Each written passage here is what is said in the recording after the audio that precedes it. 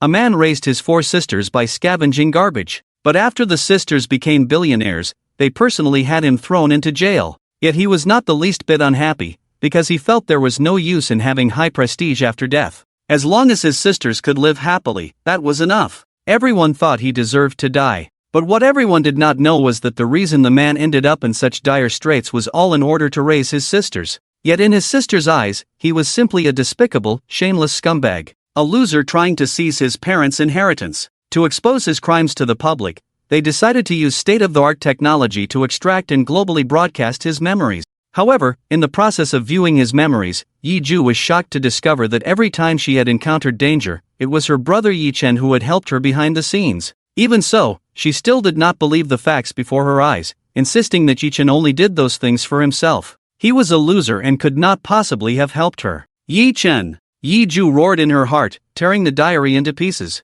The fragments fell to the ground in a scattered manner. Everyone's gaze was focused on her. The camera zoomed in for a close-up. The audience in the live broadcast room saw this scene, and the barrage instantly filled the screen. Is Yi-ju crazy? Her actions clearly show her guilt. How could she tear up the entire diary if she wasn't guilty? Did Yi-ju forget something? This diary has already been copied many times. Even if she tears up the one in her hand, it won't make any difference. From Yi-mei's strained expression, it's obvious that she also knows that all her songs are actually plagiarized. Countless people are paying attention to the follow-up. Obviously, this trial of memories has reached its final chapter. Studio, Zhang Ming glanced at the floor covered with scraps of paper, then looked up at her. His expression was full of sarcasm. You can't even hold it in before we've started watching, can you? Yi-jo, have you forgotten that I made many copies of this diary? Even if you tear up the one in your hand, it won't make a difference. Lei Xiao pulled out a thick stack of paper from somewhere. All I have here are copies of the diary.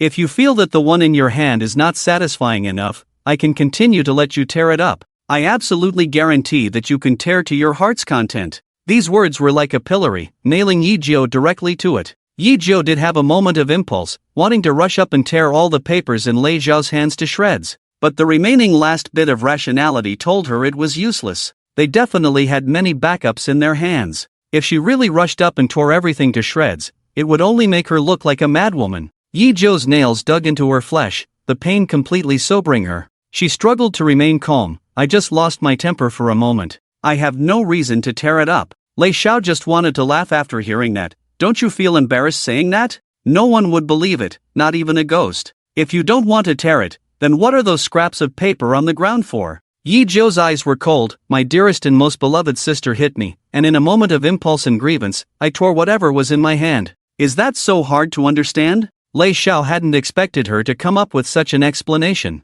But it didn't matter. Whether Yi-jo could come up with an explanation was no longer important. He looked at Zhang Ming, who had already tacitly taken over the conversation. Is that so? Since you didn't want to crazily tear it up and refused to continue looking, then, he pulled out a new copy of the diary. I think you wouldn't mind taking another one and continuing, right? Could Yi-jo refuse? She had already torn up one before. No matter what, she couldn't continue tearing this time. Yi-jo could only force a smile, of course. She reached out and took the copy, struggling to control the desire to tear it to pieces. You've always wanted evidence. Zhang Ming showed a smile that was not friendly to Yi-jo, so please turn the page and see the evidence for yourself. This statement was simply heart-wrenching. It was like letting the criminal read out their own crimes. All the cameras and spotlights were focused on Yi-jo. Whether she wanted to or not, Yi-jo had to look. The spotlight was scorching, but Yi-jo felt cold all over. But she had no choice. Under everyone's gaze, Yi-jo opened the copy of the diary.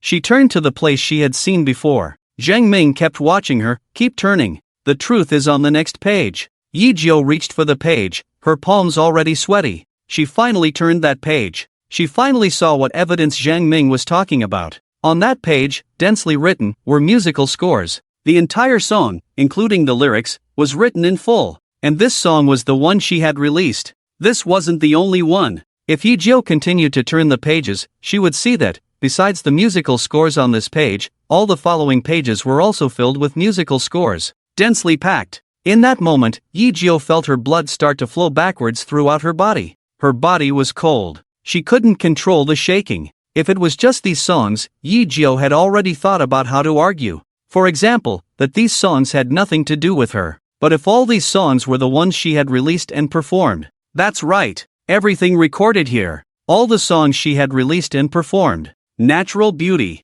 Sending You 1,000 Miles Away. Between Mountains and Rivers. All the songs. They are all marked on here. Even if Yeju wanted to argue that this was a copy of Yi Chen's music score, it would be impossible. Because underneath these music scores, all the dates are marked. And these dates are all before she released any songs. The photographer also got a copy of a diary from there, so he could freely enlarge and focus on the music scores, and broadcast them on the big screen. All the audience saw it. Damn, I knew it. My prediction was successful. What's written behind this diary is indeed all music scores. Quick, someone, shut up this prophet. So this is already very obvious evidence. These songs are actually all Yi Chen's. It's just that later, for some reason, they were obtained by Yeju. There are dates marked under these tunes. Yeju can't think of denying it. There are happy audiences who see Yeju being slapped in the face, and naturally there are also doubts from Yi Chen's fans. Hilarious. But it's just some music scores, how can it be acknowledged that Yi Chen wrote them first?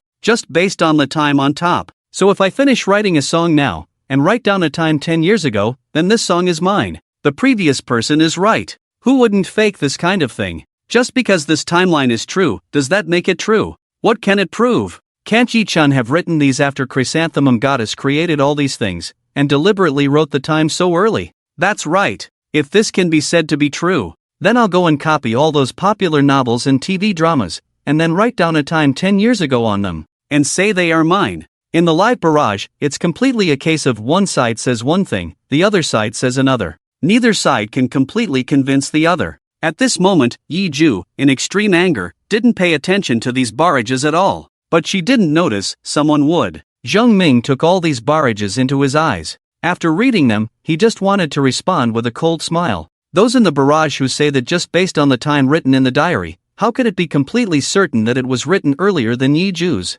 And saying I have no evidence. For the remarks of these people, I just want to say, please go read more books. Is the summer vacation homework not enough for you? Do you have time to go online? Where is the evidence you want? It's in this memory extractor. These people were talking nonsense. They all wanted to help Yeju clear her name. They really forgot that the biggest so-called whitewashing machine was the memory extractor that Yeju was wearing on her head at this moment. If you don't mind the trouble, you can go and confirm these timelines one by one. Go and see. Is it really earlier than when Yeju released these songs? Zheng Ming's words gradually reduced the voices of doubt and rebuttal. Yes. The real evidence has always been right above their heads, hasn't it? As long as they have seen their memories, they can completely determine whether it's true or false. Yeju still looked down at the diary in her hand, as if all the voices from the outside world were shut out. She had turned to the last page of these music scores. This page finally wasn't a song. It was a real record. I didn't expect that all the songs I hummed would eventually be remembered and released by my fourth sister. Fourth sister's musical talent is really the best I've ever seen among people. Fourth sister actually wrote the song Blue and White Porcelain. I only sang this song in that pavilion. How did the fourth sister know? It's all because of that old man. The fourth sister was able to deconstruct and reassemble these chaotic melodies, restoring them into real songs. The future of the fourth sister is definitely bright. The fourth sister will definitely become the most dazzling star. When Yeju saw this, she could only laugh out loud. Bright future. Become the most dazzling star. Are these two sentences from Yi Chen really not ironic? What she has now has already been destroyed by Yi Chen's own hands. Yi Chen, do you really want to see me become the most dazzling star and have a bright future? It's all fake, right? Your only purpose is to lift me to the highest point and then push me down with your own hands. You want to see me fall to pieces, don't you? That's your real purpose. You are really hypocritical. Yeju sneered in her heart and abruptly closed the diary. She looked at the crowd, her eyes completely engulfed by darkness. This machine is already on my head, why bother with these empty words? If you want to see, then see. If you want to convict, then convict. I admit it. But Yi Chen, even if I admit it, I will never forgive you. I will never admit my mistake. Blame your methods for being more superior than mine. Blame me for being too naive and kind. I can't believe I was played by you like this. If time could start over, let me live again. I will definitely crush you into the ground early. After Yeju said those words, naturally, she began to bring up all those memories as she said. When those memories played, all the audience could clearly see that all the songs Yeju had sung had actually been sung by Yi Chen a long time ago. Yi-Chen treated these songs as lullabies to sing to Yi-Ju to sleep, humming them in her ear every night. The musical scores recorded in the diary were casually written down by him while he was singing Yi-Ju to sleep. The time points marked on the diary completely matched the timeline in the memories. Not one of them was false. As these memories played, Yi-Ju's brainwashed fans decreased more and more. Even those fans who initially refused to believe that she was this kind of person because they liked her music also turned against her. They felt deceived. I really didn't expect it. Yi-Ju, I used to like your music so much. I even used to find reasons for you to prove that you really weren't this kind of dirty-minded person. But now, you really disappoint me too much. The original creators of these songs are all Yi-Chen, so I'm not a fan of Yi-Ju. I'm a fan of Yi-Chen, whom I've been cursing all along. I cried. I really feel heartbroken for Yi-Chen. These songs that have become popular everywhere should have been his. It's because he loved his little sister too much that he handed them over to Yi-Ju. But how did Yi-Ju repay him? Yi-Ju, you can't escape my hatred even if you die. I don't care about the outcome of this memory trial. I just want to see Yi-Ju die. Yi-Ju can't even go to jail. Being torn apart by 5 horses is not enough. As these indignant barrage comments were sent, the scene in the memory was at dawn. The clouds in the sky were rolling like waves. According to reason, the morning sunlight should be brilliant and golden, but now it was thick layers of gray fog. The scene's grayish-white color exuded a sense of desperate oppression. A desolate path with no one walking on it. Yi-Chen tightly held his stomach, crouching in a corner of the wall. There was no color in his face, and cold sweat had completely soaked his clothes. He looked even worse than the beggars begging for food and shelter nearby. The beggar couldn't stand it anymore and said in a hoarse voice, "Hey, buddy, if you want to die, do it far away from me. I finally found this spot, don't bring me bad luck." Yi-Chen tried to ease the stomach ache with a joking tone. "Shouldn't you be saying it this time? Do you want me to call an ambulance for you?" The beggar laughed heartily and didn't respond to that, instead asking, "Hey, tell me, what's bothering you? Do you want to die?" Yi-Chen instinctively retorted, "I'm not trying to die." The beggar looked him up and down, laughed, and said, "Stop kidding, brother. If you don't want to die, why don't you call the hospital yourself while you're conscious and able to move? It's just that you want to die sooner. Otherwise, it's because you had a fight with your girlfriend or family, deliberately dragging it out, wanting to make the condition worse, and then make them feel sorry for you? Brother, that's an old trick." But Yi-Chen was stunned when he heard the last sentence. He had been delaying seeking medical treatment. Could it really be that he wanted to seek a little bit of that pitiful affection? Yi-Chen looked up at the sky, unable to find an answer. In the live broadcast room, Yi-Chen's expression must have revealed his thoughts. Deep down, he still longs for affection. If it weren't for longing for affection, how could he possibly help the 4 ungrateful sisters and reach such a high position? My focus is different from everyone else's. This beggar can even play the guitar. My focus is also different from yours. I always feel like this beggar looks familiar, but I can't remember where I've seen him. I remember. Isn't this the famous Tangwon who wrote the song Exaggeration? Yes, I remember too. In an interview, he mentioned that he had been a beggar and wandered for a period of time. At that time, he met the person who changed his life. In the studio, Yi-Ju also recognized Tangwon, because the first song this person released at the time was too threatening for her. This song directly dominated all music charts upon release. He was undoubtedly the most eye-catching newcomer at the time. All media news was praising him, saying that he was the next big thing, so she remembered him directly. Why would he appear in Yi-Chen's memory? Yi-Ju was puzzled. In the memory scene, Tangwon took out a worn-out guitar from somewhere and started playing it. When Yi-Chen heard the melody, he guessed that he was playing the new song recently released by the 4th sister, Blue and White Porcelain. When he first heard this song, Yi-Chen was also shocked. He didn't understand why Yi-Ju would sing this song. Under another coincidence, Yi-Chen met the old man again. It was only then that he accidentally learned that the old man had met the 4th sister and hummed the tune of this song in front of her. The way he recalled this incident made Tangwon think that he was immersed in his singing. How was it? Was my singing good? This is my goddess's new song.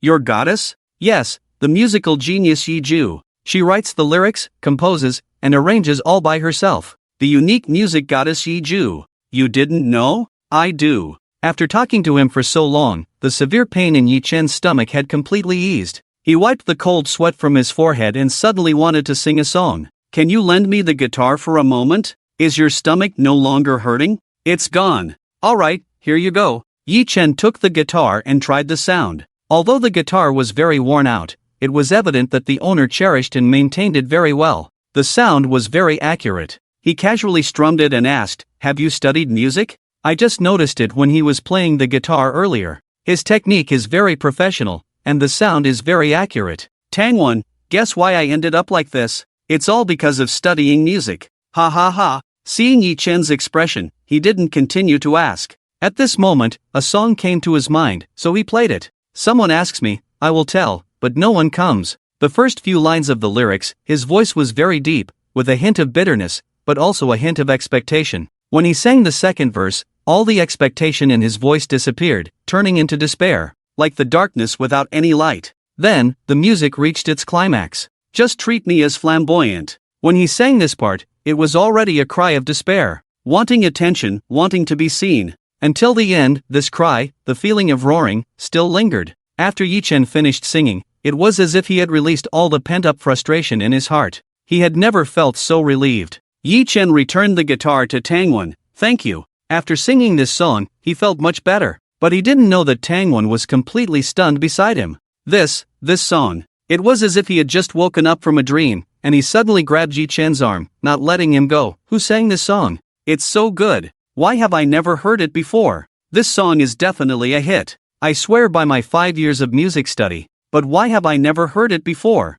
Although he let himself fall, living as a beggar, deep down in his heart, he still longed for music. That's why he cherished his guitar so much. That's why he liked Yi Ju. Yi Chen was startled by his reaction. He chuckled and said, "I wrote this song. I have never released it. How could you have heard it?" Tangwon widened his eyes. "You wrote it. A big shot was right in front of me." Yi Chen nodded. "Yes. This song is really good. Big shot. Why don't you release it?" Tangwon was deeply distressed. He patted his chest and said, "I guarantee it. If you release this song, you will definitely become the second Yi Ju. Really, I swear by my 5 years of music study, this song will definitely be a hit." Yi Chen wanted to laugh. Who else would know better than him whether this song could be a hit? Of course, this song will definitely be a hit, but he didn't need this kind of empty fame. "Do you like it?" Tangwon nodded without hesitation. "Of course. I really like it." The next thing Yi Chen said left him stunned. "If you like it, then this song is for you."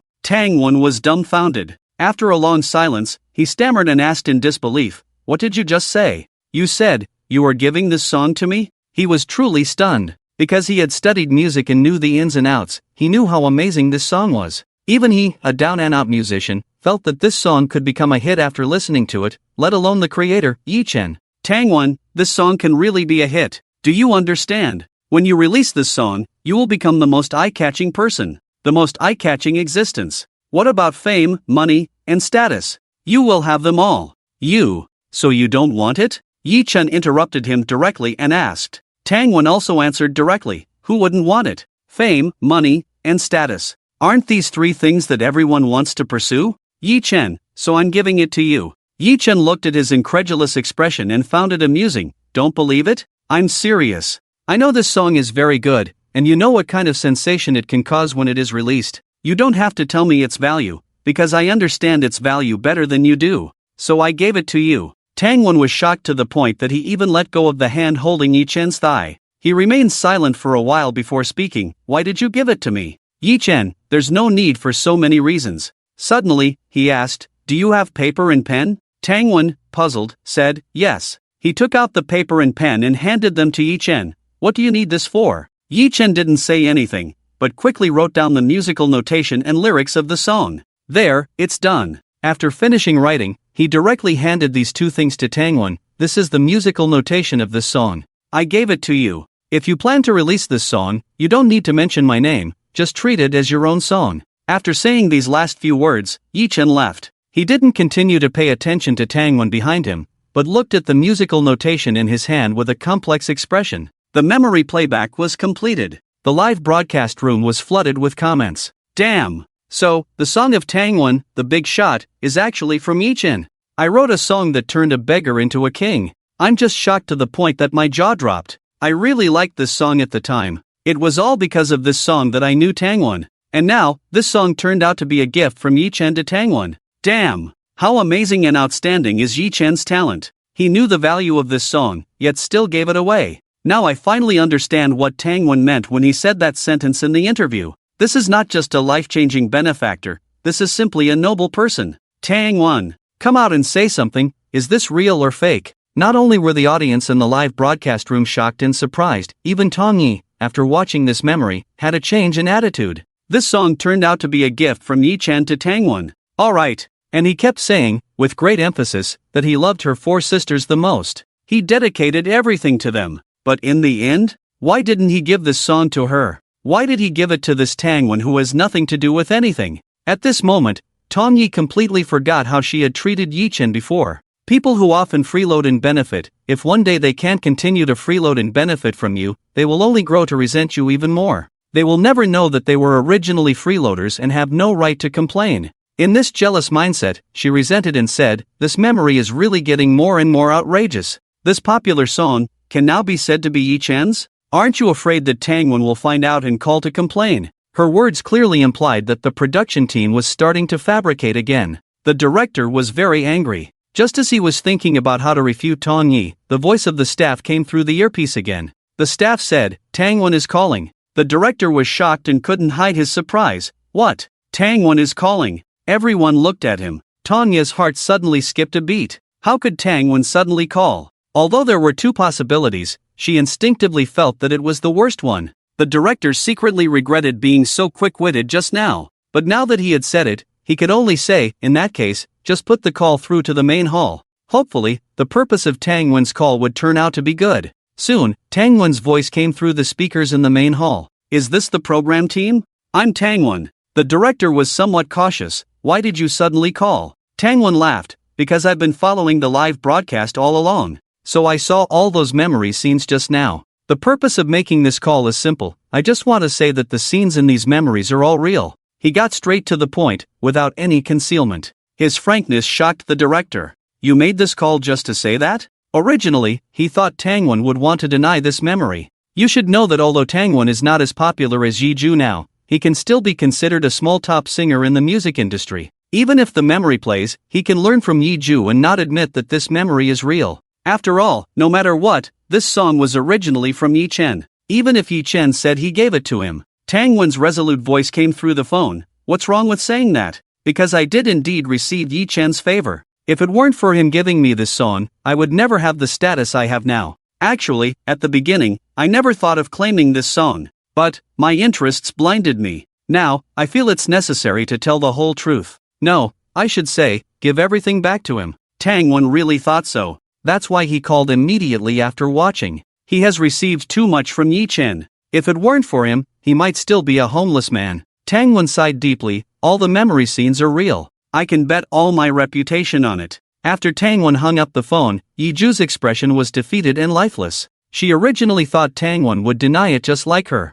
She didn't expect him to come and prove that it's true. "Zhongming, Yi Ju, did you hear that?" Even Tangwon called and personally admitted that this memory is real. How else do you want to deny it? In this long string of memories, everything is already very clear. All the songs that made Yi Ju popular in the early and middle stages were all from Yi Chen. Only in the later stage, those songs that all fans felt were of lower quality and not on the same level, were written by Yi Ju herself. Lei Xiao snorted, "Yi Ju, oh Yi Ju. If it weren't for President Yi, the section of the song you wrote yourself would never have brought you to where you are now. So everything you have now is given to you by President Yi. A song that President Yi casually took out. It could completely change his life trajectory. It's easy to imagine how amazing Yi Chen is. All the memories have been played out completely. Everything has been settled. Yi Ju has no more room for rebuttal. Everything she can get now is all given by Yi Chen." Yi Ju also knows that she can no longer defend herself. She can only watch as the judge makes the final decision. She plagiarized Yi Chen's songs, it's established.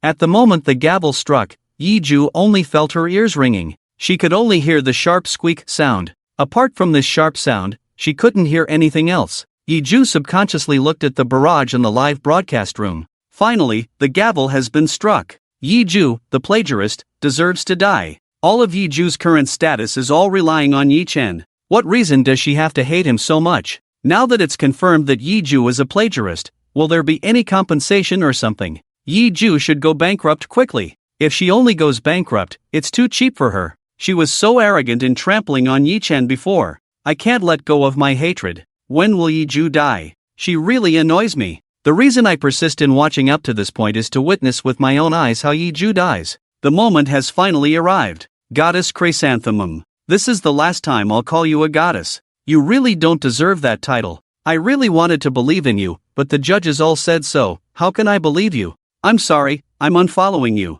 Countless barrage comments scrolled in front of her. Among these countless barrage comments, not a single one supported her. Everyone was cursing at her. Everyone wished she would die. Yi-ju suddenly felt the scene in front of her gradually blur. Everything became surreal. How did she end up like this? How did she go from being a top goddess to having all her glory stripped away? Yes, it was because Sanjia brought them to participate in this program. It's all because of this damn memory extraction. If it weren't for this machine, how could she have ended up like this? No, that's not right. It's all Yi-chan's fault. It's because of him. It's all because of him. If he wanted to silently support them as the man behind the four sisters, then why write this diary? Why go to the trouble of writing this kind of diary? If it weren't for this, these memories that are being played now wouldn't have been extracted. Everything is Yi-chan's fault. All the hatred, like a thick, foul-smelling mud, surged and piled up together, desperately trying to find a way to erupt. But they couldn't find an outlet to vent.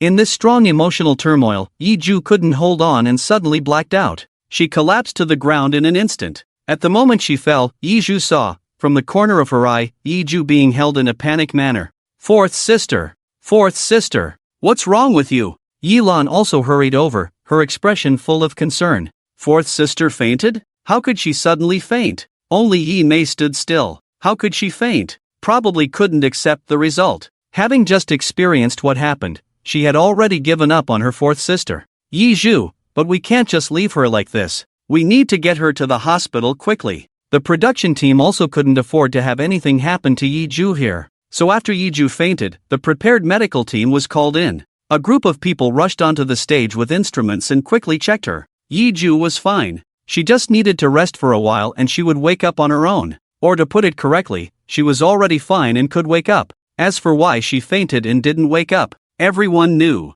After hearing the doctor's words, Yi-mei immediately spoke up. Fourth sister, you don't need to pretend anymore. Even if you keep pretending to be unconscious, I absolutely won't take you to the hospital. Trying to use feigning unconsciousness to escape? That's absolutely impossible. Hearing this, Yi-ju, who was pretending to be unconscious with her eyes closed, almost jumped up to curse. But she held back. This current situation was extremely unfavorable for her. Besides pretending to be unconscious, she couldn't think of anything else to do. After warning her, Yi-mei saw that Yi-ju still hadn't woken up and couldn't be bothered with her. She knew her fourth sister's personality. It seemed that she wouldn't wake up easily. If she wanted to keep pretending, then she could continue pretending. But don't think she could escape the final judgment like this. Yi-mei looked at Zhang Ming. The judge has already ruled that the plagiarism is established. So, General Zhang, what compensation do you want? What compensation do I want? Zhang Ming sneered. Yi-mei, you're wrong. It's not what I want as compensation. It's what Yi-chen has lost for you. And how do you want to repay him? This is not all his fault. His purpose in doing this was simply to prove it for Yi-chen. Yi-mei, listen to me. It's not just Yi-ju who's at fault. It's all four of you sisters who owe Yi-chen. Although the final trial seems to be targeting Yi-ju, in fact, Zhang Ming has always remembered. None of the four sisters is innocent. It's just that the first three woke up early. Yi-mei bit her lip. I know. Of course she knew. Not only the fourth sister. In fact, each of them deprived and took away a lot from Yi-chen. Yi-lan and Yi-ju, the two sisters, also spoke at the same time. We also know that we are all sorry for Yi-chen. We are also willing to accept everything. Whether it's criticism or sarcasm, or cold ridicule. The three sisters all spoke at the same time to admit. Yi-ju was so angry that she didn't want to pretend to be unconscious. What are these three idiots doing? Yi-chen is about to die. Just want to torture Yi-chen to death. And then wait for time to pass. Yi-chen will not appear again. Then no one will remember these things in the future. Forget it. Anyway, the internet has no memory. Time will make everyone forget everything. Even if you are exposed by the internet today, you are actually a third party. Giving your husband a green hat. Or a cheating man. An abusive husband. Killing his wife. It doesn't matter at all. Because the internet has no memory. Just 3 days. Or a little longer. All netizens will forget everything. She can wait for time to wear away all of this. Yi-ju didn't know that her calculations were doomed to fail. This is a live broadcast in front of a global audience. The number of viewers has already exceeded 500 million. So, in fact, when those memory images are played and it is revealed that Yi Ju plagiarized Yi Chen's song, the related institutions have already started emergency meetings, discussing how to solve this matter. In the field of interests, there are no so-called friends. There is no so-called affection. Here, there is only the most primitive interest. Everyone wants to take a big bite out of someone else. At this moment, Yi Ju is the meat they are targeting. In order to fight for a little more benefit, they argue with each other. The final result is that Yi Ju needs to compensate for their many years of reputation damage, and various breach of contract penalties. All sorts of terms, whether real or not, have all been nailed down. Not to mention anything else. If these are really passed, Yi Ju will definitely not be able to afford it even if she goes bankrupt. But what does it matter to them? Yi Ju can't afford it, there are still 3 sisters. In short, they definitely want to take a bite of this meat. These terms were all packaged and sent to the scene. When the judge saw them, he was shocked. This is really too ruthless. But it can also be said that Yi Ju deserves it, because this matter involves too many people. Too many people are paying attention. So the judge's conclusions were given quickly. Although those terms cannot all be immediately determined, a large part of them can be immediately determined. When each term was announced, Yi Ju could no longer pretend to be unconscious. She suddenly opened her eyes and got up from the ground.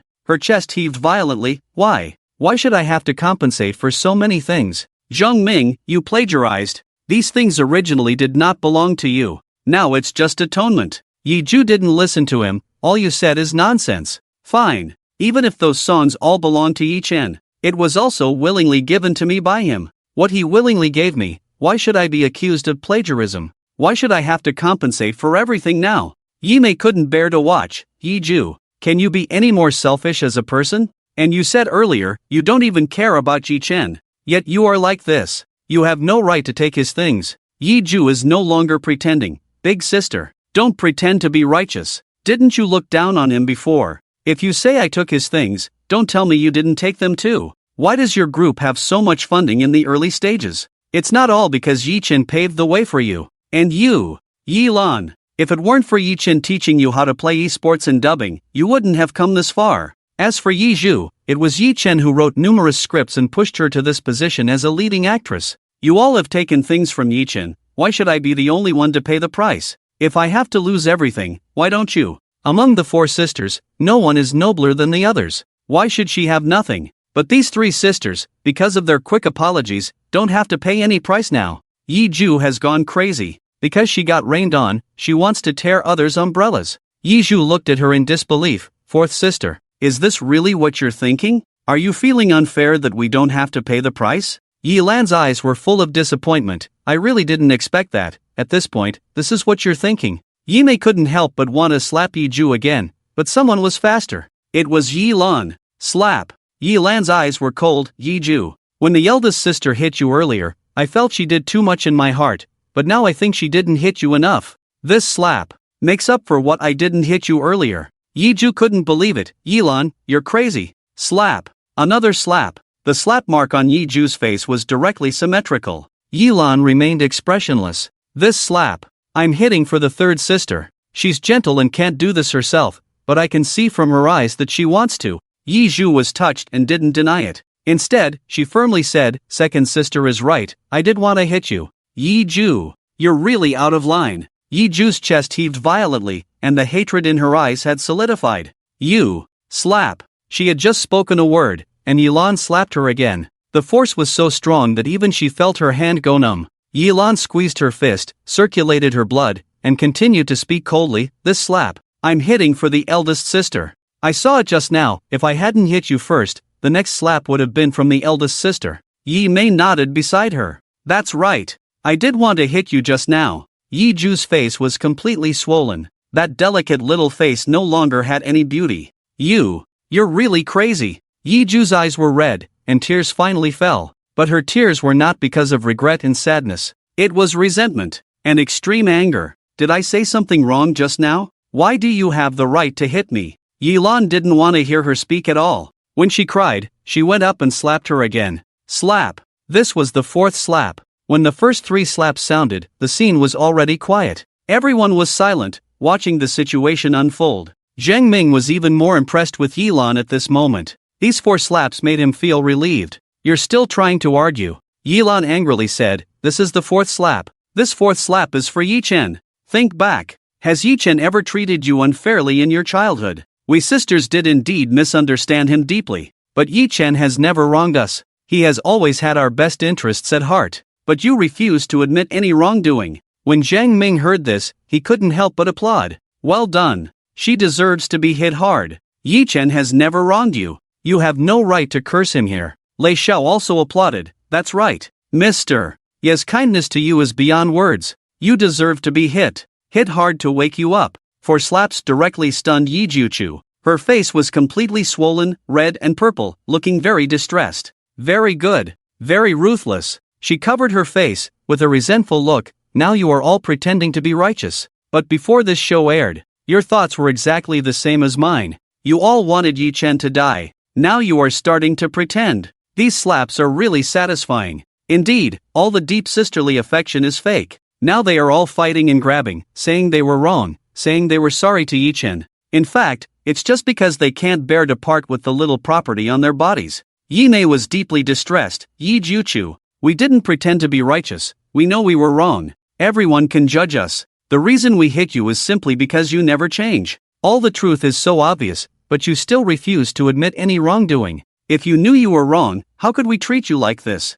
Yi Juchu, wake up! But how could Yi Juchu possibly listen to these words? She had already decided in her heart that they were just as she had imagined. She didn't want to hear anything else. But no matter what, everything that Yi-Chen did for the 4 sisters was clearly and openly presented to everyone. And Yi Juchu was about to pay the price she deserved. This trial of memories has ended. The judge, the jury, and the legal team have all left. They now have to deal with the next steps. It wasn't until the end was near that the production team had a feeling of waking from a dream. To be honest, before inviting these 4 sisters to the show, they had no idea it would turn out like this. But for them, this show was a great success. The viewership and discussion were more than enough. Just as the director was thinking about how to end the show, he heard Zhang Ming's phone suddenly ring. Actually, it wasn't anything important. If the phone rang, it rang. Whether Zhang Ming's phone rang or not had nothing to do with him. But he saw it. He saw the caller ID. It was Yi-Chen. Yi-Chen. The director immediately held back the words he wanted to say.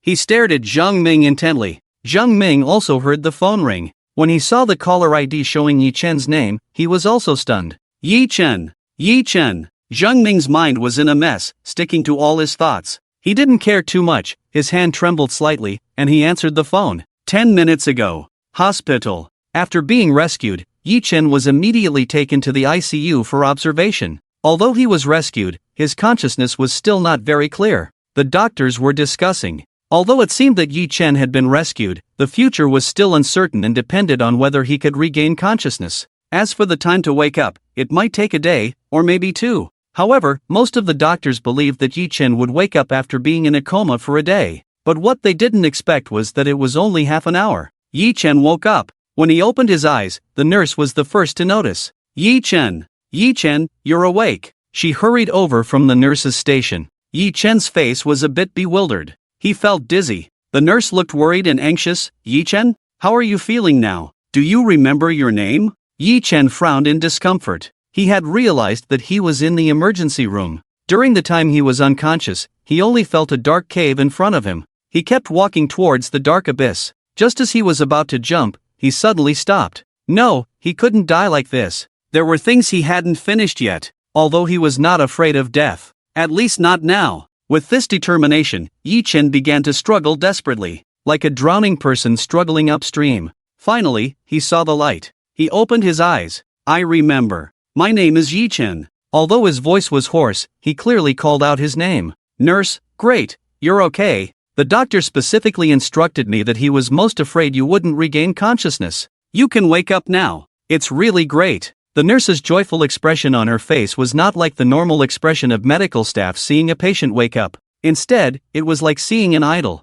Yi-Chen didn't delve into it. The first thing he remembered after waking up was, where's my phone? He wanted to know, has the variety show ended yet? As soon as the nurse heard him mention his phone, she immediately reacted. She showed a look of anger and distress on her face. How can you still think about your 4 sisters? They are not worth it at all. Yi-Chen, do you know who I am? The nurse immediately said, now in our hospital, probably no one doesn't know who you are. This live broadcast program has been going on for so many days. The discussion was so hot. Even those who had not watched this live broadcast program could hear people around them talking about it. Although at first, they couldn't see that the Yi Chen lying in the hospital and the handsome Yi Chen on the screen were the same person. After the commotion caused by Yi Mei and Zhang Ming, everyone finally matched the Yi Chen in front of them with the one in the memories on the big screen. So, after learning about Yi Chen's story, everyone was extremely angry at the four sisters. They felt sorry for Yi Chen and had a mentality of wanting to push him to do better. The nurse couldn't help but speak up.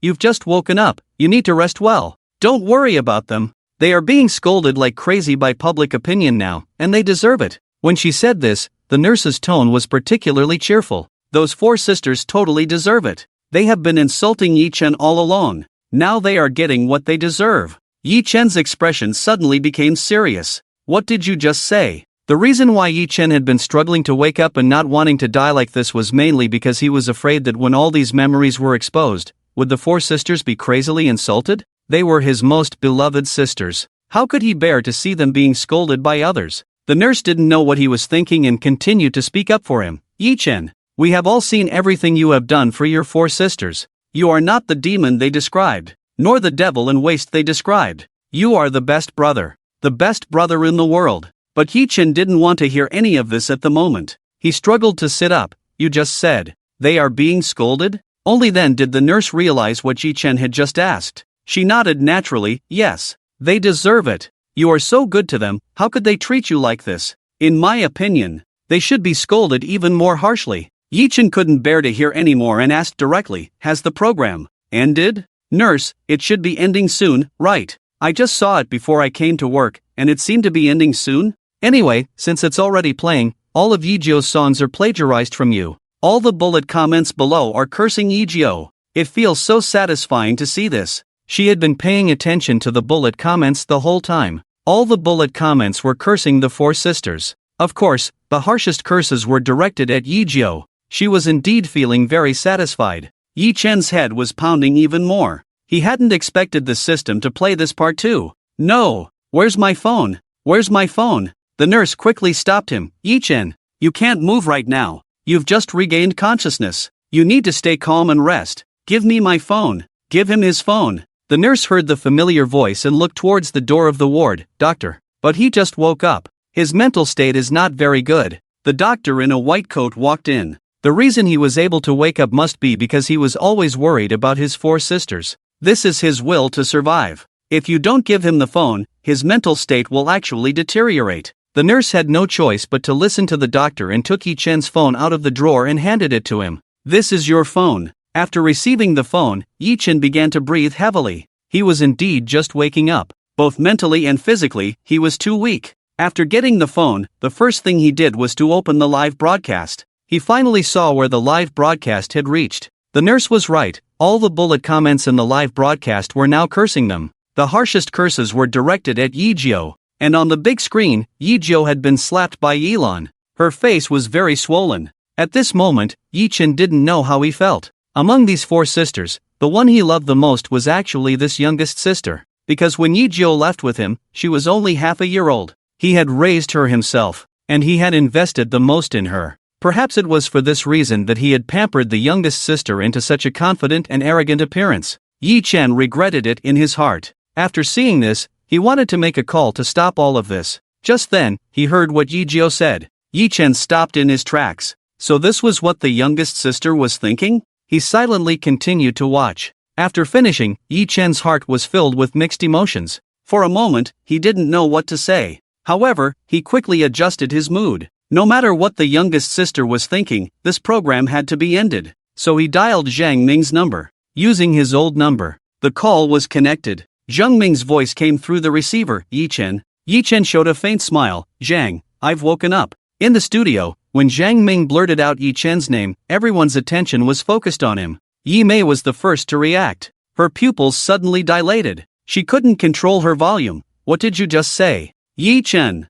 Did Yi Chen call you?" She knew more than the other three sisters. When she left, Yi Chen was still in the operating room undergoing rescue. And now, could Zhang Ming receiving this call prove that Yi Chen was out of danger? Yilan reacted a second later, equally incredulous. "Yi Chen? It's Yi Chen. When she learned that it was very likely Yi Chen who had called Zhang Ming's phone, Yilan was so nervous that she didn't know where to put her hands and feet. She didn't even know how to continue speaking. Yi Zhu's reaction was exactly the same as hers. Yi Chen. What does it mean to feel timid in familiar surroundings? She now knew this feeling. She wanted to approach, but didn't know how to do it at this moment. She was at a loss and didn't know what to do. Only the expression on Yi Zhu's face suddenly became extremely resentful. It was as fierce as if she wanted to swallow someone alive. Yi Chen. It's Yi Chen. Several sisters reacted in succession. The director's keen business sense had already prompted him to speak. Is it a call from Yi Chen? Can we put it on speakerphone?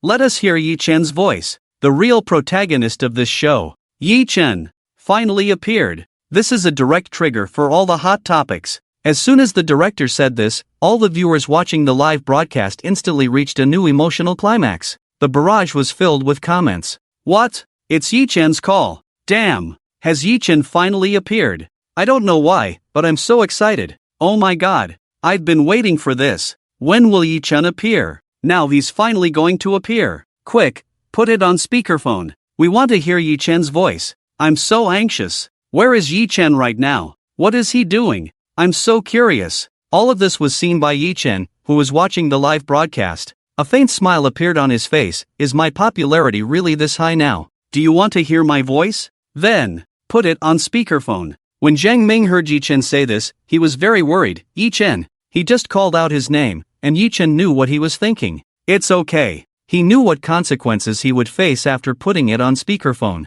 But none of this mattered. Put it on speakerphone. Even though his face was pale and he looked extremely haggard, when he said these 4 words, it still made it impossible for anyone to resist. Zhang Ming still granted his wish and chose to put it on speakerphone. But before doing so, he looked at the camera and said, Yi Chen just told me that he is willing to put it on speakerphone. When he said this, everyone's gaze was filled with various complex emotions. There was excitement, joy, and various other attitudes. The director urged, then hurry up and put it on. I think all the viewers are looking forward to hearing from Yi Chen. Zhang Ming looked at him with a cold look. I can put it on speakerphone, but I must tell you something first. Yi Chen just went through a rescue. His current physical condition is not good, so, I hope when you talk later, please be mindful. Yi Zhu smiled sinisterly. What are you looking at me for when you say this? Do you think I will deliberately provoke him later? Zhang Ming, someone with your character is very likely to do so. He was not interested in arguing with Yi Zhu. After the warning, he finally pressed the speakerphone button on his phone. After seeing this in the live broadcast room, Yi Chen took a deep breath, and then showed a warm smile. Second sister, third sister, fourth sister, long time no see. It had indeed been a long time. Since he confirmed his imminent death and buried those identities one by one, he had not thought about it again. He would meet his 4 sisters again. He wouldn't even contact them again. But fate played a big joke on him. His mood was complicated, but it was also difficult to hide the faint joy in his heart. His voice was still slightly hoarse, and his overall mental state was not very good. But when he said this, it felt as if you could see an old friend who had not been in contact for a long time, smiling and reaching out to you, saying, long time no see. Just this one sentence. The audience in the live broadcast room collectively broke down. I originally thought that after experiencing all these things, Yi Chen would be very angry, and his voice would definitely be mixed with anger. After all, he had encountered various slanders on his character, but I really couldn't imagine that he would be so calm. It could even be described as warm. It has always been in the memory, the past Yi Chen. I did not expect his real voice to be so warm.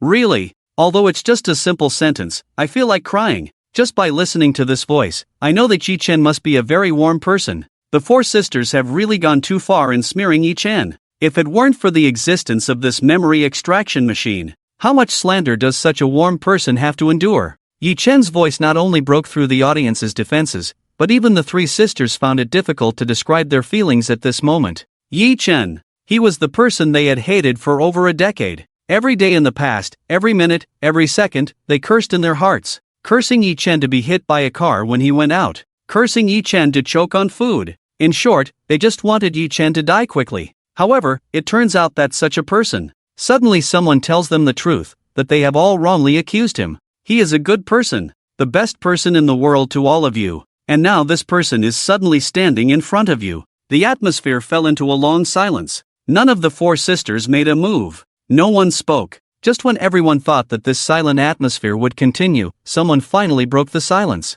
It was Yi Mei. She covered her mouth with her hand, unable to control her sobbing, tears flowing into her hands. Her crying made the other two twins beside her unable to control themselves. They also lowered their heads in shame, their eyes red, silently crying. Yimei couldn't control herself anymore. With a bang, she knelt directly on the ground. She covered her face with her hands, unable to control her emotions. Woo woo, woo woo, yi, woo woo. She wanted to say something, but when she opened her mouth, she could only say the word yi. She had so much to say at this moment. She wanted to apologize to Yi Chen. She wanted to thank Yi Chen. She wanted to say so much more. But these words were now stuck in her throat and she couldn't say them. The other two twins were the same. Yi Chen saw their appearance on the big screen. He didn't feel good inside. These four sisters, he had watched them grow up. He had put in countless efforts for them. He really didn't want to see them in this state. Yi Chen sighed softly and comforted, "Stop crying." However, these three words broke the defense of the three sisters.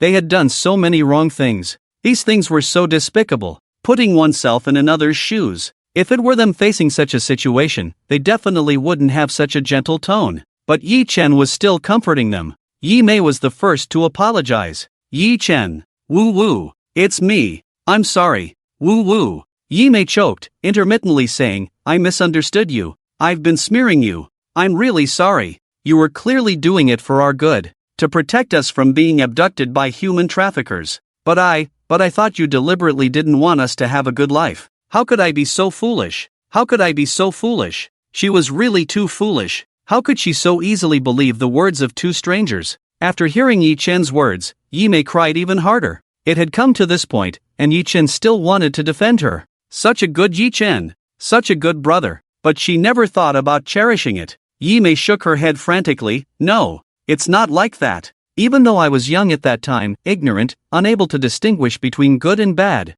But now I have grown up. I can distinguish between good and bad. But I still feel that you just don't want us to live a prosperous life. If it weren't for the memory extraction, exposing the truth of this matter, I would still think of you like that. This matter cannot be excused by age." Zheng Ming couldn't bear to see Yi Chen's kindness. Yimei is not wrong. She was young at that time, but now she is sensible. She still sees you as that kind of person. "Yi Chen, it has come to this point. Do you still want to protect your four sisters?" Yi Chen frowned. "I'm not protecting them. He was just telling the truth." Yimei cried, "Yi Chen, you really don't need to protect us, because we really know we were wrong. Not only that, you also taught me math. You put in so much effort to teach me computer. Everything I have now actually comes from the foundation you laid for me. But at that time, I was still belittling you, saying you are useless, and calling you a waste." How hurtful these words were. And the most excessive thing I did was.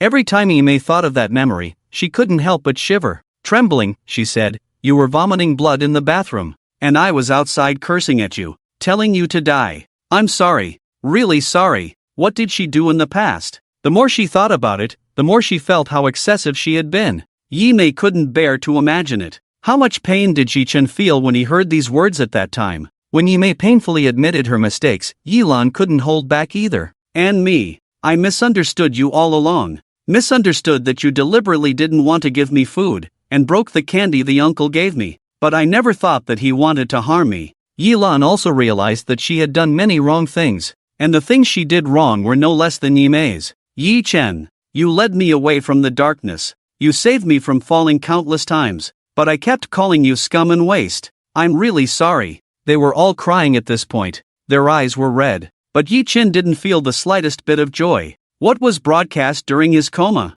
Eldest sister and second sister were crying like this, not to mention the third sister. Yi Chen turned to look at the third sister. Sure enough, Yi Zhu was also crying. Tears fell from her face, landing on the ground, forming a small flower. Her delicate appearance was extremely pitiful. It made people want to hold her in their arms and comfort her. "I'm also someone who needs to apologize." She silently shed tears, feeling a mouthful of bitterness. "I always thought my autism was caused by you, that it was deliberate, but I never thought that there was another reason for all of this. Not only did you not cause my autism, you also spent a lot of effort to cure me. Even later, the reason I was able to reach my current position was because you kept helping me write scripts, and kept training me in acting." But she misunderstood him completely. She imagined him as the most disgusting and perverted devil in the world. How could a person like her deserve Yi Chen's kindness? All three sisters were caught up in their own emotions. They truly regretted everything they had done. They are also apologizing sincerely.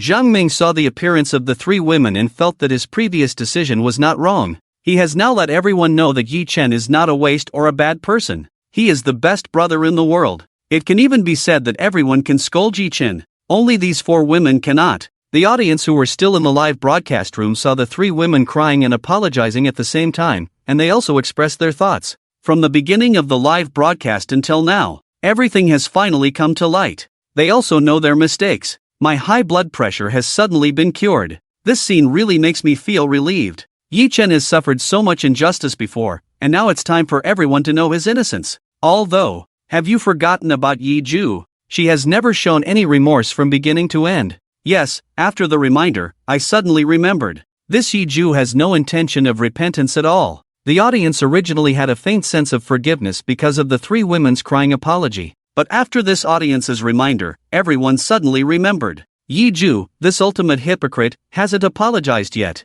As if knowing what they were thinking, the cameraman suddenly focused on Yi Ju. The entire screen only showed her face. Everyone could see Yi Ju's expression at this moment. Her lips were slightly curved, her eyes were frivolous, and she had a mocking and disdainful expression. Yi Ju also noticed that the camera was only on her, but she didn't pretend. Directly facing the camera, as if looking through it, she looked at the people on the other end of the screen. Clap, clap, clap. Yi Ju applauded, her tone cold. What a great show. It really moves me. I almost cried with you guys. Jiang Ming looked at her with an expression of extreme disgust and nausea on his face. Yi Ju, what disgusting things do you want to say again? If you can't speak, then don't speak. A dog's mouth can't spit out ivory. Yi Ju laughed heartily, her smile malicious. Is that so? You guys are allowed to perform the long-lost sibling love here, but I'm not allowed to speak the truth as an honest person? She looked at the camera as if looking at Yi Chen on the other end. Yi Chen, you're watching the live broadcast, right?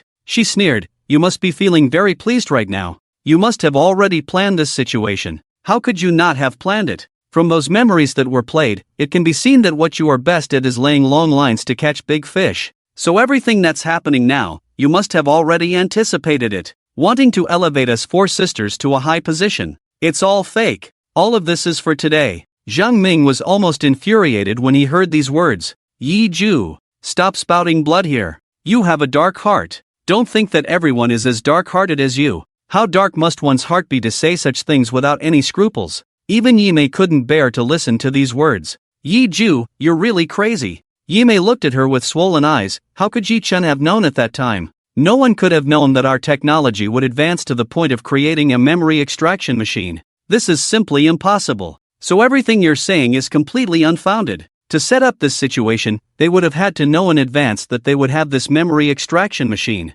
And they would have had to know that they would come to participate in this program. No matter how you think about it, it's impossible. So Yi Ju is just talking nonsense. She just refuses to admit it. Yi Chen saw this scene, feeling even more uncomfortable. It was his failure in education. His fourth sister had been taught to become like this. Cough, cough, cough. Yi Chen was already struggling to maintain his composure. After hearing these words, his mind was severely shaken, and he couldn't control the coughing. His face became even paler, and even his body seemed to suddenly lose strength. The phone fell on the bed. He was breathing heavily. At the same time, his various body data also fluctuated violently and dropped. The nearby instruments emitted sharp alarm sounds. These sharp alarm sounds were transmitted to the studio through the phone's current. Beep, beep, beep. Jiang Ming was the first to realize something was wrong. What's going on? Yi Chen, what's wrong with you? Yi Chen wanted to respond, but he was still struggling to breathe. He didn't even have the strength to speak. The nurse next to him was also shocked. She quickly picked up the oxygen mask next to her. Yi Chen, what's wrong with you? Put on the oxygen quickly. After putting on the oxygen mask, Yi Chen felt much better breathing. His pale face gradually became rosier. Seeing Yi Chen like this, the nurse was especially angry. She didn't care about privacy and picked up Yi Chen's phone, scolding, Yi Ju, do you have a heart at all? As mentioned earlier, Yi Chen has just been rescued and his body is particularly weak, unable to withstand any stimulation. Are you deliberately saying these things? Are you trying to deliberately upset him? The nurse's voice was broadcasted, and all the audience heard it. The barrage started flooding. What's wrong with Yi Chen? Just rescued? Is he okay now? Didn't you forget? Jiang Ming said earlier. Yi Chen was sent to the operating room for rescue. It seems like he just got rescued. Yi-chun has always had stomach problems. He has vomited blood countless times in his memory. It's not hard to understand that he's in the hospital now. I only have one point. Does anyone know which hospital Yi-chun is in now? I know. It's the XXX First People's Hospital. It seems to be in the digestive department? I forgot. Isn't that next to me? I'm going. It's suggested not to reveal the hospital where Yi-chun is. If you encounter those irrational fans of Yi-ju, it's dangerous. Too late, someone already mentioned it in the barrage the day before yesterday. In the studio, Yi-mei was the next to react after Zhang Ming. After hearing the nurse's scolding, her heart immediately tensed up. Yi-chun. How is Yi-chun? Is he okay now? Although she hadn't seen Yi-chun before, she knew that he had indeed been taken to the operating room for a major rescue. The nurse's sarcastic voice came from the phone. What else can happen? Haven't you heard the machines next to him all sounding the alarm? Yi-chun was indeed in bad shape. So the doctor next to him directly spoke up. Hang up the phone. The patient is not suitable for such intense emotional fluctuations now. The first three sisters in front were okay. At least they realized their mistakes and had been apologizing. But this last one was too infuriating.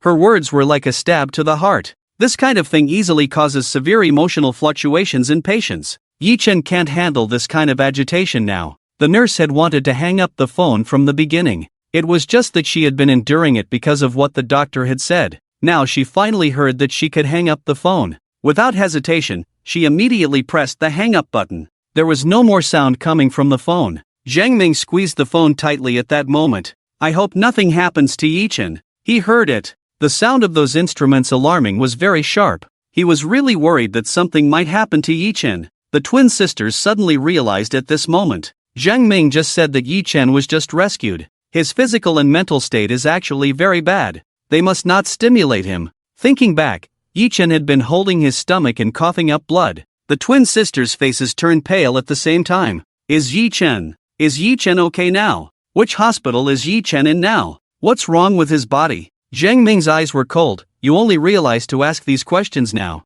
I don't know if you really care about him. After all, I said before I answered the phone, he just went through a rescue. Although seeing them crying and apologizing made her feel relieved, Zhang Ming quickly remembered. The three sisters heard those words before he answered the phone, but they didn't show any sign of concern, whether it was because they were too grief-stricken to forget, or for some other reason. Anyway, Zhang Ming was very unhappy. The three sisters also realized this problem and showed a look of shame on their faces. They actually didn't care about Yi-chun. Yilan bit her lip in shame. I'm sorry, I know we were wrong. But can you tell me now, which hospital Yi-chun is in? I don't want to. Her tone choked, and it took her a long time to say the next few words. I can't see him for the last time. She struggled to say these words. In the flashback, she had already seen it. Every step Yi-chun took was actually a farewell to this world. The reason for this was because he knew he might not be able to hold on much longer. So he had been dealing with his affairs diligently. And all of his affairs were related to the four sisters.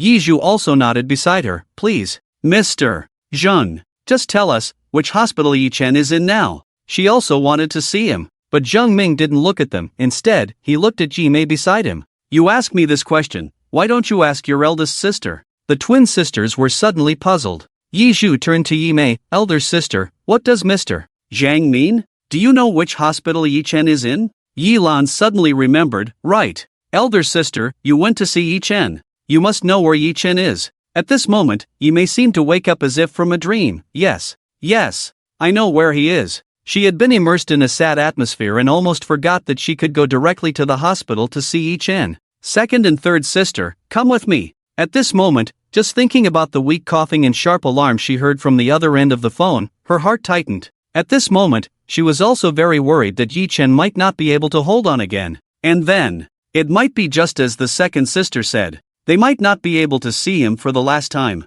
Thinking of this, Yi-mei's face turned pale, and she started to act in a hurry. Quickly remove the device from us. We need to see Yi-chun. The production team immediately realized. They still had the devices on their heads. The director also knew that the program's process had been completed, so he signaled to the experts. The program could end now. After seeing the director's gesture, the experts went on stage to remove the devices from their heads. During this process, their expressions were very anxious and nervous, except for Yi-ju. At this moment, Yi-mei might be the only one who didn't want to remove the device from her head. Or maybe she didn't want to go to the hospital to see Yi Chen after removing the device. What does Yi Chen have to do with her? She might even say something malicious. At this moment, Yi Juchu is the person who hates Yi Chen the most and wishes for him to die quickly. As long as Yi Chen is alive, she feels like there are millions of ants gnawing at her heart. Meanwhile, the experts are working to remove the devices from the heads of the four sisters. At this moment, the director makes a decision. He wants to broadcast everything live. This is all about the traffic. Fresh traffic. There is no media worker who doesn't like traffic. This is all an opportunity for monetization. However, this was not agreed upon in the program contract, so the director naturally needs a good excuse. He immediately thought of one. While the four sisters and Zhang Ming are still removing the devices, he quickly said, "I believe that the audience watching our show right now must also want to know about Mr. Yi Chen's current situation. So our program team has decided. Later, we will also go to the hospital to visit Yi Chen. In fact, it's not really a visit. It's just a way to make money from the traffic, a grand excuse." If it were a normal situation, the four sisters and Zhang Ming would definitely refuse. But now, each of them has different thoughts. Zhang Ming also wants the program team to come and broadcast live. In this way, every word and action of the four sisters will be captured on camera. And the four sisters each have their own calculations. Yi Mei and the other two were thinking that by apologizing in front of the world for slandering Yi Chen before, it would be another form of atonement. As for Yi Juchu, she is thinking of something else. How was Yi Chen's memory extracted? The program team has been saying that Yi Chen is here, so that's why there are memories of Yi Chen. But all the clues just now have shown that Yi Chen is not in any program at all. He is in the hospital undergoing rescue. If that's the case, then how did his memory come about? As soon as Yi Juchu thinks that this memory is fabricated by the program team, she can't help but feel overjoyed. Come on, everyone come and broadcast live. Only in this way will the whole world know that all the memories of Yi Chen played on the big screen are actually fabricated. As for those so-called admissions, they were all bought at a high price. The purpose is to pull the four sisters down from their pedestal. Under the suspicious minds of the public, this live broadcast was tacitly approved. The memory extraction device was unlocked, and Yi Mei immediately stood up from her seat. Second sister, third sister, and you. Yi Mei paused slightly in her tone. Yi Juchu, you all sit in my car and go together. She specifically warned Yi Juchu, from now on, be careful with your words and actions. Don't provoke Yi Chen. Yi Juchu coldly smiled, without any response. Yi Mei no longer calls her the fourth sister, but directly calls her by her name. Has she already stopped considering her as a sister? And specifically warned her not to provoke Yi Chen? Ha ha. No way. Yilan noticed her gaze and spoke directly. Big sister, rest assured, I will keep an eye on her. She will never let Yi Juchu say anything to provoke Yi Chen again. The group quickly ran to the parking lot. The program team also followed with their cameras. In front of the camera, the group got into the car and drove towards the hospital. Yi Mei's hands on the steering wheel were full of sweat. She looked at the road ahead, constantly praying in her heart. Yi Chen, you must hold on. You must hold on until we, the four sisters, arrive. And then, we will apologize to you in person. The program team captured all of this and broadcasted it live. When Yi Mei led the group to the hospital, they found that the hospital entrance was already crowded with people. And these people are obviously not here for medical treatment, because each of them is either carrying a camera, holding a microphone, holding flowers, or various other things. Yilan looked out through the window of the car and said, "What's going on? Why are there so many people?" Yi Ju also looked outside. She immediately guessed that this group of people outside must have received the news and followed to the hospital, wanting to see Yi Chen. Yi Ju looked at the crowded group of people, unable to hide her smile. Come on, the more the better. It's best to have everyone come. Everyone should know. In this way, when she exposes the lies that Yi Chen and the production team discussed together later, this matter will become even more exciting. Yi Ju's smile was particularly eerie. However, at this moment, the three sisters did not notice her smile, because they were also focusing on the crowded group of people outside. Yi Mei also guessed, these people outside may be from the media. It's also possible that there are onlookers who came specifically to watch the excitement. The program they participated in is just too hot and explosive.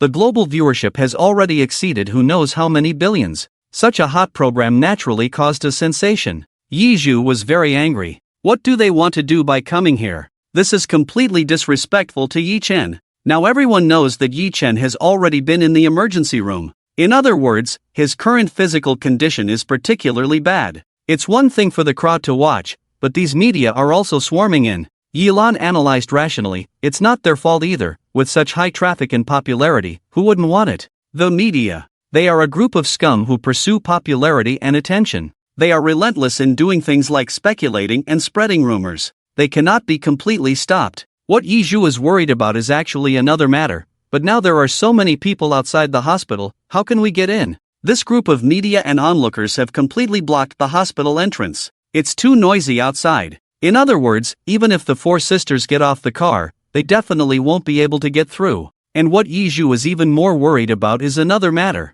This group of media coming over is very likely to block them. The footage here is also being broadcast live to the studio through the program team's cameras. The audience saw this scene and expressed their opinions one after another. Damn, why are there so many people? If you didn't know, you'd think it's a superstore big discount flash sale event. Are these people crazy? This is a hospital, and there are so many people blocking the entrance to the hospital. What if there's an emergency rescue situation later? I saw a bunch of media with all kinds of equipment. These media are really heartless, just for traffic. Blocking the hospital entrance is nothing to be proud of. Exactly. Damn, they have no public decency at all. These media are bad enough, but what about these onlookers? Where's their quality? They really have no quality at all. Look at other countries, look at here. I'm really disappointed. The comments on the screen are quite entertaining. I just want to know, if your seat in front of the screen is nearby, would you want to join in the fun? Not only are they rude, they're also bringing up national issues.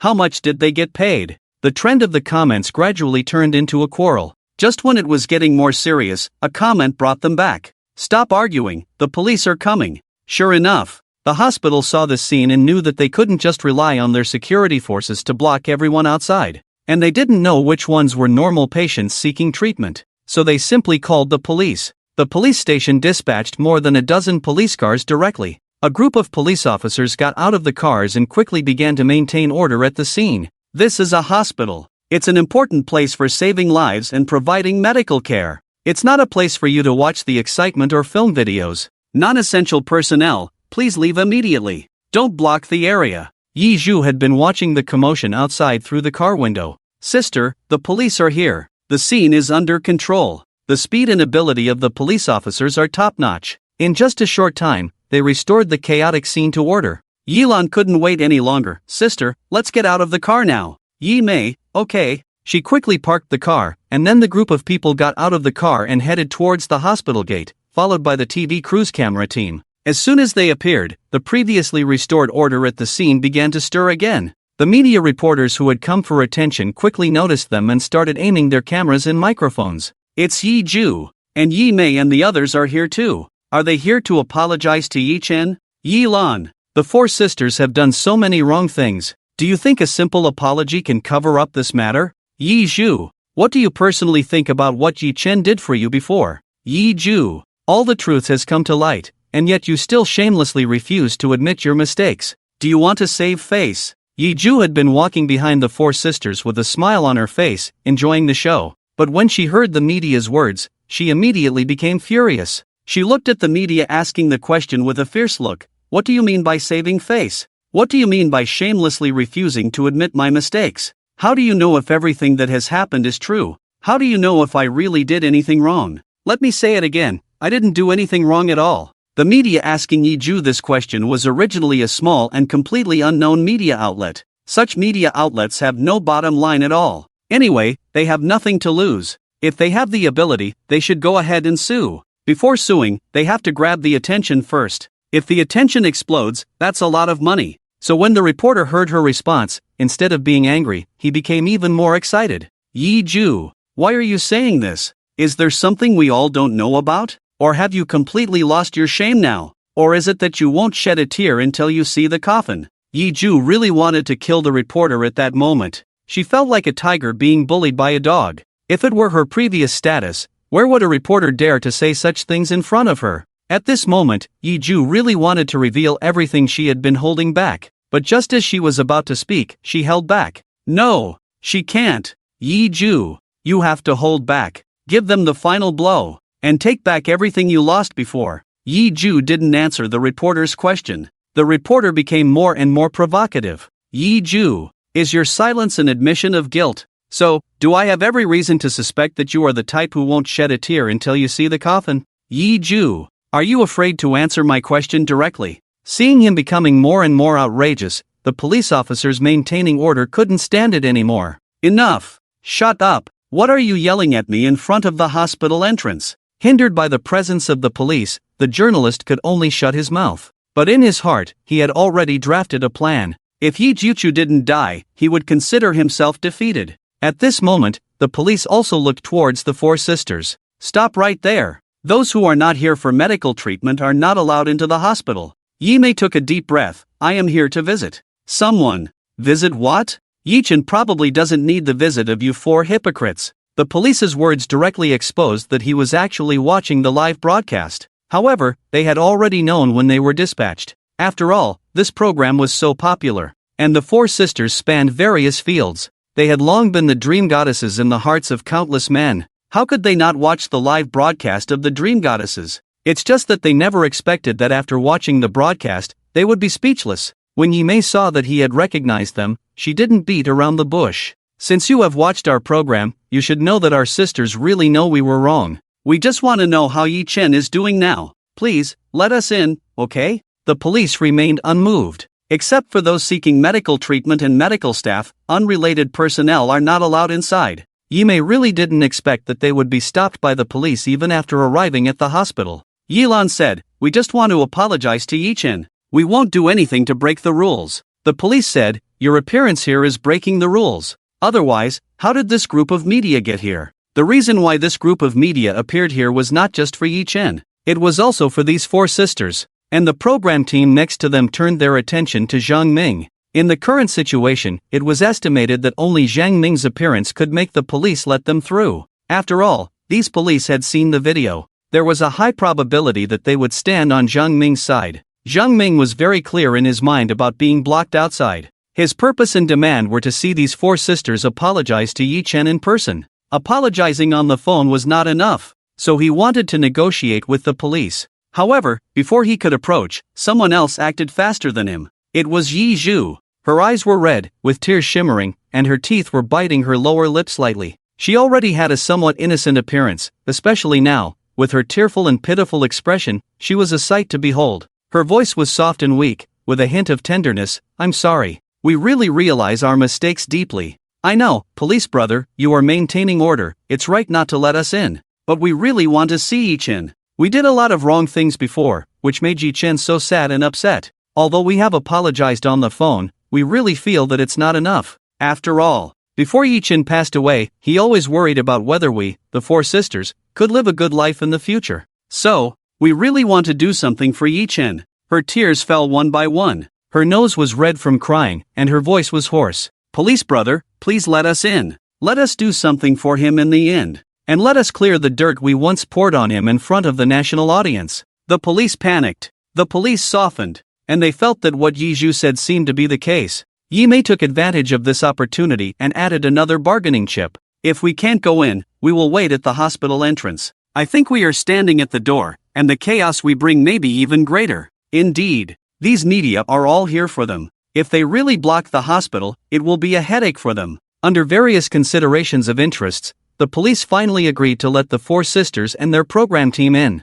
Pay attention. This is a hospital. Don't make such a big scene. Don't make noise. It disturbs other patients receiving medical treatment. The director immediately said, don't worry, officer. We are all law-abiding good citizens. We will definitely not do anything out of line. After this incident, they finally all entered the hospital. Zhang Ming led the way. Follow me, I know which ward Yi Chen is in now. He led a group of people onto the elevator. In the narrow elevator, the four women looked at the constantly changing numbers on the screen, inexplicably becoming nervous for different reasons. Finally, the number stopped. With a ding, the elevator slowly opened in front of everyone. Zhang Ming said, Yi Chen is on this floor. Yi Mei stood at the entrance of the inpatient department, with the unique smell of hospital disinfectant lingering in her nostrils, her mood indescribable. Although she knew she had wrongly accused Yi Chen when she first arrived, she did not feel it deeply at the moment. Because now, she knew that in addition to wrongly accusing Yi Chen, she also knew that the dust she had always respected and admired was also Yi Chen.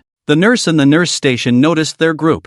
One of the young nurses subconsciously exclaimed, "It's the four sisters, Yimei, and the program team." This matter had caused such a big commotion, they must also know that the program team was coming to broadcast. The head nurse glared at her, "Do what you need to do. Get to work. This is being broadcasted. The hospital leaders have spoken." After the program team arrives, they may not need to strive for a good performance, but they absolutely cannot make mistakes. The young nurse also realized the seriousness of the situation, quickly covered her mouth, and lowered her head to write medical records. The more she said, the more mistakes she would make. She should just focus on her own work. Zhang Ming stepped forward. "Head nurse, I am from the family of the patient in bed 3, Yichen. We are here to—" "No need to introduce yourselves," the head nurse interrupted him, "we already know." She got straight to the point. "You are here to visit Yichen, right?" Yimei nodded, her voice a bit nervous as she spoke. "Yes, we are here to see Yichen. He is not available for visitors right now." The head nurse shook her head. "You cannot see him at the moment."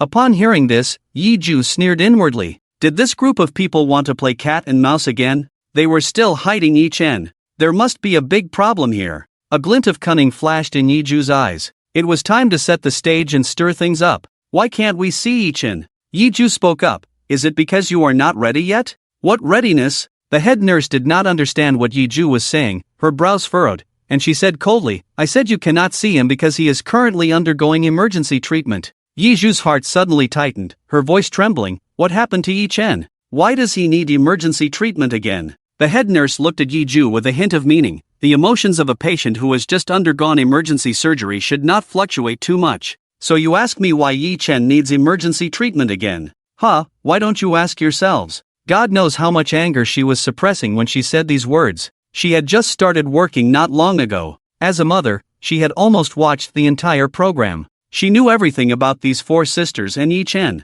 She was so angry that she almost had a stroke when she put herself in their shoes. Yichen had been thinking about them all along. Everything he did was for their own good. But what about these four sisters? What did they do? They smeared Yichen's name, insulted Yichen, and even refused to admit their mistakes. Until later, 3 of the 4 sisters finally came to their senses. This Yi Ju has never admitted her mistake from beginning to end. If it weren't for her inconvenient identity and the leader's instructions, she would have long sprayed Yi Ju to death. After being reprimanded by the head nurse, Yi Ju wanted to fight back, but in the end, she held back. Yimei admitted her mistake and said, "I know this is all our fault. It's because we know that we are here." The head nurse pulled the corners of her mouth without any expression. It was unclear whether it was sarcasm or disdain. At that moment, a man ran over. "Mr. Zhang, you're here." This man is the secretary sent by Zhang Ming. Zhang Ming hurriedly asked, "How is Yichen?" The secretary said, "He woke up earlier and was in good spirits,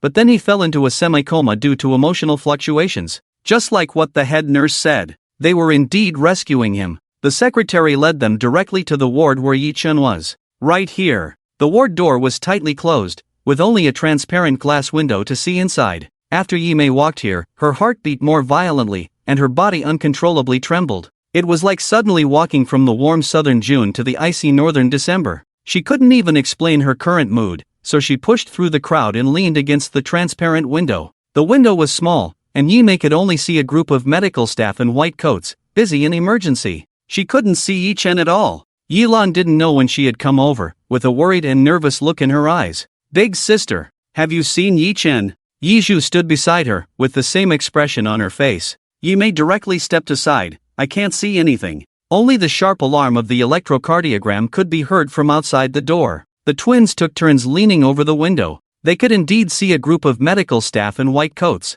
Yi Ju bit her lip, tears welling up. "Big sister, second sister. Yichen.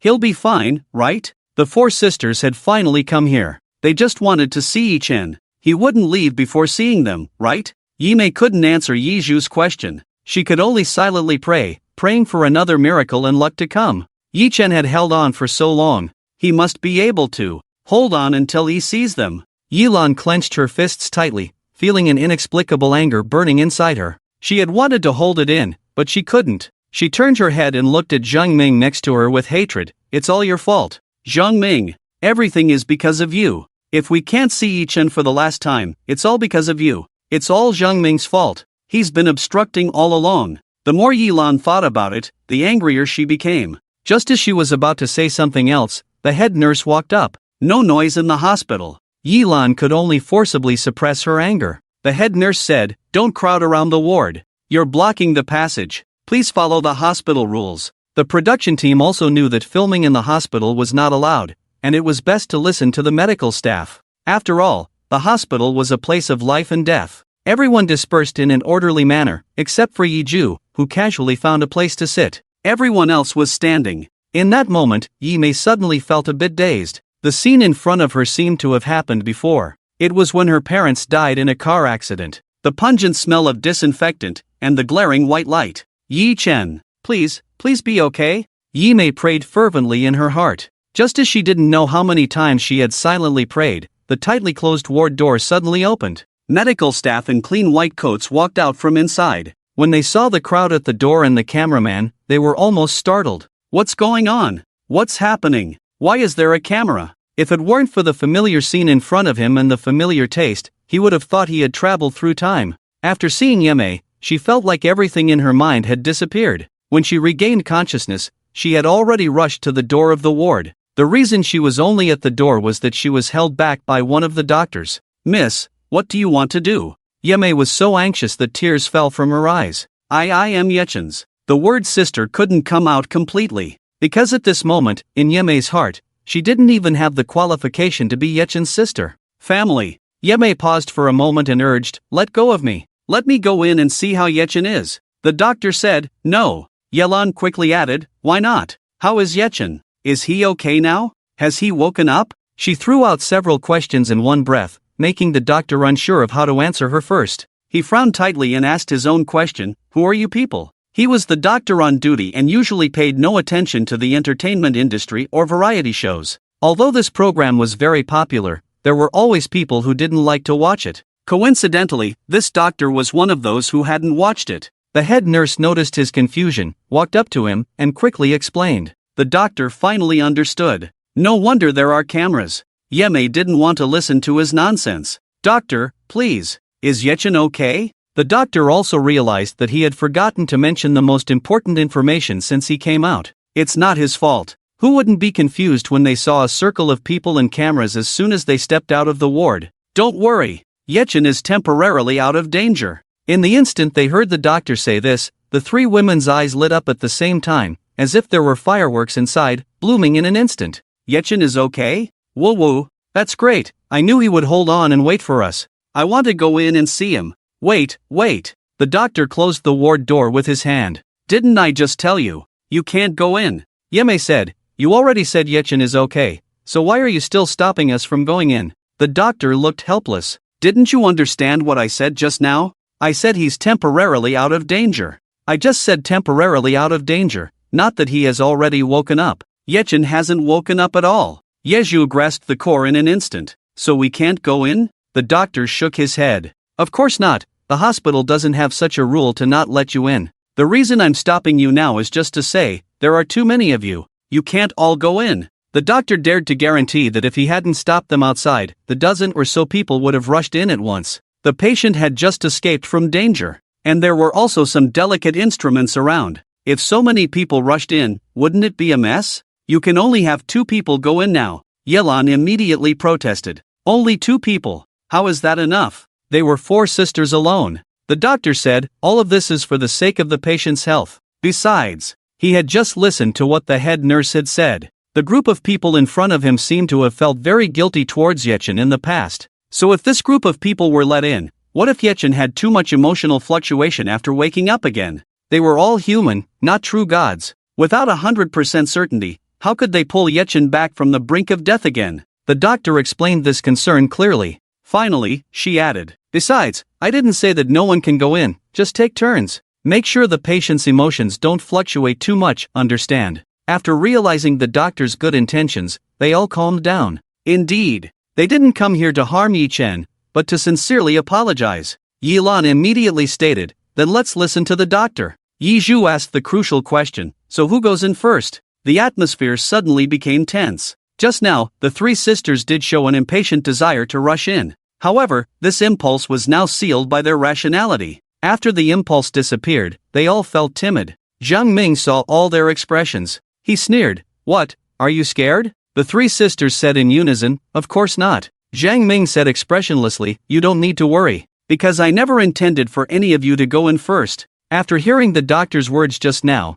Zhang Ming had already decided on the order in his heart. He definitely wanted to be the first to go in, not for anything else, but to ensure that among the many people present, only he would go in, so as not to cause Yi Chen's emotions to fluctuate too much. He said this, and the three women fell silent. Zhang Ming was right. Among so many people, perhaps only he would go in, causing the least emotional fluctuation for Yi Chen. Yilan said, "But didn't you say 2 people? Only you are going in?" Zhang Ming looked at the director beside him. "There's another person. It's him." The director was puzzled. "Huh? Me? How did it become him?" Zhang Ming sneered, "If you don't want to broadcast, you don't have to come in with me." The director immediately got it. "I'll go in.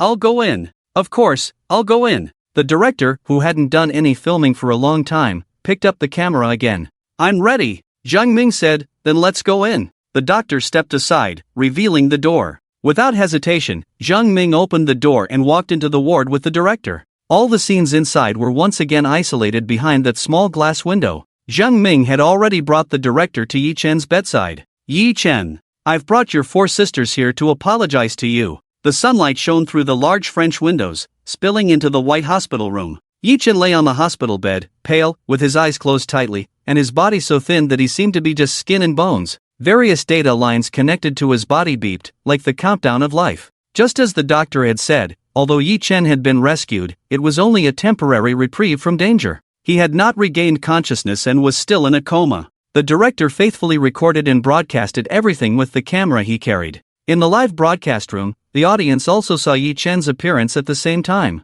"Is this really Yi Chen? My goodness, I can't believe it. How did he become so haggard?" I still vividly remember in my memory, the game developer Yi Chen was so spirited and handsome. But now, I can't believe the person in front of me with white hair is Yi Chen. How did Yi Chen become so haggard? So thin? Completely unrecognizable. If I hadn't watched this program from beginning to end and known what Yi Chen looked like, I really wouldn't believe this person was him. I've said it in my memory a long time ago. Yi Chen has a stomach problem. It's very likely that he can't eat anything, so it's understandable that he's become so thin. Seeing Yi Chen's current appearance, and then looking at the 4 sisters still shining on the stage, I feel even more uncomfortable. The glory and beauty of those 4 sisters are all exchanged for by Yi Chen with his own life. Right now, I just want to know, can Yi Chen still wake up? Please, God, you must let Yi Chen wake up. The barrage in the live broadcast room was filled with this sentence. The barrage was full of prayers for Yi Chen to wake up quickly. Zhang Ming clenched his fists tightly and approached Yi Chen.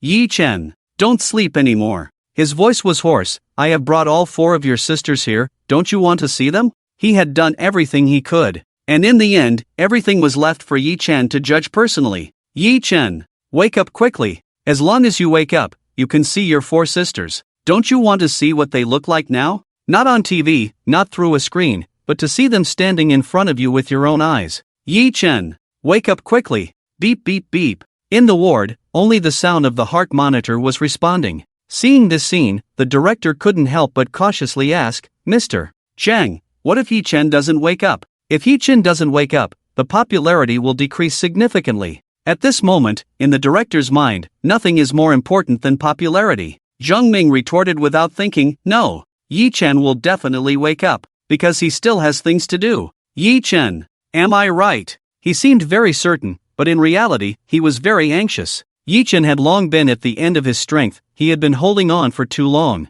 And the reason he had held on for so long was to see these 4 sisters. Zhang Ming couldn't know now, after that phone call, whether Yi Chen, who had heard the apologies of those sisters, still wanted to continue holding on. The ward fell into silence again. Outside the ward, the 3 sisters of Yi Mei were also restless. Yi Mei had no image of a president at all. She was leaning against the door, listening. Why is there no sound coming from the ward? Has Yi Chen woken up or not? Yi Lan bit her lip tightly. What if he doesn't wake up? Yi Zhu said, "Sister, don't think like that. He will definitely wake up." This door separated them from the sound, and they couldn't see what was happening inside. So they really couldn't judge what stage it had reached inside. Their anxiety was of no use. In the live broadcast room, the audience also went from praying to anxious. It's been so long, could it be that Yi Chen really can't wake up? No, please don't. I can't bear to see Yi Chen die. I can't help it. I want to go to the scene too. I want to go to the hospital too. Please don't go to the scene and cause trouble now, okay? Those police officers, haven't you seen them? I'm not causing trouble, I just want. If this is really the last time, I want to say goodbye to my idol. Then I want to go too. I used to think I admired Yi Ju, but in the end, I realized that I admired Yi Chen. He wrote so many love songs for me. I want to go to the hospital to see him, even if it's the last time. They had already rehearsed the worst outcome in their minds. At this moment, a barrage flashed by. I've really never seen the king of hell alive. Please don't curse Yi Chen. I just saw him move his hand. He's going to wake up. After this barrage, the live broadcast room instantly boiled over. Everyone was staring at Yi Chen's hand. And it wasn't just this viewer who noticed. Zhang Ming also saw it. Yi Chen. His hand moved. Director, look quickly. It shouldn't be my imagination, right? The director instantly became alert. I don't know. He has always been paying attention to the composition and structure of the entire photograph, so he didn't notice such details at all. But after hearing Zhang Ming's words, he originally took a full shot of Yi Chen, but now he directly gave a close-up shot, focusing on Yi Chen's hand. Everyone was eagerly anticipating it. Yi Chen's hand moved again. Zhang Ming clearly saw it this time. I saw it. Yi Chen's hand really moved. Director, you saw it this time too, right? The director was shooting a close-up shot this time, and he did see it. He also nodded excitedly. Yes, I saw it. Yi Chen's hand did move. The two were excited about different things, but regardless, they were now completely sure that Yi Chen was showing signs of waking up. Zhang Ming immediately became cautious in his breathing, anxiously waiting for Yi Chen to open his eyes. He silently prayed in his heart, Yi Chen, please wake up soon. Finally, not only did Yi Chen's hand move this time, but his eyelashes also trembled lightly. Then, in Zhang Ming's careful breathing, he slowly opened his eyes. Yi Chen felt like he was trapped in that dark tunnel for the second time. This time, he inexplicably felt a sense of familiarity. Anyway, it wasn't the first time. At this moment, he had a faint guess that if he continued to walk down this dark tunnel, he might not be able to return to the human world completely. But was there anything in the human world that he could still cherish? It seemed like there wasn't. He had already woken up and heard apologies from his 3 younger sisters, and he had no way to stop what was to come. So if he died like this, it seemed like there was nothing wrong with it. Thinking like this, Yi Chen began to walk deeper into the dark tunnel, but as he took a few steps, he suddenly heard a voice calling out to him continuously. It was Zhang Ming. He seemed to be saying that he had brought all 4 of his sisters here. His sisters had actually all come. Yi Chen had originally been walking deeper into the darkness, but he stopped in an instant. He listened carefully with his heart, but he couldn't hear any more voices. And at that moment, in the dark tunnel, a strong force was pulling him deeper. If it had been a moment ago, Yi Chen might have gone with the flow and let this force pull him down. But now, he heard Zhang Ming say that his 4 sisters had come. No, he couldn't die yet. He wanted to see his 4 sisters. Yi Chen struggled to break free from the strong force. Finally, his hand moved.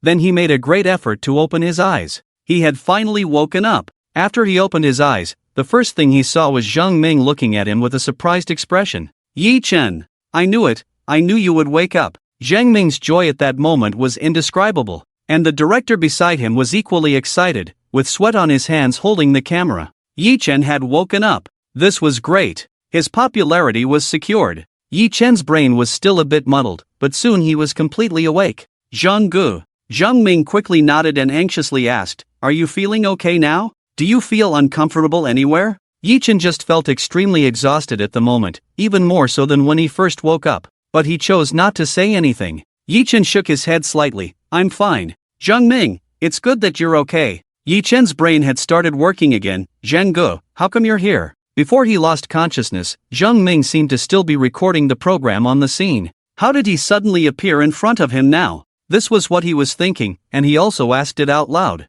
Zhang Ming answered him, the program has ended. Yi Chen, the program has ended? Zhang Ming nodded. Yi Chen lowered his head in contemplation for a moment, then looked up and finally noticed the director standing next to Zhang Ming, holding a camera and live streaming. He recognized the director. After all, in the live programs, the host was completely overshadowed by the director. The whole city was directed by the director. Zhang Ming also noticed Yi Chen looking at the director at this moment. He explained to Yi Chen, he is the director, filming Celebrity's Childhood. Yi Chen's voice was weak, I know him. The director, seeing Yi Chen noticing him, quickly spoke, hello, my name is Li Yi. Nice to meet you. Zhang Ming took a deep breath. Yi Chen, there's something I must tell you now. When you listen to me later, don't get too excited, okay? The director is live streaming now because your 4 sisters have all come. Yi Chen, being so insightful, had already understood the deeper meaning behind Zhang Ming's simple words. But more than that, he was more concerned that his 4 sisters had come.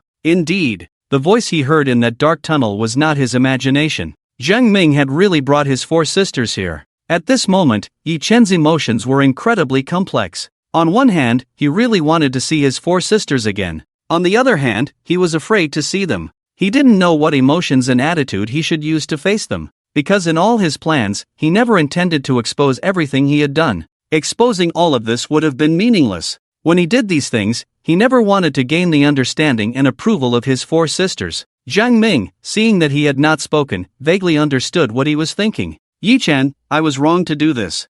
I know you actually don't want to expose everything you've done. You are good to them because you just want to be good to them. But I can't stand it. I can't stand it. Do you know? Yi Chen, Zhang, brother. Zhang Ming, Yi Chen, you shouldn't stand in the dark. You shouldn't be an anonymous hero. You shouldn't bear all the stigma and insults alone. Because you are not that kind of person at all. The director couldn't help but speak at this point. Forgetting the value behind the traffic, he spoke from the heart. That's right. You haven't done anything wrong. Why should you bear so much guilt? What President Zhang did is all right. Yi Chen closed his eyes. But just a few seconds later, he opened them again. His eyes were no longer tired from waking up, but became incredibly bright and determined. I know, Zhang, you don't need to apologize to me or admit fault, because you haven't done anything wrong. You just want to do what a friend should do. This has already happened. What's the use of continuing to be so entangled? It's better to face it. Yi Chen, bring them in. Zhang Ming nodded, okay,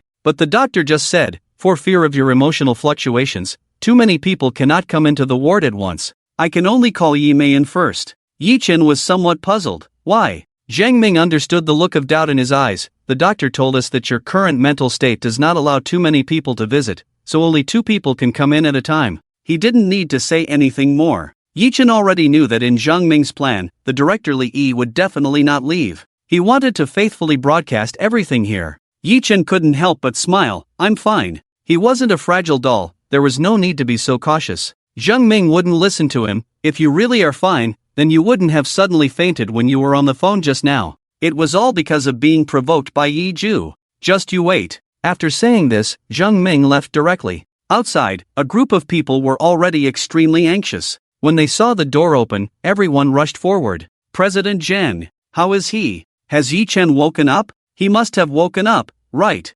Otherwise, you wouldn't have come out. Zhang Ming had no intention of continuing to keep them in suspense. Yi Chen has already woken up. As soon as he finished speaking, the eyes of the 3 sisters lit up instantly. I knew it. I knew Yi Chen would be fine. That's great. Can we go in now? Zhang Ming, of course you can go in. Before he could finish his sentence, several sisters were already trying to rush in. Zhang Ming stopped them. Have you forgotten what the doctor said? Only 2 people can go in. The director is still inside, which means only one of you can go in now. Yi Lan was the first to react. Then I'll go in first. Yi Mei, I want to go too. Yi Zhu, I'll go first. Zhang Ming, there's no need for you to argue. Yi Mei will go in first. Why? Because she was the first to want to find Yi Chen. Zhang Ming stepped aside, indicating that Yi Mei could go in. Yi Mei's palms were sweating. She took a deep breath, then opened the door to the ward. After entering the ward, she locked the door behind her. Yi Mei stood at the door and didn't immediately approach. Yi Chen was lying on the hospital bed, with a curtain blocking the view.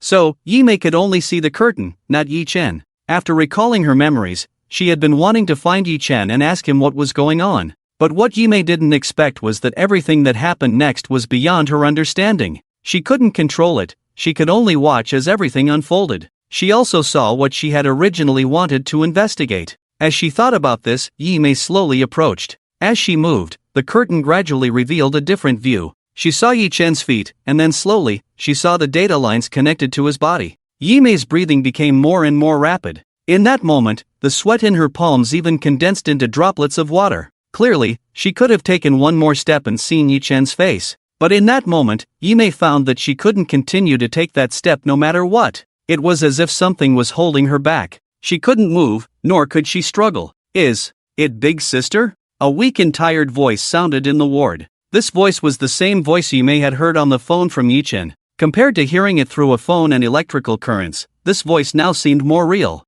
For some reason, after hearing this voice, Yimei dared not take another step. She stood still in place. Upon hearing the opening and closing of the door, Yichen realized that someone had come in. And the sound of these footsteps was clearly that of high heels. It was Yimei who had come in. However, for some reason, Yimei walked very slowly, and then finally stopped. Yichen guessed that it wasn't just him who didn't know how to face his sisters. Similarly, his sisters didn't know how to face him at this moment. If that was the case, then let him break the awkward atmosphere first. So he spoke. However, he still didn't hear any response. Yichen paused for a moment. You don't want to see me, do you? If you don't want to, you don't have to see me. After he said this, Yimei couldn't help but speak up. No, I don't. Yimei was really worried that Yichen would misunderstand, so after she spoke, she couldn't wait to take a few steps forward. It seemed like she was in a hurry to prove something, and after she took a few steps forward, she finally got to see Yichen's entire face. In her memory, the unrestrained and handsome young man who seemed to fear nothing in the world had no trace of familiarity in the person in front of her. The person in front of her was only in his 30s, but his hair was already turning white. He was extremely thin, with sunken cheeks. His complexion was waxen and his lips were pale and cracked. If Yimei didn't know for sure, anyone seeing Yichen would think he was in his 40s or 50s. Yimei had prepared countless things to say when she came in. But now, after seeing Yichen, all of those words seemed to be stuck. They were all stuck in her throat and couldn't come out. How could Yichen become like this? Yimei had thought that Yichen might end up begging. She had also thought that if one day Yichen wanted to change his mind and suck her blood, she would not intervene. But all of these thoughts were based on her not having seen his true condition. After seeing his condition, Yimei wanted Yichen to live well. Yimei had been silent since she came in. Yichen had been paying attention to her the whole time. Seeing her silence, Yichen's mouth curved slightly in self-mockery. I'm sorry, did I scare you? His current appearance was indeed unsightly. Yichen, I'm sorry, I can't meet you at my best. Yichen didn't know. These two sentences of his caused a huge sensation in the live broadcast room. Sob. I'm crying. He's really. Why does he still care if Yimei is afraid of him when he looks like this? How warm must Yichen be to still think of others at this moment? Yichen has given all his tenderness to these four sisters, but he has never considered whether the world will be kind to him. Yichen, your four sisters are not as good as you imagine. You really don't need to be so humble. If anyone should be humble, it should be these four sisters. Is Yimei stupid? Or was everything she did before just an act? Now that she finally sees Yichen, why doesn't she dare to say a word? Damn! Yimei hasn't moved at all. If it weren't for the constant alarm of the nearby cardiac monitor, I would have thought my internet was down. Just like the netizens, Yimei was stunned after hearing Yichen's two sentences. She had thought of many scenarios, but this scene was not among them. She was so shocked that she couldn't speak or move. The director next to her was about to lose patience. What was Yimei up to? Was she mute? Just as he was about to say something to lighten the mood, Yimei finally spoke. No, that's not it. Yimei's rationality finally returned, and her language system rebooted. You didn't scare me. You didn't disrespect me. You have nothing to apologize for, Yichen. Yimei felt her whole body going numb, as if she hadn't eaten for days. When she stepped on the ground, she felt like she was stepping on a pile of cotton. She reached out and grabbed the nearby hospital bed to keep herself from falling. She crashed into Yichen's firm and bright pupils. For a long time, I didn't say the next word. Yichen was also silent at this moment. His gaze was almost greedy as he looked at Yimei. She was his little sister, whom he had always taught and nurtured with care. She was the sister he couldn't let go of. Previously, he could only watch them through a screen. But now, they were finally standing in front of him in reality. It was a very good thing indeed. Yichen felt some joy and excitement in his heart. He couldn't help but start coughing slightly. Cough, cough, cough. His coughing brought Yimei's language system back to normal. She looked at him anxiously. Yichen, are you okay? Are you alright? She suddenly realized that what the doctor had said was true. Yichen needed to rest. It was them, they had disturbed him. Yichen, I'm not that fragile. After he answered, the atmosphere fell into an eerie silence again. Yimei really didn't know what she should say to Yichen at this moment. Although the misunderstandings between them had been completely cleared up through the exposure of memories, and she had apologized to Yichen over the phone, now that she was standing in front of him, the CEO with thousands of employees, she suddenly felt at a loss. It was as if, through the internet and a screen, she could say anything, but when facing the person in reality, she couldn't say anything at all. This was the situation Yimei found herself in now. She had so much to say, so much she wanted to ask Yi Chen about, but why couldn't she say any of it now? She even considered whether she should call Yi Chen brother when she came in, but she couldn't say it. Yi Mei couldn't help but look at the director sitting in the corner. She suddenly missed the feeling of being on a show. The director noticed Yi Mei's pleading eyes and was puzzled. Why was Yi Mei suddenly signaling to him with her eyes? But it wasn't good for the atmosphere to remain so awkward. The director glanced at the barrage of comments in the live broadcast room. Some comments had been asking why Yi Chen had acted the way he did before. The director thought it was a good question, so he cleared his throat and said, "Ahem, Yi Chen, can I ask you some questions?" Yi Chen, of course. Yi Mei certainly wouldn't refuse. She was eager for someone to rescue her from this awkward atmosphere and give her some time to compose herself. The director directly brought up the question that the audience had been asking in the comments. "I was watching the live broadcast just now, and many viewers are curious about something. Yi Chen, you clearly knew that your actions would make all four sisters disgusted with you, but why did you still choose this path at that time?" Yi Mei's eyes lit up when she heard the director's question. She looked at Yi Chen with a hint of anticipation and nervousness. She also wanted to know the answer. "Yi Chen, why did you do this?" Yi Chen's memory seemed to be pulled back to the distant past. "Why do this? I feel like I've answered this question before." Everyone who knew about what he had done had asked him the same thing. Why do this? Why must he become the antagonist that all four sisters despised and found disgusting? Why couldn't he just tell them everything directly and guide them in a positive and good way? Yi Chen's lips curved into a gentle and warm smile. "Because my initial intention was just to make your childhood a little happier, to have a perfect childhood. The ugly calculations between adults, the later you know about them, the better." Yi Chen really didn't want the four sisters to know about the deceit and trickery of the adult world at an early age.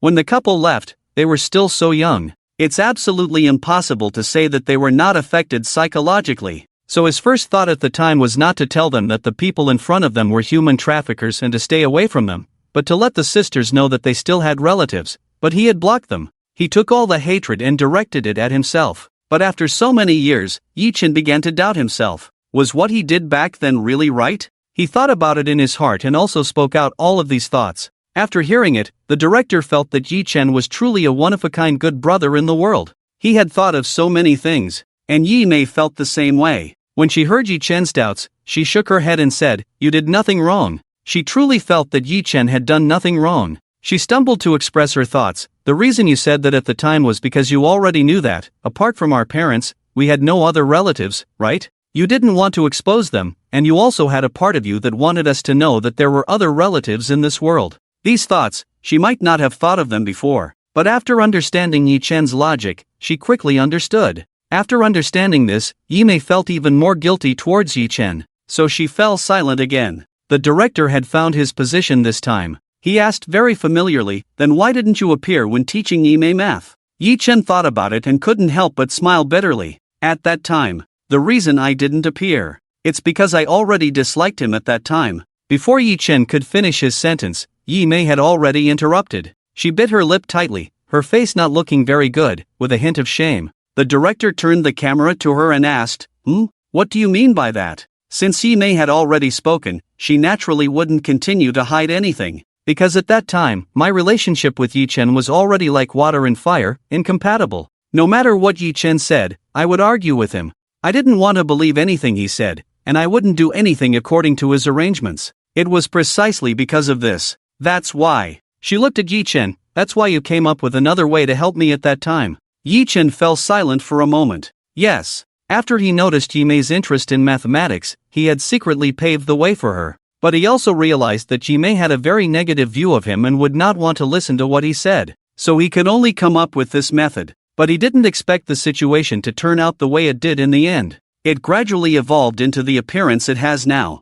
I didn't expect that the situation would take a turn at this moment. If Yi Mei hadn't already fallen out with Ye Chen at that time, perhaps Ye Chen wouldn't have thought to hide his identity. No one expected that a slight difference in thought would lead to consequences that no one could have imagined. The live broadcast room was filled with discussions. The hospital. The director also didn't expect that the starting point of all this was because of this. "So you've been hiding your true identity all this time, just secretly helping Ye Mei on the side?" Ye Chen, yes. Director, and what about the dust? Is it also because of this? Ye Mei also wanted to know the answer to this question. Ye Chen, yes. By the time it came to the dust, Yemei's view of him had become increasingly negative. How could Yechen possibly reveal that he was the dust? So he hid his identity, choosing not to say anything and simply playing the role of the dust's grandfather. Yemei bit her lip tightly, leaving a mark. Yechen, I'm sorry. Yechen had done so much for her in secret. But what about her? She hadn't done anything for Yechen. On the contrary, she had continuously vilified him. What right did she have to make Yechen sacrifice so much for her? Her tears fell one by one. The director's eyes also reddened, sighing on the side. You've really sacrificed too much for Yemei. In the stories that were exposed in memory, it was already possible to see what Yechen had sacrificed for these four sisters. But at that time, there was still a screen separating them, as well as a layer of past memories. It was like a layer of gauze, and the sense of identification wasn't as strong. But now, Yechen's real person was standing in front of him. He saw with his own eyes how fragile Yechen was now. Compared to the bright and beautiful Yemei beside him, the impact was even stronger. Yechen shook his head when he heard this. No, I haven't. Seeing Yemei cry, he couldn't help but want to raise his hand to wipe her tears. But he was really too weak. Even raising his hand was somewhat difficult. After seeing his appearance, Yemei quickly grasped his hand. When she did this, she didn't think too much. It wasn't until she finished that she realized that although it was just a handshake, it was too intimate for the two of them. They had never been so intimate before. In that instant, Yemei subconsciously wanted to let go of his hand. But before she could, she felt Yechen's hand, dry and thin. She felt like she was holding not a hand, but a piece of bark. Yechen was only 33 years old, but his hand had already aged like this. From this, it could be seen what kind of pain Yechen had experienced before. Yemei couldn't let go of his hand. Yechen, do you want to say something to me? Yechen's hand moved slightly. Don't cry. Suddenly, Yemei understood. When Yechen reached out just now, what did he want to do? He wanted to wipe his own tears. Yechen, why, at a time like this, are you still concerned about not letting me cry? Yechen, you don't need to feel sorry for anything, because I've never felt that you've done anything wrong to me, and I don't think what I've done is really great. Yechen spoke sincerely. He had never thought that what he had done was so great. He had just done what he wanted to do. That's all. Yemei held Yechen's hand tightly. This time, there was no longer any rejection in her heart. No, Yechen, you don't know how much of an impact you've had on me. If it weren't for you, I might have given up many times. At the hospital, it was Yechen who told her that no matter which script of life she was acting out, or which hand she was dealt, she had to play it seriously and live through it seriously. And later on, it was Yechen who had been supporting her all along, preventing her from falling completely into the darkness and never being able to get up again. Yechen, I am where I am today because of you. Everything she had was given to her by Yechen, but Yechen didn't think so. Do you see the pot of flowers on the windowsill? Yemei turned her head. Indeed, she saw a pot of small flowers on the windowsill. It should be for hospital decoration. Yechen spoke with some difficulty, but still managed to express what he wanted to say. When this pot of flowers was still a seed, someone would water and fertilize it for it. But the person who waters and fertilizes it cannot decide when this pot of flowers will sprout, or when it will take root. Nor can they decide whether this pot of flowers will eventually bloom into bright flowers. The kind of flowers this pot will eventually bloom into depends on the efforts of the seed itself, not on the person who waters and fertilizes it. Life is just like this. The family you were born into is the soil that nurtures you. The education your parents gave you is like watering and fertilizing for you. But in the end, the kind of person you grow into is not determined by your parents' efforts. Your parents giving you money for school and books cannot guarantee that you will always score a perfect 100. To achieve a perfect score, you can only rely on yourself. So when you feel that you are not doing well enough, when you feel that your parents cannot give you what you want, why not first think about what you have sacrificed for it? Yechen's words directly exploded in the live broadcast room. Master Yi, I understand now. Yechen is right. A person's achievements and results in the end do not solely depend on what others give. It also requires one's own efforts. Yechen is really great. If I had a brother like Yechen, I feel like I would definitely achieve greater success. Hey, you in the front, when you say that, why don't you first think about whether you have made an effort yourself? After hearing these words, Yemei also remained silent for a long time. So, is this how you think? Clearly, he had helped her so much. Clearly, without him, there would be no her. But Yechen still wanted to attribute all of this to her own efforts. He had no relationship with any of it. Yechen, you want to protect me, don't you? Yemei immediately exposed Yechen's ultimate purpose in saying these words. The things you say are actually to protect the audience's impression of me. She is so rational now. After understanding that everything Yi Chen did was for the sake of her and her 3 sisters, it was easy to analyze his words. Because Yi Chen knew that after the 4 sisters participated in this variety show, their reputation and fame would plummet. The words Yi Chen said were to prevent the audience from belittling all their efforts. Yes, the kind of flowers this pot will bloom into does depend on its efforts, but if there is no one to water and fertilize it, and to weed and remove pests during this process, then it will definitely not be able to bloom. Yi Chen was the one silently doing all of this for them. Yi Chen didn't know how this turned into a philosophical debate. He clearly didn't mean that. If we continue to argue, this topic might just get more and more off track. And looking at the way Big Sister is, it's not really meaningful to keep discussing. She will always insist on what she wants. Yi Chen could only compromise and say, as long as you don't cry, it's fine. Yi Mei held his hand, looking at his haggard face, biting her lower lip tightly for a long time. The desire that had been surging in her heart since she came in kept boiling. She really wanted to call Yi Chen brother. This brother had been stuck in her mind since she came in. After the various efforts by the director to ease the atmosphere, Yi Mei had become much more relaxed than when she first came in. She was no longer as restrained as before. She was already sweating as she held Yi Chen's hand. Yi Chen felt it. He looked at her with a puzzled expression. All he could see was Yi Mei's pale lower lip. Big sister. He had only just said 2 words when Yi Mei interrupted. Yi Chen, have I never called you brother since we were young? Yi Chen's heart suddenly jumped heavily. The nearby heart monitor detected his fluctuation and began to rapidly increase his heart rate, emitting a sharp alarm. Yi Mei didn't expect that just by saying this, she could make Yi Chen's heart rate jump so fast. From this, it could be indirectly confirmed that in Yi Chen's heart, he had always been hoping that the 4 sisters would call him brother. It also confirmed what the doctor had said. If the 4 sisters really came in at the same time, Yi Chen's emotional fluctuations would definitely be significant. Yi Mei, don't get too excited. Yi Chen couldn't help but cough, and it took a lot of effort to calm his emotions. You, Big Sister. He had just heard Big Sister's meaning. Could it be that Big Sister finally acknowledged him as her brother? The emotions that had just calmed down began to fluctuate again. Listening to the alarm, Yi Mei didn't know whether she should say it or not. What if Yi Chen got too excited? The doctor had said that he couldn't have too much emotional fluctuation, but when she met Yi Chen's expectant gaze, all those thoughts in Yi Mei's mind disappeared. He must really want to hear them call him brother. Since that's the case, Yi Mei's red lips parted slightly. Brother.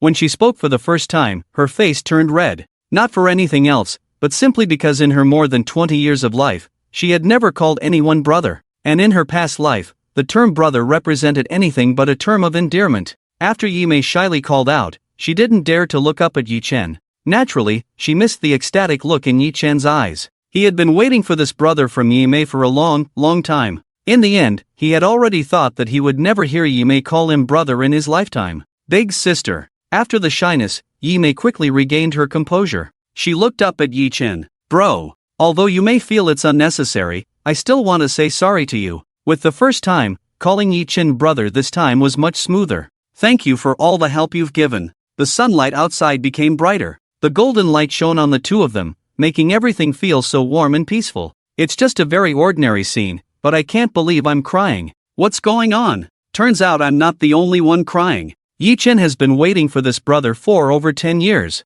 Just thinking about it feels so touching. The sunlight outside is really setting the mood. This scene is truly making my eyes moist. Seeing such a warm scene, and then thinking about how Yi Chen might not live much longer, it feels incredibly bittersweet. Yes, the scene in front of them was indeed very beautiful. But as the audience said, this warm scene is like a little girl lighting a match. The scene in the candlelight is infinitely beautiful, but also infinitely fleeting. Yi Mei quickly composed herself. She could see Yi Chen's exhaustion. Although she secretly wanted to stay by his side silently, she ultimately followed the doctor's advice. Brother, don't you want to see second sister? I'll call her in to keep you company, okay? Yi Chen certainly agreed. After he nodded, Yi Mei wiped away her tears and left the ward. As soon as she opened the door, she saw Yelan almost collapsing against it. She almost fell when she opened the door. Yi Mei quickly supported her, not wanting to startle Yi Chen. Second sister, what's wrong with you? She had long known that Yelan was not a steady person, but this was just too much.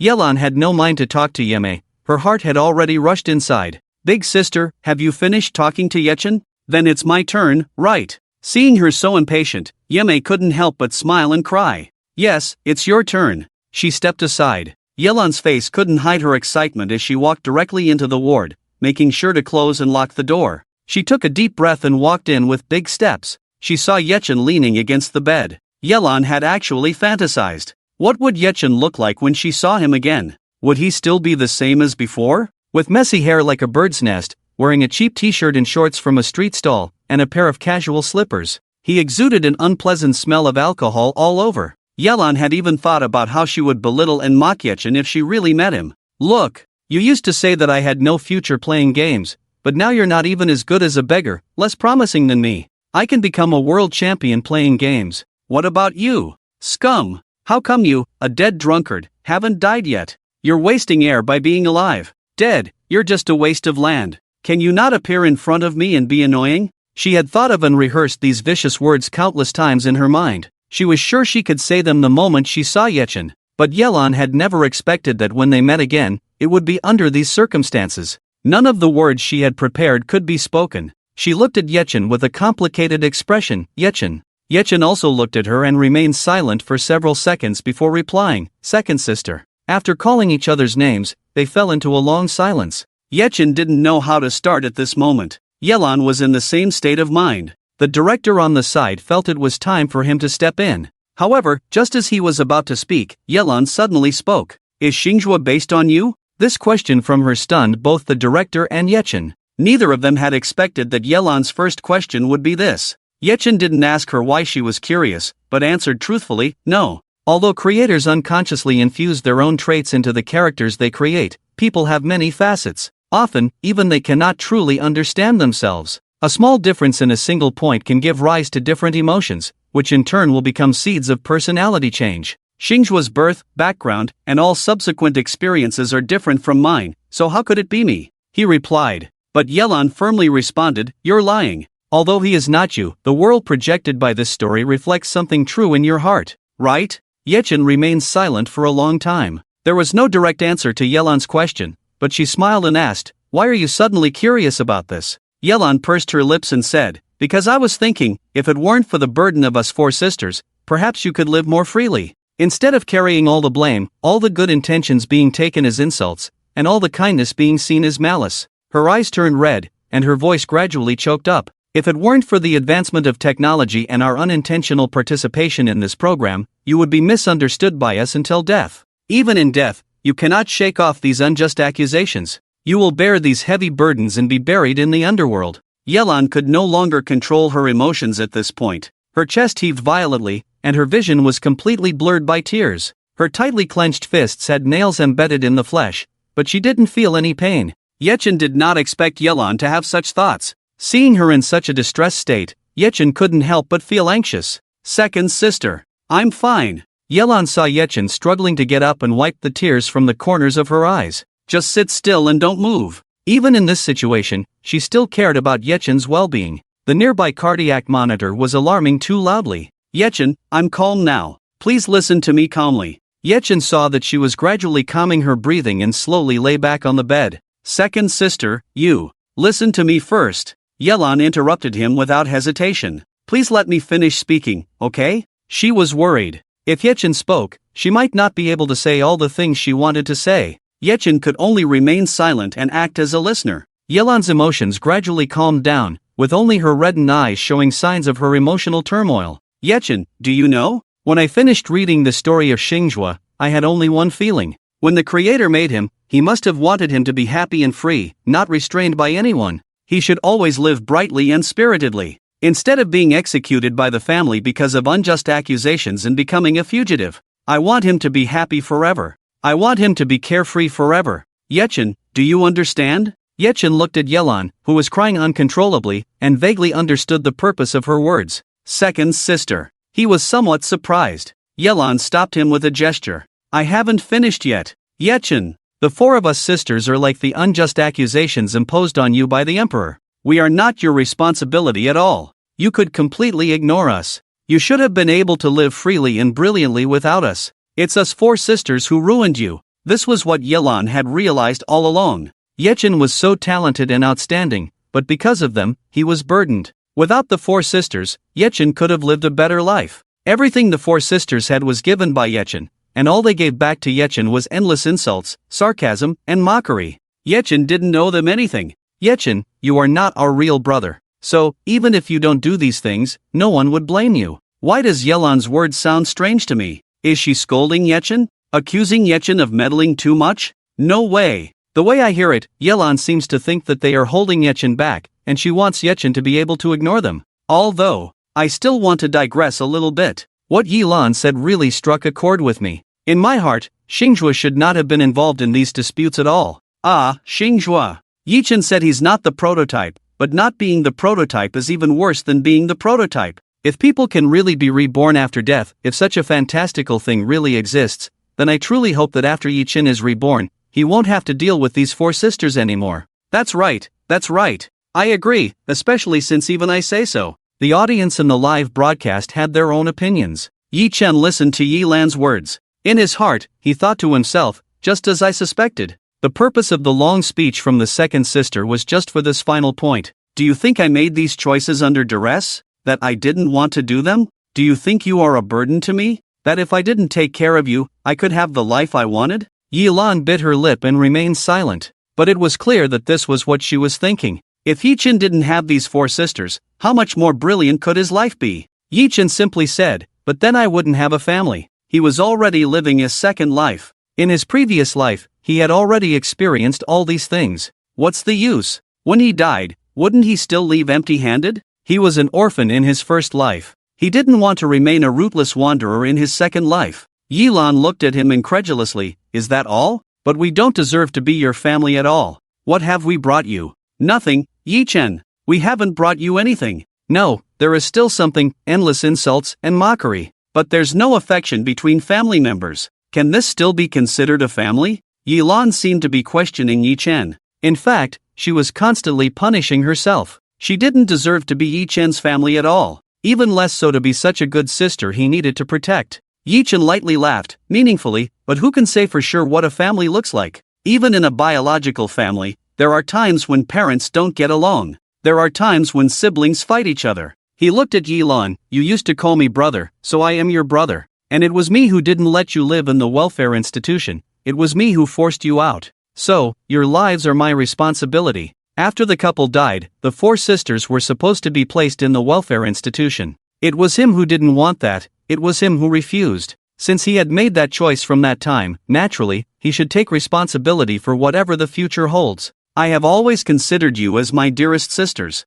When you say that, I can only feel that you don't want to acknowledge me as your brother. Yelan's heart felt as if it had been struck heavily by a hammer. It's not like that. She quickly denied. I didn't mean to not acknowledge you as my brother. Yechen had been so good to her. How could she not acknowledge him? Besides, deep down in her heart, her feelings for Yechen were not just those of a brother. Yelan covered her face in pain. Yechen, I didn't mean to not acknowledge you. I just really feel that we four sisters don't deserve what you've done for us. Deep down, she truly felt unworthy of Yechen. That's why she said those things earlier. Because she felt unworthy, because she wanted Yechen to be free. Woo woo woo. Yelan cried out in pain, slowly and weakly crouching down along the edge of the hospital bed. Then she knelt directly on the ground. Yechen, I'm sorry. Besides these three words, she didn't know what else she could say. After Yichen's words, she now feels as if nothing else matters. Yechen couldn't bear to see her kneeling on the ground. Get up. Upon hearing this, Yelan raised her head and met Yichen's gentle gaze.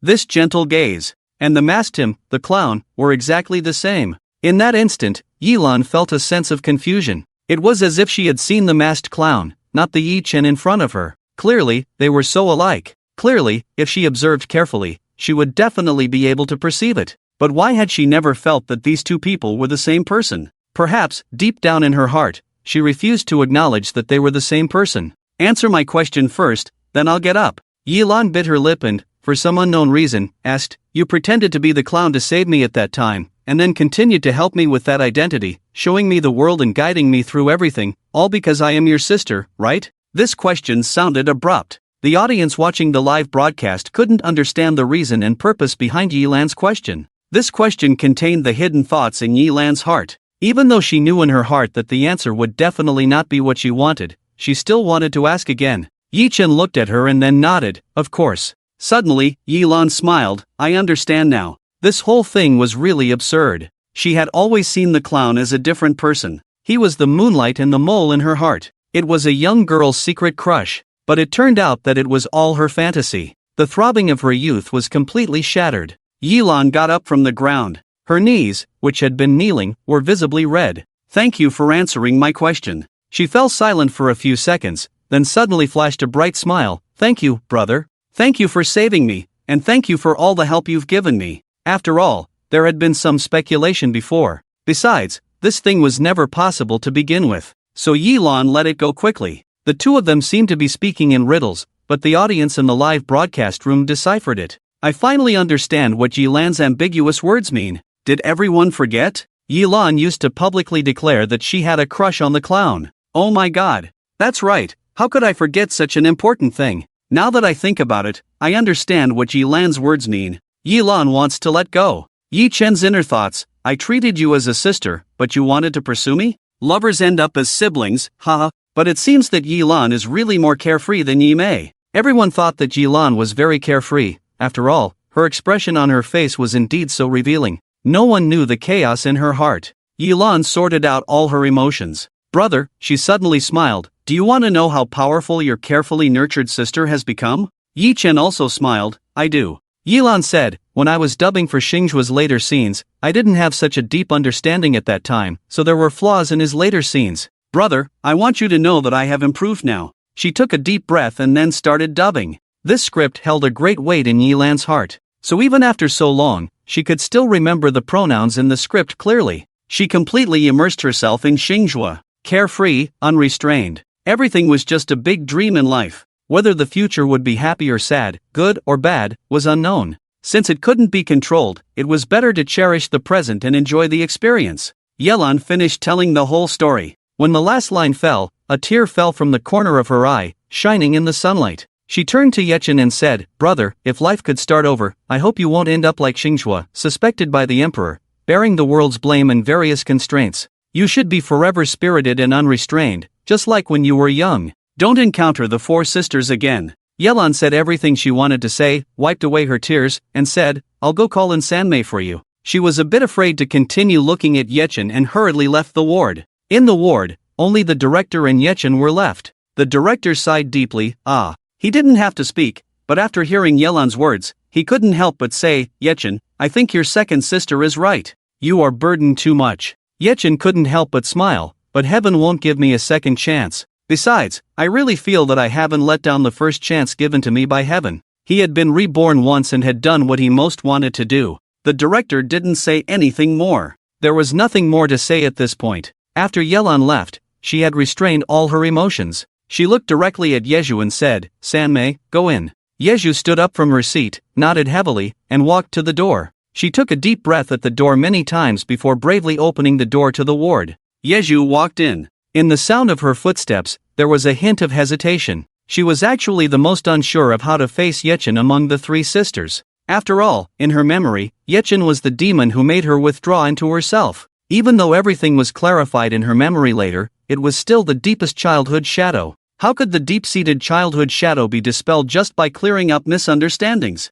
It was a terrifying presence like a shadow. If she hadn't experienced it herself, she would never know how much the fear from the depths of her heart and mind could destroy a person. Yeju, calm down. Pull yourself together. It wasn't Yechen who caused you to have autism, he just wanted to protect you. And you were able to overcome autism later because of Yechen's help. Moreover, if it weren't for Yechen, how could you have acted in so many good scripts and gradually become a leading actress? In the film and television industry, acting skills are indeed important, but what's even more important is the script. An actor with only acting skills and no support from a good script will never win the award for Best Actress. There was once a saying in the film and television industry that Yeju's success could not be replicated by anyone. The number of classic films Yeju has made is enough to surpass everyone. As for other actors, just being able to act in a good script is already lucky. Yeju is the luckiest person. With so many good scripts and so many tailor-made classic scripts, anyone with a bit of talent can soar. Yeju,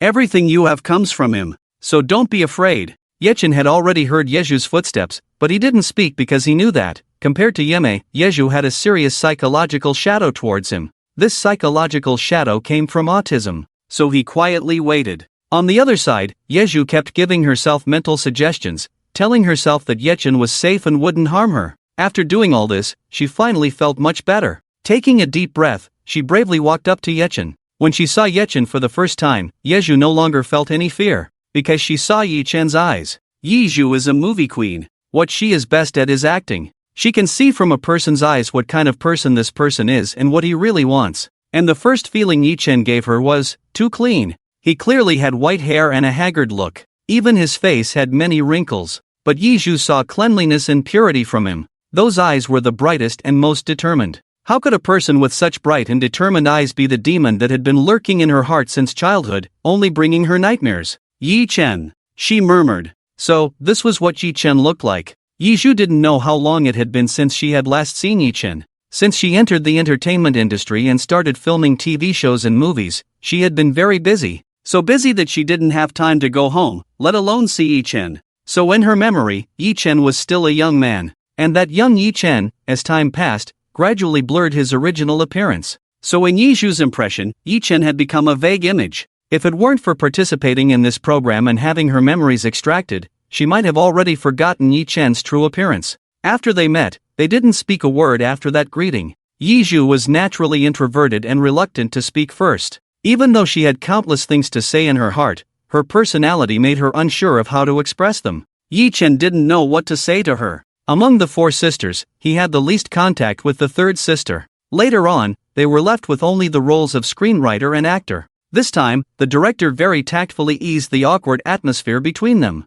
Yeju, seeing Yechen now, you must have a lot of things you want to say to him, right? Like those scripts? Why did you let her film number 8 first? He had given them a clear direction. So, they shouldn't continue to be awkward. Yechen knew that the director's words were well-intentioned. He wanted to make the atmosphere between them less awkward. He smiled and cooperated with the director to ease the tension. So, does the third sister want to know? Do you want to know why I wanted you to film this movie at that time, instead of others? Yeju was a very introverted person. But once the topic of the script, her favorite thing, was brought up, she became very extroverted and full of ideas. This matter touched on her favorite thing, and it was also something she was genuinely interested in. I want to know. She wanted to know why Yechen had wanted her to film this movie at that time. Yechen didn't beat around the bush, but went straight to the point. Because the script of this movie is the most childlike and adorable. The existence of fantasy creatures can break through your feelings of loneliness. If you had filmed this play first, you would definitely be more interested in movies in the future. This movie was full of childlike innocence and imagination. For Yeju, who had recently emerged from autism, this movie was simply perfect for her. Zhou Qiguang sighed deeply when he heard Yechen's words. Yechen, he is really kind. The sports teacher next to him was puzzled. How should we interpret the principal's words? How did it become about kindness? Zhou Qiguang said, didn't you hear it? Yechen said so much, but the central idea of his words was only one. That is, because Yeju was too closed off at that time. But what is filming? That is a place where countless people are mixed together. So many people, in fact, for Yeju, who has just come out of autism not long ago, it is very frightening for her. But Yechen chose such a script, a fantasy creature. With the existence of this fantasy creature, Yeju can pretend that it has always been with her, so that she is not afraid. The physical education teacher listened as if he understood but didn't really understand. Then he patted his head. Is my IQ really that low? Why can't I understand? While the physical education teacher was still in a state of confusion, Zhou Qiguang suddenly stood up from his seat. The physical education teacher was shocked and took several steps back in fear. No, principal, I just don't know what this means. You won't hit me, will you? Zhou Qiguang had long been used to the physical education teacher's absent-mindedness and ignored his words. I'm going to the hospital. The psychology professor immediately guessed his thoughts. Principal, please take me with you. He also wanted to see Yechen. The physical education teacher didn't understand what these two were playing at, but in any case, he understood that they wanted to go to the hospital. I'm going too. Zhou Qiguang, where are you going? You have a class later. Go to your class. Psychology professor, principal. I don't have a class, I can go. Both of them were doers. They said they were going, and the next second they walked out directly. The physical education teacher was at a loss. No, can't anyone tell me what this means? Hospital. Yeju lowered her eyes and smiled slightly. So that's it. All of this was Yechen's painstaking effort. Sister, there is actually something I have always wanted to apologize to you for. I really didn't mean to lock you in the room alone. I never thought that something like this would happen afterwards. When Yi-Chen talked about this, he was still very painful. He also felt very regretful. Although at that time he just wanted to protect Yizhu and prevent her from being harmed, he didn't know that all of his actions would eventually lead to Yizhu developing autism. In the countless days of the past, Yi-Chen always unconsciously thought, what if his sister had really completely developed autism and couldn't come out? The root of all this was his own doing. This matter had been weighing heavily on Yi-Chen's mind for a long time. I'm really sorry, sister. I should have noticed it earlier. I should have seen that your mental state was not right earlier. There were so many ways to solve that matter at the time. It wasn't just locking his sister in the room. But at that time, he chose the worst option. When Yizhu suddenly heard Yi-Chen apologize to her, she was stunned for a moment, but then quickly realized, Yi-Chen, you didn't do anything wrong. Perhaps before seeing this memory exposed, Yizhu's thoughts were definitely that Yi-Chen did it on purpose. He did it on purpose, wanting to make her autistic, wanting to lock her in the room. But after watching this complete memory, Yizhu never thought like that again. You really don't need to apologize to me. If anything, I should apologize to you. Yi-Chen just wanted to protect her. What's wrong with that? If anyone did something wrong, it should be the four sisters, right? In the past few years, as long as the four sisters were in the media or various business announcements, whenever the topic of family, childhood, and the past was mentioned, they would unhesitatingly bring up Yi-Chen. Then repeatedly, in front of the national audience watching the show, she spoke about how despicable and disgusting Yi-Chen was, how much of a scumbag he was, and how disgusting he made them feel. These rumors have accompanied Yi-Chen for more than 10 years. Yizhu bit her lip and desperately held back her tears. Because she had been rained on in her childhood, she knew even more about the taste of rain. Yi-Chen has definitely not had an easy time over the years.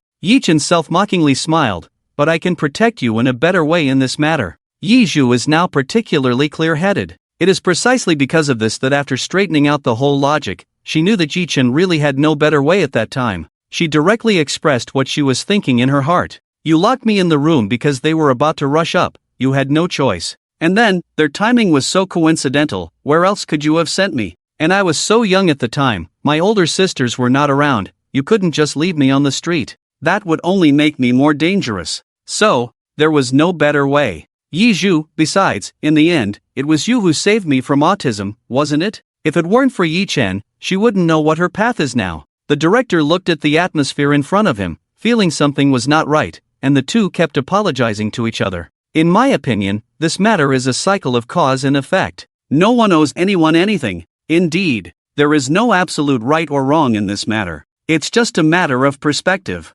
Yizhu also felt that continuing to entangle in this topic would be endless. But she didn't know what to say. But she was not willing to leave now. She wanted to accompany Yi-Chen for a while longer. If possible, she didn't want Yizhu to come in. She really wanted to talk to Yi-Chen for a while longer. But what should she say? Yizhu was so anxious that tears fell from her eyes. It was so hard to see Yi-Chen, she really didn't want to be so silent. Yi-Chen looked at Yizhu in front of her and suddenly shed tears. She was suddenly a little flustered. Sister, don't cry. What's going on? Why did she suddenly start crying? Yizhu wiped away the tears from the corners of her eyes in a panic. She had promised not to cry, so why was she crying now? She looked up and saw the gentle look in Yi-Chen's eyes. Her psychological defense collapsed in that instant. She blurted out everything she had in her mind. I didn't mean to cry. I just wanted to talk to you more. But I don't know what to say. After hearing the reason for Yizhu's tears, Yi-Chen was a little caught off guard. Little sister, she was crying because of this?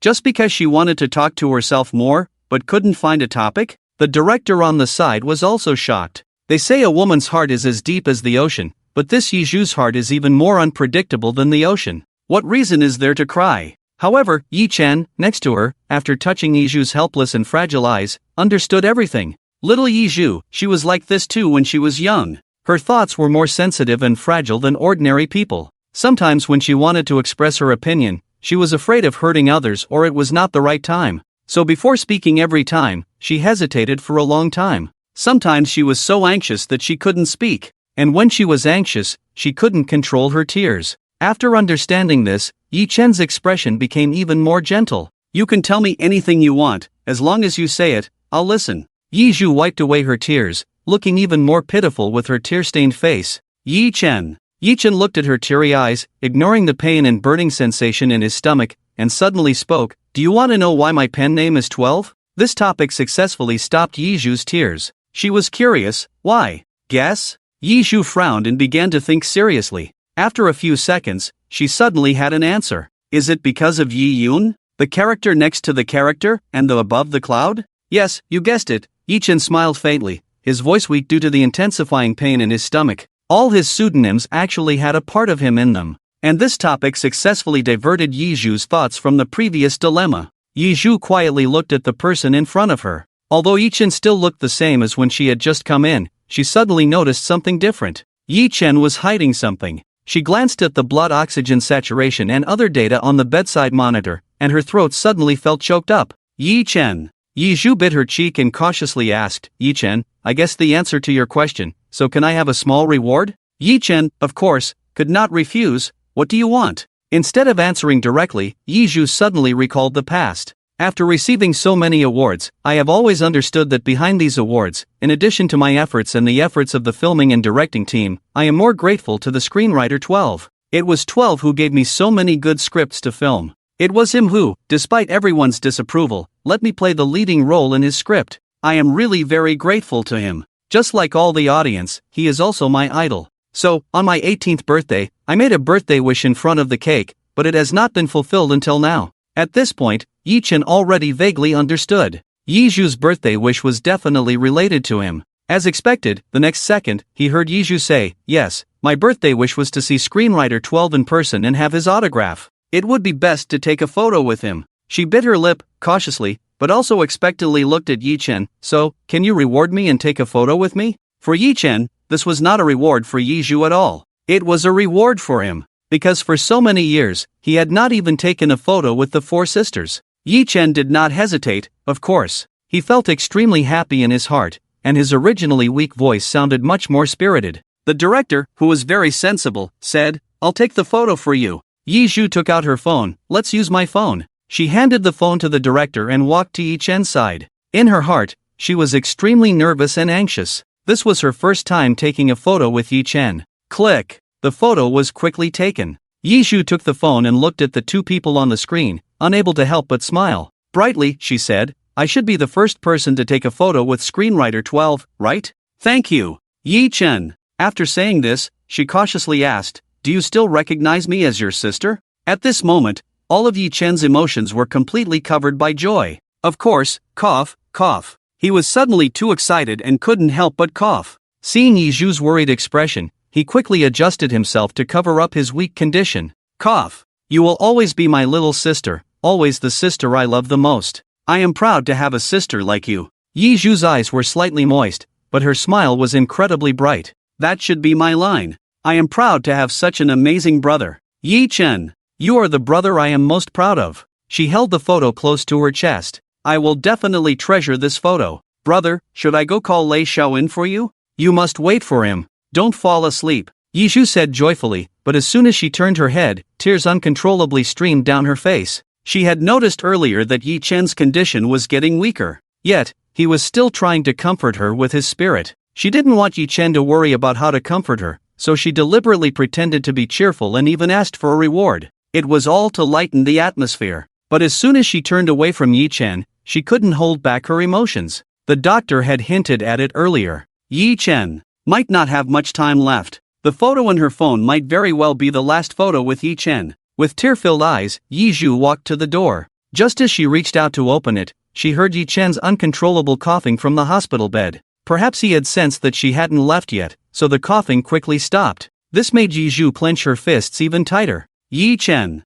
Even now, he was still concerned about their feelings. Yi Zhu opened the door and saw the other three sisters. Yi Zhu also saw her. She stood up from her seat, her eyes cold and mocking. You're all done, right? Then it's my turn to go in. Yi Zhu had been waiting for this moment for a long time. She was determined to expose the conspiracy between Yi Chen and the director. She had waited too long for this moment. The thought of exposing Yi Chen and the director's conspiracy soon made a smile appear on her face. Yi Chen, you've been pretending all along. I want to see if you can still smile when I expose your conspiracy later. Yi Zhu was about to go in, but as she reached the hospital door, Yi Zhu stopped her directly. Yi Zhu's face immediately fell. Why are you blocking the door? Without thinking, Yi Zhu said, you can't go in. Yi Chen's condition was already so bad. If the fourth sister went in, who knows how she might upset him. After all, the fourth sister still showed no signs of regret or apology during the show. So, for Yi Chen's sake, the fourth sister absolutely couldn't go in.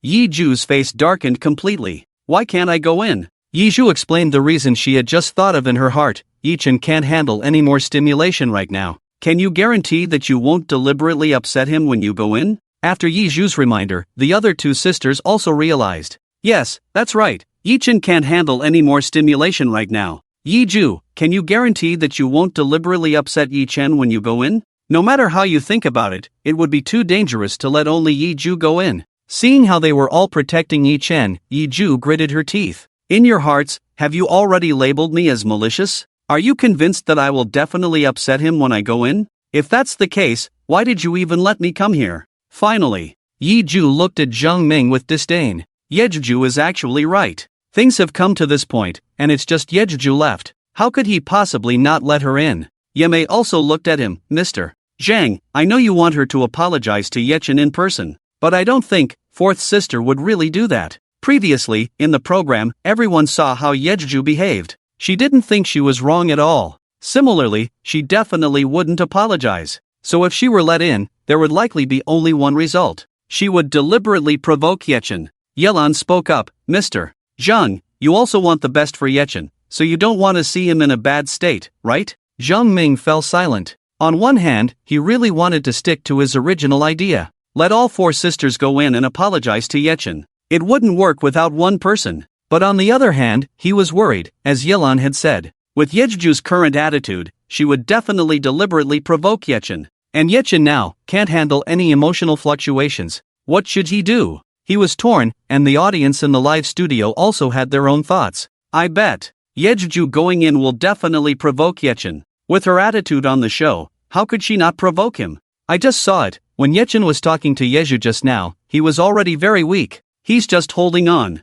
If Yeju really goes in to deliberately provoke Yechen, I don't know if he can. Don't let Yeju in. Oppose her going in. But if Yeju doesn't go in, then wasn't all of Zheng Ming's previous efforts in vain? What he wants most is to clear Yechen's name. If Yeju goes in to provoke Yechen, or has ill intentions towards him, no, I firmly oppose letting Yeju in. The barrage had already split into two factions. In the hospital, the director had been silently observing the barrage in the live studio, so he saw all these comments.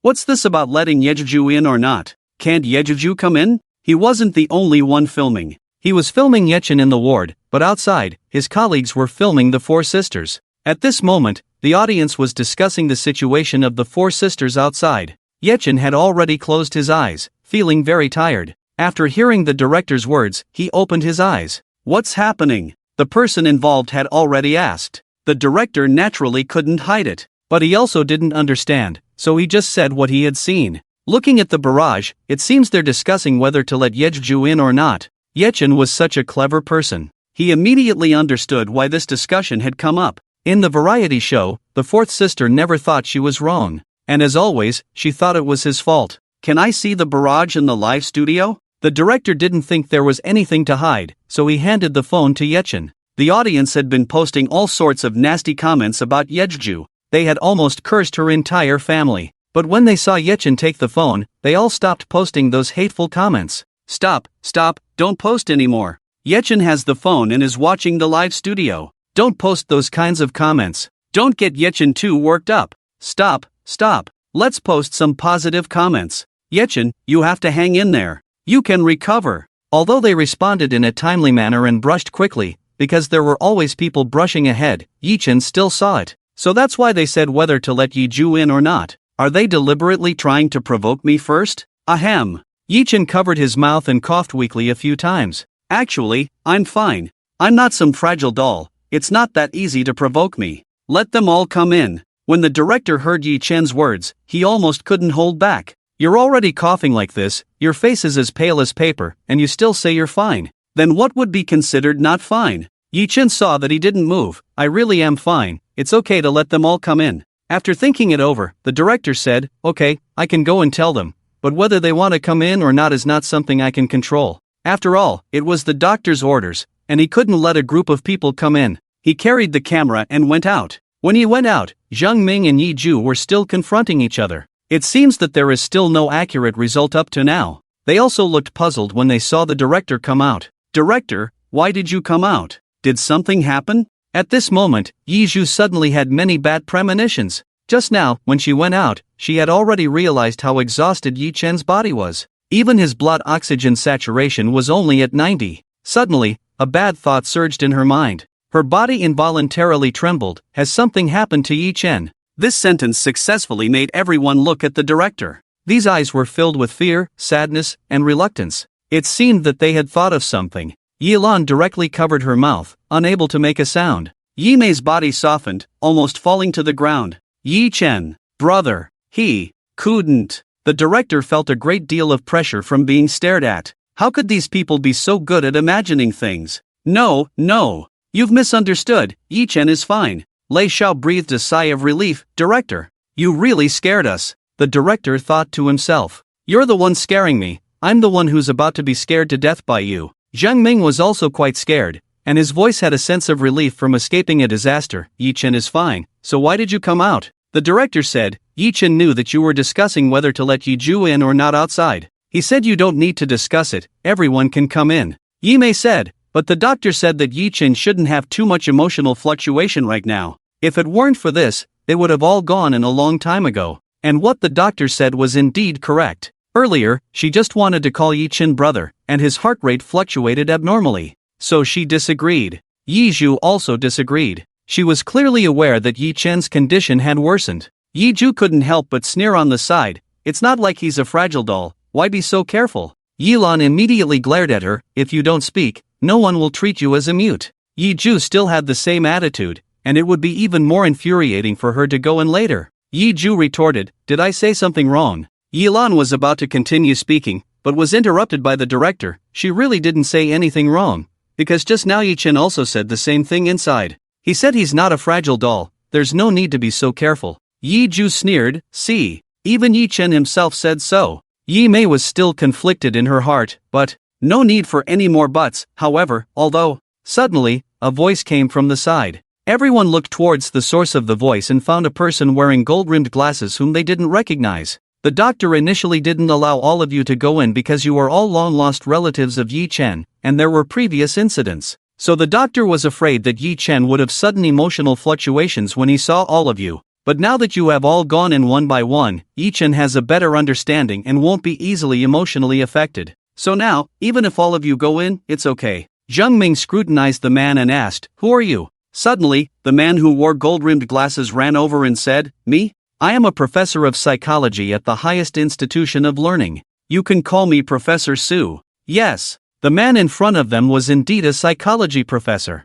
When Yi Mei saw the psychology professor, she felt familiar. When she heard his self-introduction, she immediately remembered. I remember now. Although she didn't major in psychology, Zhou Qiguang was her teacher, and she often went to the highest institution of learning. So, she had some impression of the teachers. Before she could continue speaking, Zhou Qiguang hurried over. Xiao Su is right, and Yi Chen himself said that you can all go in, which proves that he does have the psychological capacity to endure this. Yi Mei was even more shocked. Teacher. She didn't expect the teacher to come as well. Zhou Qiguang met her gaze. Mei, it's been a long time. Yi Mei replied, indeed, it has been a long time, teacher. How could the teacher come here? Could it be that the teacher also came to see Yi Chen? Zhou Qiguang did come to see Yi Chen. He had originally wanted to go in directly, but he didn't expect that they had all arrived. The matter between Yi Chen and the four sisters had not been completely resolved. The psychology professor was impatient with their hesitation. Are you going in or not?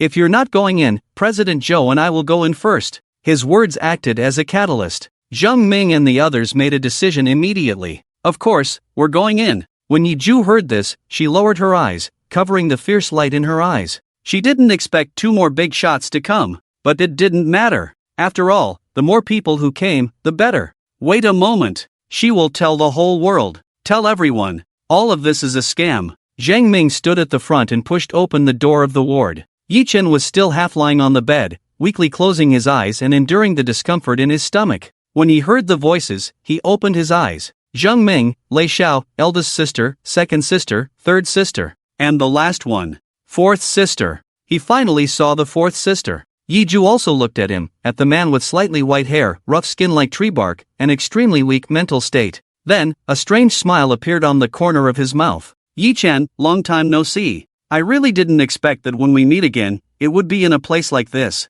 It's much easier to send you to your death. Yi-ju looked around the ward. Apart from the instruments, there was nothing else in the ward. Not to mention the familiar memory extraction machine she wore during the recording. None of it was here. Indeed, all of this is a scam. Yi-chan, you really slipped up. Do you think that by pretending to be pitiful, you can whitewash all the disgusting and despicable things you've done? It's a pity. She was very clear-headed and wouldn't be deceived. Yi Mei noticed his bad attitude and gave him a stern look. She spoke in a low voice, Yi-ju, don't speak recklessly. Yi-ju heard Yi Mei's warning and coldly smiled, closing her mouth. For now, let's make you all happy for a while. Let me see how deep your sibling bond really is. Yi-ju's silence made Ye Mei mistakenly think that she had taken it in. She felt a slight sense of relief in her heart. It seemed that the fourth sister could still listen to reason. This also proved that, in fact, the fourth sister could still communicate and listen. However, no matter what, at least she was keeping silent now, not deliberately provoking Yechin.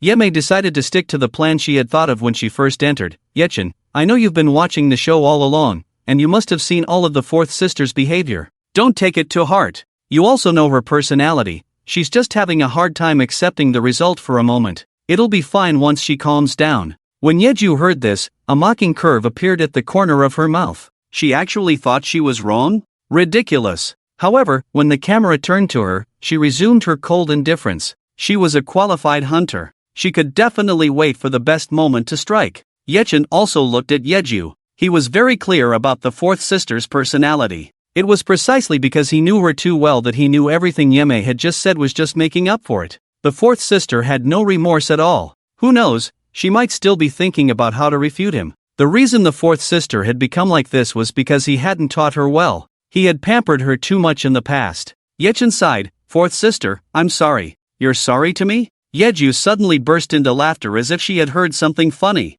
No. Is there anything for you, Yechin, to be sorry to me about? Shouldn't I be the one to apologize? I raised you, and all my songs are plagiarized from you. I was able to become Wenwu's disciple, all because of you. I have everything I have now, all because of you. Yeju said sorry, but her tone and expression were mocking. She was not apologizing at all, but rather mocking openly and secretly. Ye Mei wanted to say something, but she couldn't find any fault in her words. In the end, she could only say, Yeju, if you want to apologize, do it with a better attitude. Yeju replied, what? Is my attitude not good enough? That's right. After all, I'm standing here to apologize to him, not behind a layer of iron bars. No matter the environment or anything else, it really doesn't show my true feelings. Yelan suddenly heard her sarcasm. Yeju, what do you mean by saying these things? If you can't speak properly, then shut your mouth. Yeju looked very worried as she looked at the bedside cardiac monitor. Fortunately, the heart rate and blood oxygen saturation were normal.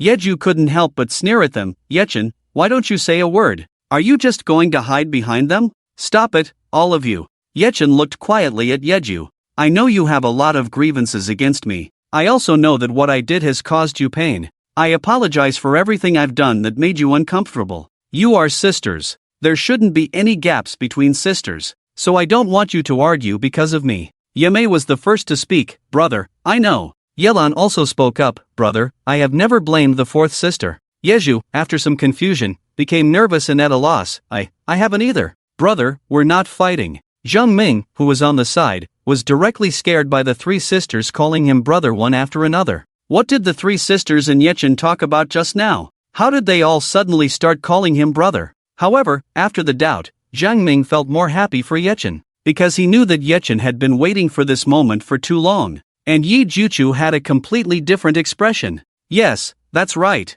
At first, she was thinking, let them act out a few more times as loving siblings. But when she really saw the scene, she couldn't hold it in. It made her sick to her stomach. Clap, clap, clap. Yi Juchu applauded. What a great play of sibling love, misunderstanding resolved, and reconciliation. It really almost brought tears to my eyes. Just as she finished saying these two sentences, she immediately became the center of attention for everyone. The director immediately turned the camera towards her. There was a hint of excitement in the director's heart. He knew it. Yi Juchu definitely couldn't stand that atmosphere. She was definitely going to cause trouble. He just didn't know what kind of trouble she would cause. But no matter what trouble she caused, the ratings for this segment would definitely explode. Just as the director had thought. This scene was broadcast live, and as soon as it ended, the barrage of comments started flooding in. Damn! What does Yi Juchu mean by suddenly saying these things? Is she trying to cause trouble again? When I saw the scene in front of me, I felt incredibly calm inside.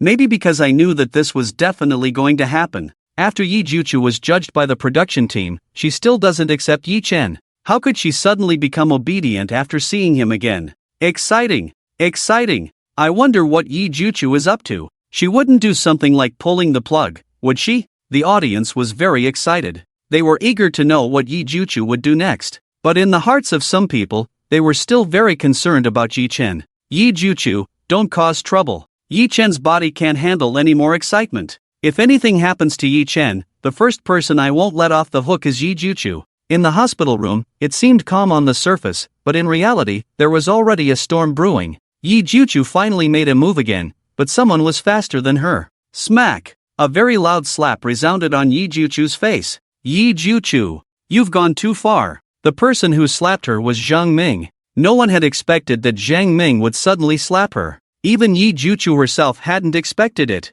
She covered her face, looking at Zhang Ming in disbelief. Then she became hysterical. Zhang Ming, are you crazy? You hit me. Zhang Ming immediately answered without hesitation, I've wanted to hit you for a long time. If it wasn't for your older sister and second sister hitting you on the show earlier, I guarantee that there wouldn't be just one slap mark on your face. Because I would have stepped in. He had really been holding back for a long time. Originally, he thought that if Yi Juchu could just stay quiet and not cause any trouble, he would let her off for now. But now it was clear that Yi Juchu clearly wanted to cause trouble. How could Zhang Ming bear it?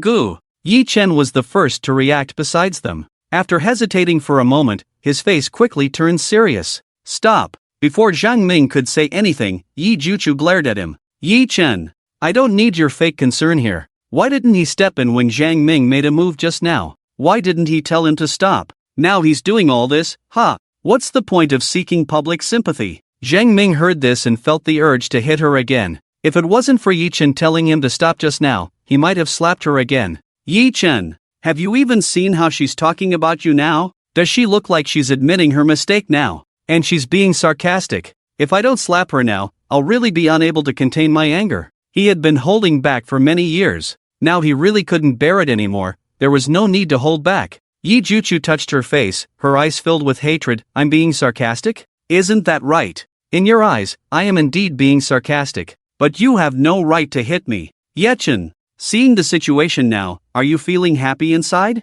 You must be feeling very pleased inside. Everyone is on your side. Everything you did to us four sisters in the past has now been whitewashed by you. Are you happy about that? Yechen did not feel very surprised when he heard these questions from Yechu. He even felt it was expected. After all, the character of the fourth sister was indeed like this. But even though he already knew in his heart what the result would be, when he really encountered it, Yechen still felt very uncomfortable in his heart. I didn't think so. Cough, cough, cough. Yechen's stomach was burning severely. He had wanted to endure it, but he couldn't help but cough when he spoke. His stomach was uncomfortable, twitching slightly, almost making him want to vomit. At the same time, Yeju noticed that his blood oxygen saturation suddenly dropped. Brother, are you okay? She hurriedly ran to Yechen's side, unable to hide her concern in her eyes. Should I call a doctor for you? Yechen grabbed her hand as she tried to press the button. I'm fine. It's just that my throat was a bit itchy earlier. Yelan also ran over. Brother, are you really okay?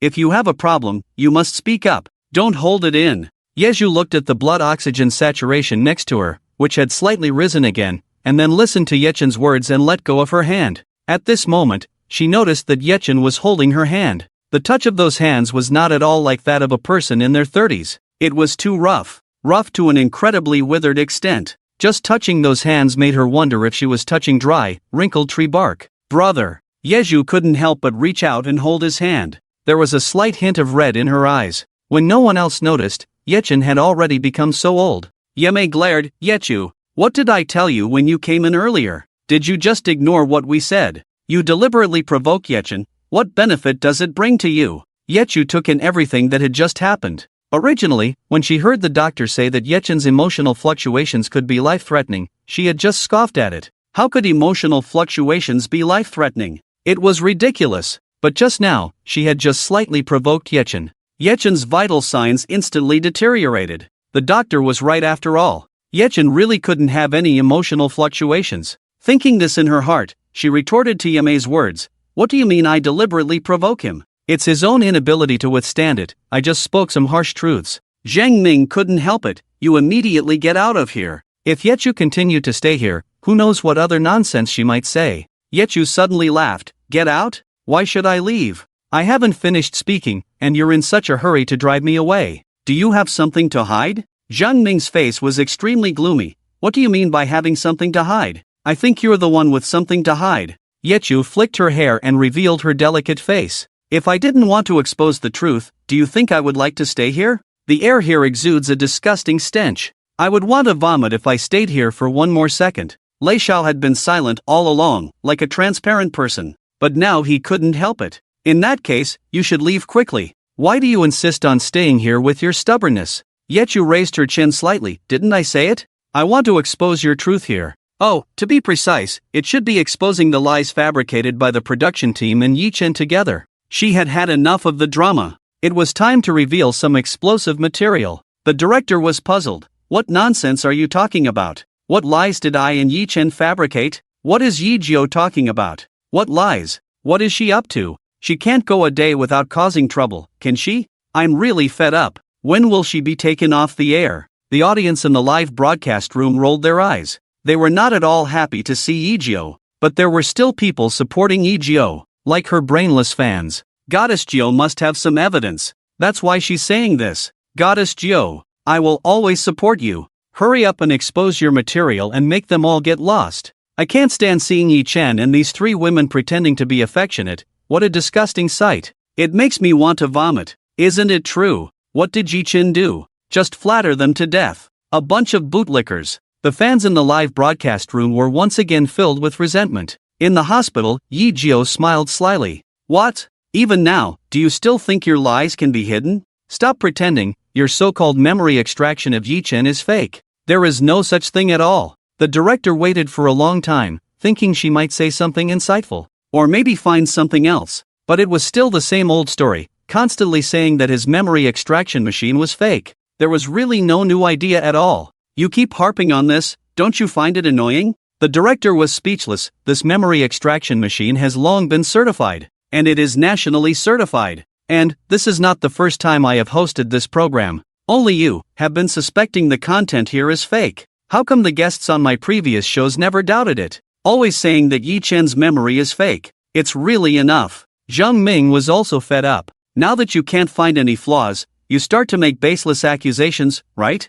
The other three sisters also looked disapprovingly at her. "Fourth sister, this has been certified many times, it's all true. Moreover, it's not just us, there are also other people involved, and their memories match the memories we extracted. Fourth sister, don't be so stubborn." Yi Jiao listened to everyone speaking for the production team and Yi Chen, feeling truly isolated. But she would not be defeated by this difficulty. The reason why it was believed to be true before was because of these so-called corroborating witnesses. But now, I have found evidence more important than any other witness. The director looked at her speechlessly, with a dismissive tone. "All right, then tell us, what is your evidence?" He didn't believe she could find any evidence. "Yi Jiao, the evidence is right here in this hospital." "Zhang Ming, this hospital?" Yi Jiao did not say everything at once. She had learned to keep a card up her sleeve. She looked at Jimei. "Before I reveal the answer, I want to ask Jimei a few questions." She did not address her as the eldest sister, because at this moment, in her heart, these three sisters in front of her were no longer worthy of being her sisters.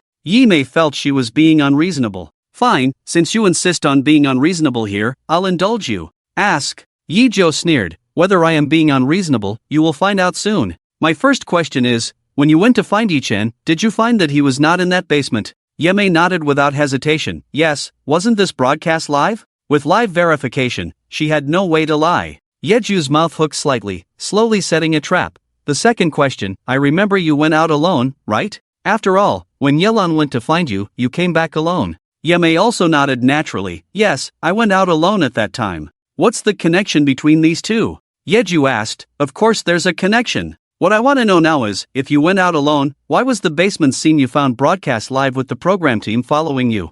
Lei Xiao felt that Yeju's questions were all nonsense and interjected, "Isn't that obvious? It's because the program team filmed it." Yeju's eyes were sinister, and she smiled strangely. "Yes, you're right. It was filmed by the team. That's why we have this footage. So, since you went out alone, why did the program team suddenly follow you?" When Yeju asked the third question, Yemei had a vague sense of what she wanted to ask. Sure enough, when Yeju asked the last question, she instantly understood. Her memory was rebooted. The doubts and suspicions buried in her heart at that time resurfaced. Yes, when she found the basement and encountered the program team, she had the same thought as Yeju, that the program team was lying. After all, the program team had previously claimed that Yechen was with them. It was because Yechen was with them that they were able to extract his memories and play them synchronously. But if that was the case, why did she encounter the program team when she went to the basement? Was it because the program team was also looking for Yechen? Were they all lying? Yemei was deeply shocked by this speculation,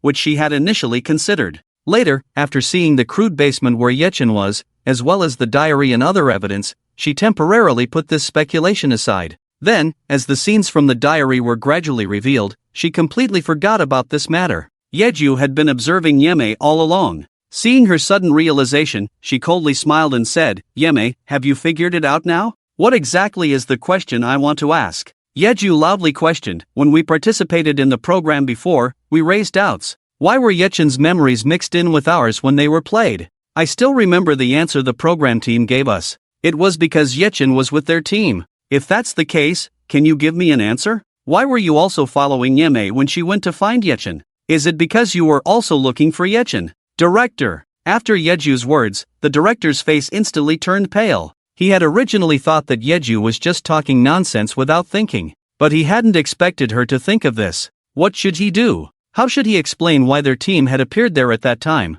In the live broadcast room, Yeju's fans were already boiling with excitement. The director's team said Yechen was with them. Then why did they follow Yemei? It's because Yechen wasn't with the director's team at all. So they were also searching. That's it. Yeju is amazing. Her intelligence is invincible. Ah, I knew my goddess wouldn't be someone without a brain. Always loved Yeju. The director's face has turned pale. It seems he can't explain either. Because the director is a liar. He definitely can't explain it. The live broadcast room was filled with joy. In the hospital, Yi Chen's expression was inexplicable. He had watched the entire live broadcast and naturally knew the wording given by the production team. This wording was really untenable. The production team was probably also puzzled as to why their own memories were inexplicably mixed in. If it weren't for the system and his mind playing tricks, he doubted anyone would know about the things he had done. Yi Chen couldn't confess about the system. This matter was just too unbelievable. If the production team couldn't provide a reason, Yi Ju would definitely categorize this matter as fraud.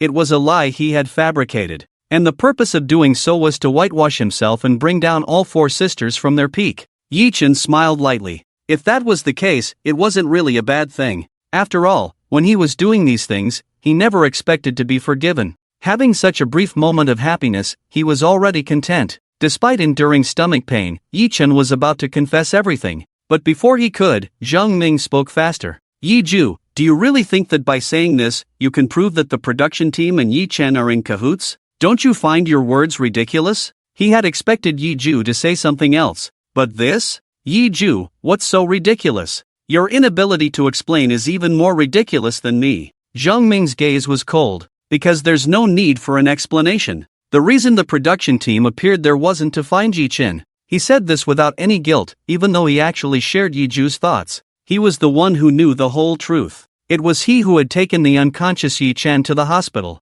So, this verified that the production team had indeed lied. They had indeed come to find Yi Chen. But all of this was unimportant. After all, if he admitted to this, wouldn't he be falling into Yi Ju's trap? Can't the reason the production team appeared there be because they knew that Yi Mei wanted to find Yi Chen and went to film material? To film Yi Mei's reaction? Zhang Ming looked at the director as he spoke, clearly implying something. He had already paved the way for the production team. If the director wasn't foolish, he would know to follow the path Zhang Ming had laid out. At this moment, Zhang Ming was actually more worried than the production team about this matter being exposed. The director wasn't foolish. After receiving the hint from Zhang Ming, he immediately spoke up. "That's right, that's correct." He was even better at perfecting the story than Zhang Ming. "We received information that Yi Mei was going to find Yi Chen. Our production team knew that Yi Chen lived in a dirty place. so we immediately decided to go and film Yimay's reaction to this. So our team also appeared there, and we filmed the whole scene.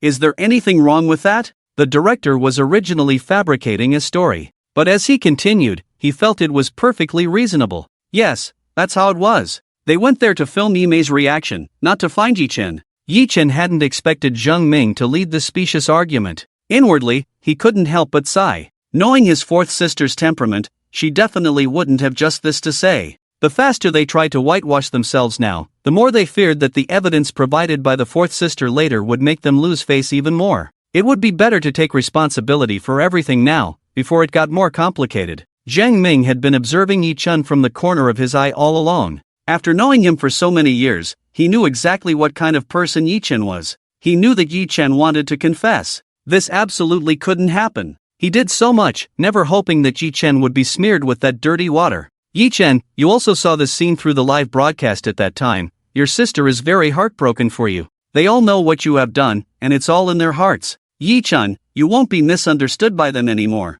The implication behind Zheng Ming's words is to stop Yi Chen. Yi Chen understood the meaning behind his words. Zhang Gu. Cough, cough, cough. He was a little anxious and couldn't control his coughing. Zheng Ming had more reason to say, your health is not good now, so don't talk too much for the time being. The implication was to see how he could wriggle out of it. Yi Ju listened to their wrangling on the side, and the smile on her lips deepened. When she asked those questions, she had already thought about their responses. Sure enough, the reasons they gave were exactly as she had imagined. Yi Ju couldn't help but burst into laughter at the thought. Ha ha ha, it's ridiculous. When you were fabricating this story, did you even use your brains? Yi Ju laughed until tears came out of her eyes. The director said, we didn't fabricate anything. What's the need for using our brains? Yi Ju wiped away the tears from laughing. Then you are simply brainless. Because if you had used your brains even a little, you wouldn't have said such things. Because this whole hospital is evidence. You can lie and say that Yi Chen has always been with your program group, but the broadcast time won't lie. And Yi Chen's admission time won't lie either. Do you really think you can be perfect? Do you really think I'm stupid and wouldn't have investigated first? Yilan felt that something was wrong. Yi Ju, what do you mean by that? There was a smug look in Yi Ju's eyes and eyebrows. While each of you came in and played the deep sibling affection with Yi Chen, I was collecting evidence. And now I have all the evidence in my hands. She had been trying to collect evidence from the moment she entered this hospital. And the fact was just as she had expected. Yi Chen and the program group were lying. Yi Ju smiled eerily. Do you really think I wouldn't have thought of the excuses you would use to refute me? No, I have thought of them. The words you just said will become another piece of evidence for me. The director, looking at her confident appearance, felt a little anxious in his heart. What evidence has this Yi Ju really collected? Although he felt uneasy, the director couldn't show it. He could only endure the panic and force himself to speak. You keep saying you have evidence, then show it. Anyone can talk, who can't?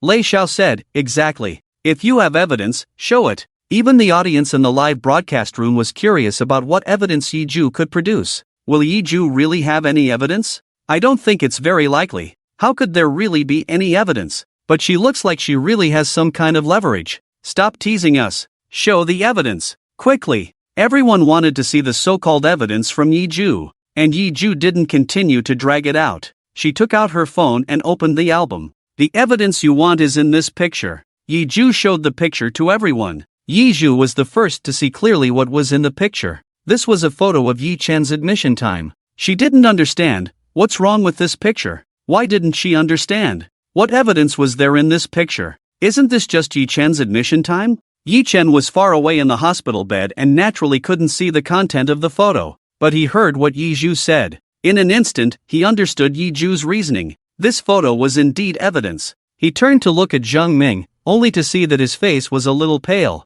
It seems that Zhang Gu also understands the purpose of this photo. Yi Ju handed the photo to the camera. Everyone can see clearly, this is the time when Yi Chen was admitted to the hospital. It was at 15:33 on the 21st at noon. After saying this, she looked at Yi Ju. You just asked me, what can this admission photo prove? I can tell you now. From 15:20 to 15:46 on the 21st at noon, Yi Chen's memory scene was being extracted and broadcasted. Yi Ju turned to the director, with a victorious smile on her lips. I would like to ask the director, how can Yi Chen be admitted to the hospital and have his memory extracted at the same time? The director was suddenly speechless. He hadn't thought of this. Zhang Ming's face was extremely gloomy. He had modified a lot of information, but he had forgotten about this. The atmosphere fell silent. Breaking the silence was Yilan. I thought it was something else. Can't Yi-chun wear a memory extraction machine while being hospitalized at that time? Yi-ju burst into laughter after hearing this. Yilan, why don't you guess why the director didn't dare to say this when I raised this question?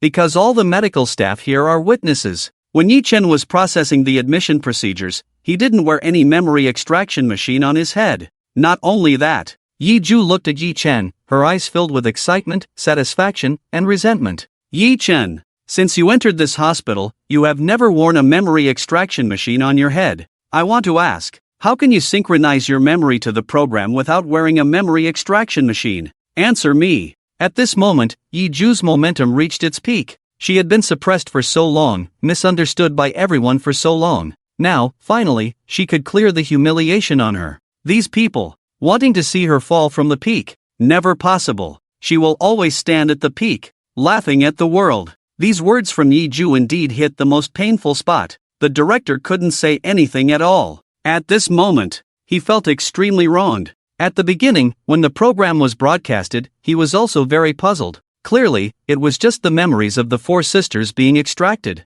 How could Yi-chen suddenly appear? In order to prevent the credibility of the program from being questioned, he could only discuss with the expert team, saying that Yi-chen was also wearing a memory extraction machine in their program group. That's why his memory scene could be integrated with the memories of the four sisters. Unexpectedly, telling one lie would lead to countless more lies. The director resented it. If the situation allowed, he also wanted to shout and question Yi-chen loudly. How could your memory appear in my program? And at this moment, the three sisters looked at each other, and Yi-mei spoke first. Yi-ju, how can you be sure that Yi-chen didn't wear a memory extraction machine on his head? He doesn't have it on now, but the program has ended. It's normal for him not to have it on now. Yi-ju sneered, your question makes me feel like you have been brainwashed by Yi-chen. There are so many medical staff here. You can just ask anyone casually to know whether I am lying or not. This is a very simple lie that can be easily exposed. If Yi-ju hadn't asked personally, how could she dare to boast like this? Yi-mei also seemed to understand this, so she didn't move. This lie was too easy to expose. Yi-ju didn't need to lie about this. The atmosphere fell silent once again. The smile on Yi-ju's lips grew bigger and bigger. What's wrong? Why is everyone silent? Is it because there's nothing to say, or are you thinking about how to make up for the lie after it's been exposed? Yi-chen, say something. Why are you acting like a mute now? Do you think not speaking will make this matter disappear? Yi-chen had nothing to say. He had known from the beginning that it would come to this. That's why he had wanted to stop Zhang Ming earlier. The atmosphere was eerily quiet. At this moment, Yi-ju felt like she had reached the peak of her life. You have nothing to say, you don't go find witnesses. I will. I want all of you to acknowledge and accept the truth. Instead of trying to smear my name, saying I am mentally disabled, saying that I am making up stories here. Yi-ju really went to find the medical staff. When the nurse arrived, she thought something big had happened. But as soon as she entered the ward, she felt the strange atmosphere. She felt a bit uneasy and asked, what's wrong? Has something happened? Why is the atmosphere so strange with this group of people? Yi-ju put her hand on the nurse's shoulder, signaling her to relax. Nurse, I have a question for you, and I just need you to answer truthfully. The nurse replied, what question? As long as it's something I know, I can answer. Yi-ju asked, the question I want to ask is simple. Since Yi-chen came to your hospital, have you ever seen him wearing this kind of device on his head? She took out her phone. On the screen of the phone was a screenshot of the program recorded by the four sisters. They were wearing a memory extraction device that looked like a helmet. The nurse took a quick look and shook her head firmly. No. Yi-ju's smile became even brighter. Was it that he didn't have it when he was admitted, or has he never had it since being admitted? The nurse was very certain, he has never had it since being admitted. When the director heard this, he had only one thought in his mind, it's over. Everything is over. His mouth and throat felt dry, and he forced a smile. Nurse, do you want to think carefully again? Maybe he had this device on his head, and you didn't notice. The nurse was tempted. Why were they fixated on this? I really didn't see it. I have been on duty these days, and Yi-chen is my patient. I definitely know his condition. I remember very clearly, he has never worn this kind of helmet. After she finished speaking, she noticed that the atmosphere in the ward became even more strange. She hesitated and asked, what is this helmet? Is it something important? Has it been lost in this hospital? Yi-ju interrupted with a smile, no, it hasn't. Thank you, nurse, we have no other questions. You can go back to your duties. She quickly dismissed the nurse. After the nurse left, Yi-ju looked at everyone again. I have brought the witnesses for you. Do you have anything else to say now? The balance of victory had completely shifted in her favor. She was the one who could ultimately achieve victory. Yi-ju turned to look at Yi-chen. Her lips moved silently. Yi-chen, do you want me to die? Absolutely not. What doesn't kill me only makes me stronger. Yi-chen, today is your deadline. The camera broadcasted the scene in the ward in its entirety. In the live broadcast room, many viewers who had originally supported Yi-chen suddenly turned against him. Could what Yi-ju said all be true? The evidence has been found. Could it be that Yi-chen and the production team really conspired to deceive us? Damn! What a shocking turn of events. I'm completely stunned. I'm also a nurse working at this hospital. I remember now. When I saw Yi-chen, he definitely didn't have a memory extraction device on his head. So how were his memories extracted? Damn! So this is really a scam. I knew it. Yi-chen is a scumbag. How could he possibly be the kind and bright person in my memories? Damn it, my values are shattered. What kind of disgusting thing is Yi-chen? The way he's trying to whitewash himself is too extreme. I've said it before, Yi-chen is a scumbag. He's a waste. You don't believe me. You insist on supporting him. You think he's really amazing. Sob sob sob. I knew it. I knew my goddess Jujube is innocent.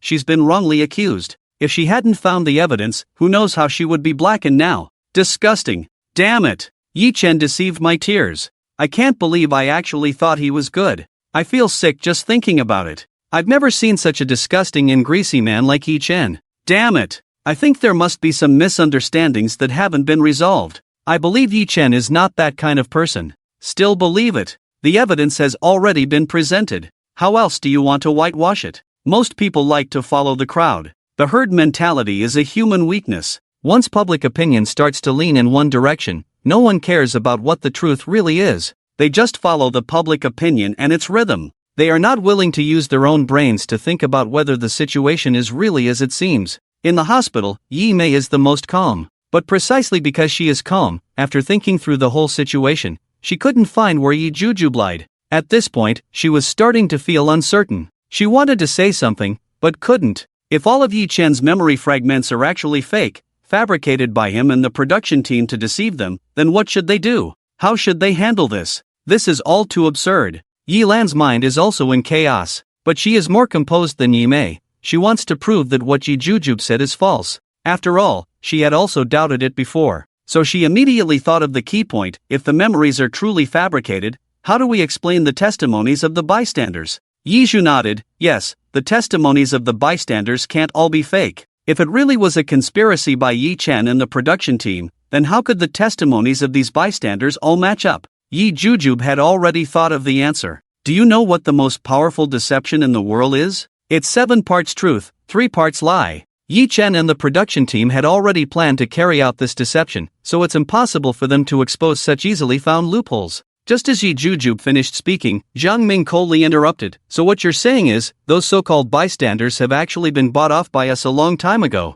and all those perspectives from the bystanders are actually all fake. Yi Jujube also responded with a cold smile. I didn't say that, but there's a high probability that it might be like that. Jiang Ming was driven crazy by his speculation. Ridiculous. How could so many memory scenes be faked? They had been recording this program for a long time. If they were to tamper with all these memories, how much effort would that take? When Yi Jujube said this, it was truly laughable. Just look at how many memories there are. How much effort would that take? Why would the production team do this? The audience who were on the fence felt that what Jiang Ming said made some sense. Yeah, with so much work. If the production team really tampered with everything, they must have gone crazy. This live broadcast has been going on for so long. The amount of footage is already comparable to a series of a short TV drama. If the production team really wanted to do this, they would have gone crazy, right? Is there something going on here that we don't know about? Yi Zhou reasoned. In this world, everything is done for the sake of profit. As long as there is a benefit, people will do anything.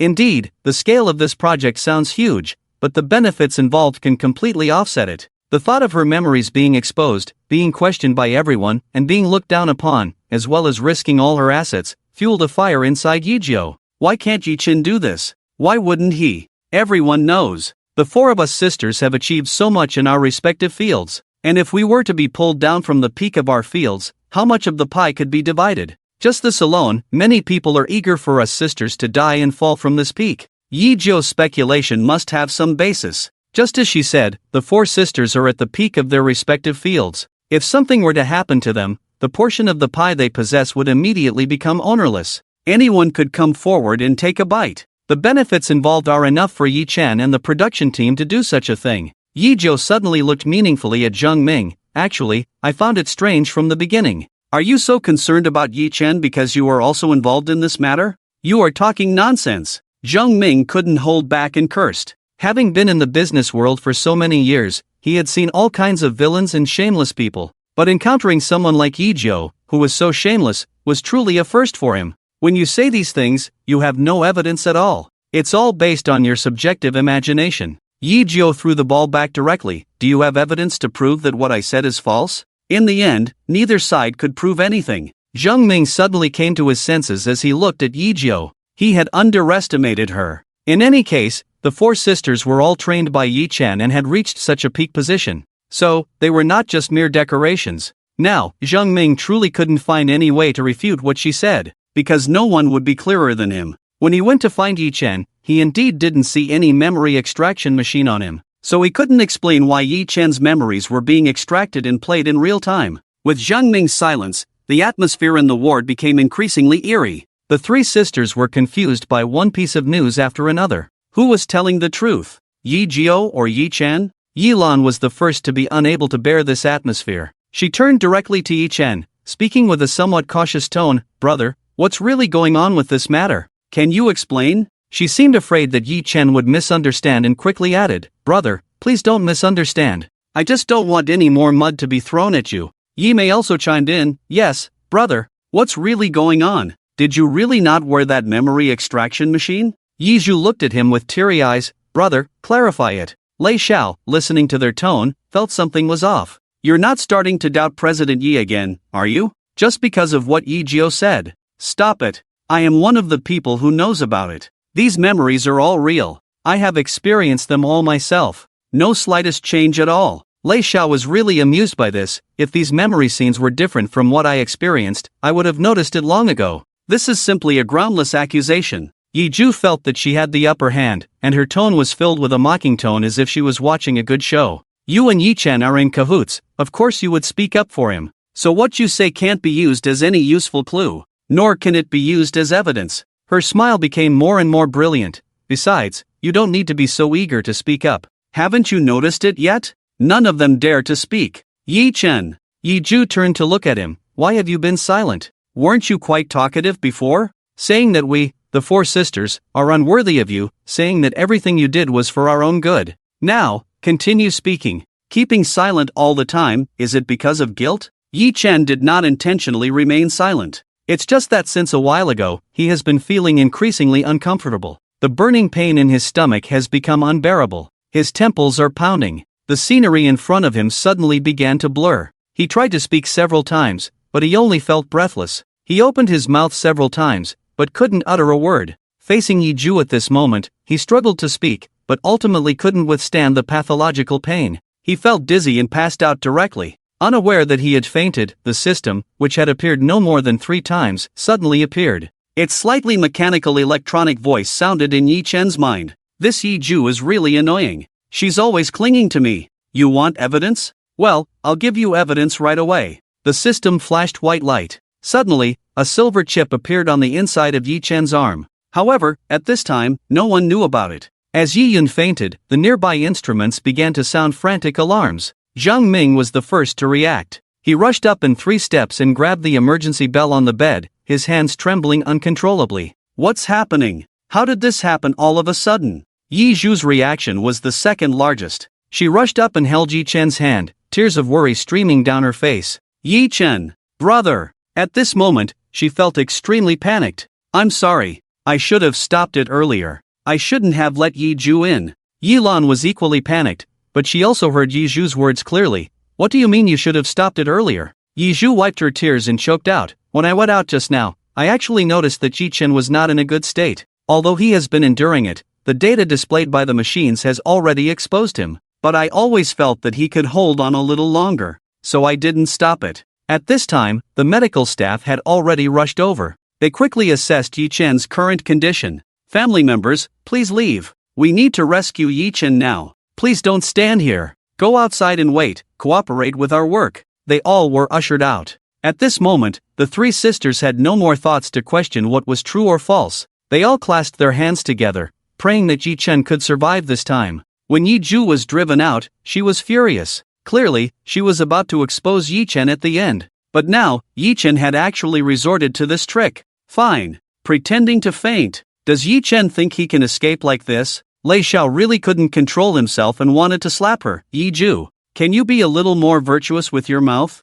Yi Chen is already in the middle of being rescued. What more do you want?" Yi Ju narrowed her eyes. "What more do I want? I seriously suspect that Yi Chen fainted on purpose because he couldn't answer my question. Because this whole thing is fake. He can't explain it at all. So he had to resort to fainting, trying to escape from it. The situation has already progressed to this point. Can't you all tell who is standing on the side of truth?" The brainwashed fans in the live broadcast room have started to go crazy. Goddess Ju is right. If Yi Chen didn't have something to hide, why would he suddenly faint? I think it's just like the goddess said. This so-called program is actually a complete scam from start to finish. The production team can't explain it at all. It's definitely a scam. It has to be said that because of Yi Chen's fainting, all the audience gradually started to believe what Yi Ju was saying. No way, after teetering on the edge of being proven wrong, am I going to be proven wrong again? Who can tell me the truth? My head is about to explode. Who can tell me the truth? I'm starting to feel like what Yi Ju said is becoming more and more true.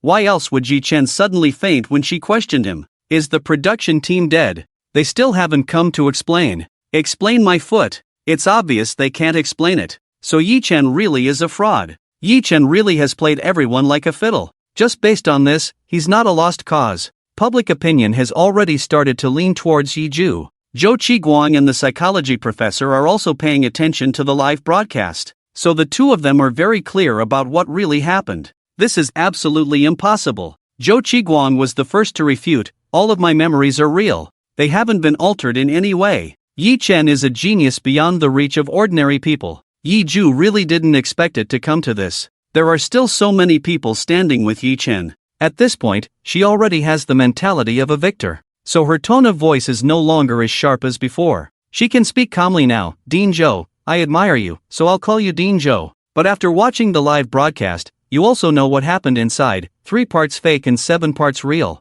Maybe those parts of yours are real, but you can't just blindly believe that all the other memories are real." Zhou Qiguang's eyes were cold. "Exactly because of this, I say everything you're saying is nonsense. Yi Chen is the most talented genius I've ever seen. If he really wanted to, as you said, to become famous, to gain huge benefits, then why didn't he start self-promoting at a young age? The game companies he started can't be fake. Those real achievements can't be fake. The amount on that galaxy card can't be fake. He can become a god on his own. So why would he need to steal the credit from you 4 sisters? Zhou Qiguang is indeed a dean." He immediately hit the key point. Yi Ju stiffened. She had deliberately ignored this point before, but she quickly thought of a counterpoint. Why not? A person's state of mind can't stay the same every moment. His current thoughts don't mean he'll still have the same thoughts in the future. It's very possible that Yi Chen regrets it now. Regrets transferring so much money to us. So he came up with this trick, trying to drag us into hell. To accompany him. The psychology professor uttered 4 words of truth. "Nonsense. If he really regrets what he has done and wants to drag you all to hell, as you think, then he wouldn't be behaving like this. Moreover, you keep saying he's faking it, but why haven't the doctors and nurses inside come out? Although we can't see what they're doing behind the door, they must be able to see, as they are using the medicine from the ambulance. If he's really faking it, why are they still using medicine?" Several questions successfully cleared the suspicion of faking it that was mentioned by Yi Ju earlier. Yi Ju couldn't continue to hold on to this point, but it doesn't matter. Anyway, she is now in an unbeatable position. After all, Yi Chen has no way to explain how he, who did not wear a memory extraction device, could play back his memories in sync. So Yi Ju generously took a step back. Okay, even if he didn't fake it and really fainted, so what? He didn't wear a memory extraction device. Just this point alone, you can't easily clear the suspicion. Let's skip over this matter. It's been almost 10 minutes since I raised the question. You still can't produce any evidence. Director, if you can't produce it, you better admit it sooner. Perhaps the judge and the police will forgive you, and admitting it in time will lighten your punishment. The director's face turned pale. He was truly speechless at this moment. He was extremely angry. Which one of his subordinates colluded with Yi Chen? Or was it a problem on the side of the expert group? How dare they do these things behind his back? This is bad. The reputation and credibility of their program group are completely ruined, and that's not all. If they get involved in legal trouble because of this, it would be extremely unfair. To admit or not to admit? The director looked at Yi Ju's confident expression, and one of the two choices gradually gained the upper hand. At this point, apart from admitting it, there is simply no other way to go. Confess. Perhaps after confessing, they could still try to reduce the sentence. The director took a deep breath and said, "I admit it." As soon as these three words were spoken, the three sisters and Zhang Ming all looked at him. They were shocked. In unison, they exclaimed, "What?" The director quickly replied, "That's right. Everything is just as Yi Ju said. Yi Chen's memory has indeed been tampered with." When Yi Ju heard this, she was as happy as if she had won a championship. She laughed wildly, "Ha ha ha, you admitted it. You finally admitted it. So the one who's wrong is not us at all. What plagiarism! What genius! What monster! They're all fake. Yi Chen is not real at all. The person presented in his memories is not real. He is a demon and scum. He wants to drag us four sisters from the peak to hell." Yi Ju had never felt as clear-minded and relieved as she did at this moment. She had been suppressed for so long, slandered for so long. Finally, she can clear her name. Compared to Yi Ju's exhilaration, the three sisters at this moment had widened their eyes, feeling their minds in chaos. The director admitted it. This also means that Yi Chen's memories have indeed been fabricated by them. The impact of this statement was too great for the three sisters to know how to react. How could this be? So Yi Chen was not really good to us four sisters?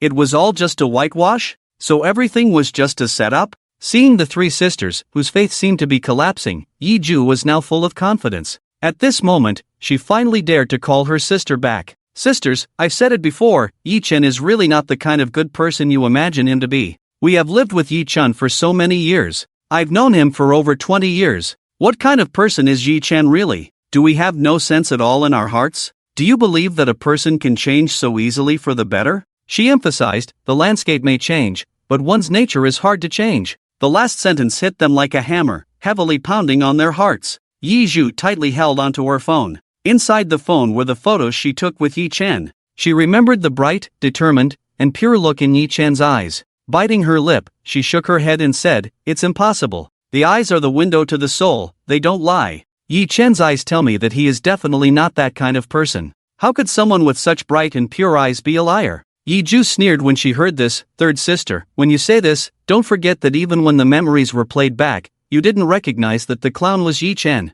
When second sister asked you, you were just as confident." Yi Ju couldn't say anything. So, she was deceived again, right? Yilan pressed her temples, also doubting life. "But the clown did appear in my memories. The clown is definitely not fictional, he is a real person." Yi Ju replied, "Second sister, the clown is a real person, that's for sure, but whether the clown is Yi Chen is still doubtful. After all, memories that indicate the clown is Yi Chen do not belong to any of us four sisters. In other words, the production team could have completely fabricated this. This is what I said earlier, the most real lies are 7 parts truth and 3 parts falsehood." Yilan was speechless. So, all of this was actually false? Did Yi Chen deceive them again? Yi Mei sat down on a nearby chair, her gaze vacant. Her mind was in chaos, unable to think. In other words, it's very likely that Dust Grandpa is not Yi Chen either. This is also a false memory created by him and the production team. How could this be? But even if they didn't want to believe it, the naked evidence was already in front of them.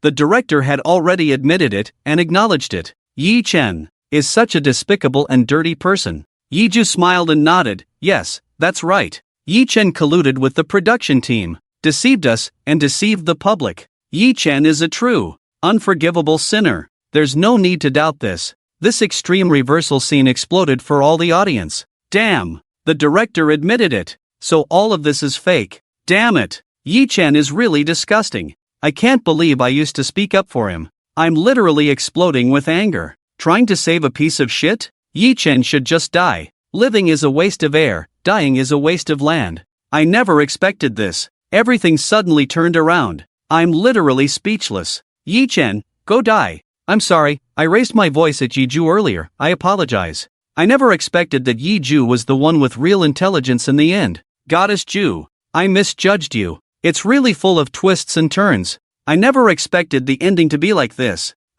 Just thinking about how I used to speak up for Yi Chen makes me feel sick. Yi Chen is truly scum. There's no way to whitewash this. Zhang Ming's diary must be fake too. They are all in cahoots. If they weren't separated by a screen right now, they would really go and beat someone up. They were deceived. This is simply a great humiliation. In the hospital, Zhang Ming's face turned extremely pale. You're talking nonsense. He didn't expect the director to suddenly turn the tables. The director had already admitted it, so naturally, he had a dead pig not afraid of boiling water look. I didn't make it up. I've already made it clear. I didn't give Yi Chen any memory extraction device to wear. But, as for the expert group, I really don't know what's going on over there. At this point, the director naturally wanted to do his best to clear himself. In this way, of course, the responsibility had to be shifted to someone else. It's time for the expert group to take the blame. Anyway, none of the people in the expert group are around now, so he can say whatever he wants. With this in mind, the director became more and more emboldened in his speech. It's very likely that the expert group and Yi Chen reached some kind of agreement, then deliberately caused trouble. This has nothing to do with me. I don't know anything. Zhang Ming was so angry that his head was spinning. He had known Yi Chen for so long. How could he not understand what kind of person Yi Chen was? Everything Yi Chen did was for the sake of the four sisters, so those memories couldn't possibly be fake. Although he didn't understand how Yi Chen, without wearing a memory extraction device, could synchronize those memories to the live broadcast, but he had never doubted that some of the memories were fake. Yi Ju didn't care about all this. Everything was developing according to her wishes, so she was the happiest person. But when she heard the director trying to clear himself, she was also very unhappy. As the chief director of this program, how can you not know anything? The director quickly spoke up. Why can't I? First of all, I'm not in this program group 24 hours a day. Isn't it normal for things to happen that I don't know about? Secondly, the expert group is not in the same group as our program group. If they want to do something behind the scenes, I simply can't know. Thirdly, and most importantly, these memory images and the memory extraction device were all done by the expert group. So those fake images must also be their doing. In conclusion, I really don't know anything. Don't blame me for anything. The director had completely cleared all his relationships. After completely clearing himself, he was very pleased with himself. Now, no matter what, if it really came to court, he would be the least responsible. After all, he really didn't know anything. And that was the reality. On the other side, the people from the expert group were also watching the live broadcast. Seeing the director shamelessly pushing all the blame onto them, they were furious. I have never seen such shameless person. He actually pushed all the blame onto us. We didn't do any of these things at all. He's just talking nonsense. I wish we hadn't cooperated with this program group. This director is simply disgusting. Professor, what should we do? Now everyone thinks we have reached some dark deal with Yi Chen, but we clearly haven't done anything. Lu Zhua, this despicable person. We can't let him destroy our reputation. I'm going to the hospital right away. I'll explain the whole story of this matter. The people from the expert group set off in a huff and rushed to the hospital. And in the hospital, the atmosphere was completely different from before. Even their mindset was completely different. When the three sisters came to this hospital, they were full of guilt towards Yi Chen and had been thinking about how to compensate him. But now, after the director's apologies and attempts to clear the relationship, their mindset had changed. So we really were deceived by Yi Chen. So Yi Chen is really a despicable person. We shouldn't have believed him based on memories. They gritted their teeth and looked fierce. They were now filled with resentment, which was as strong as their previous guilt. They were actually deceived again. Yi Chen, unforgivable crime. Yi Ju was inciting on the side. Sisters, it's not your fault at all. It's all Yi Chen and that expert group's fault. They are confusing right and wrong. They deliberately want to drag us from heaven to hell. Yi Mei didn't know what expression to use at this time. She was already furious. I even called him brother. I didn't expect. Yi Lan sneered. I also doubted before. Yi Chen was not there. How did these memory images come about? I believed what the program team said. What a load of nonsense, brother.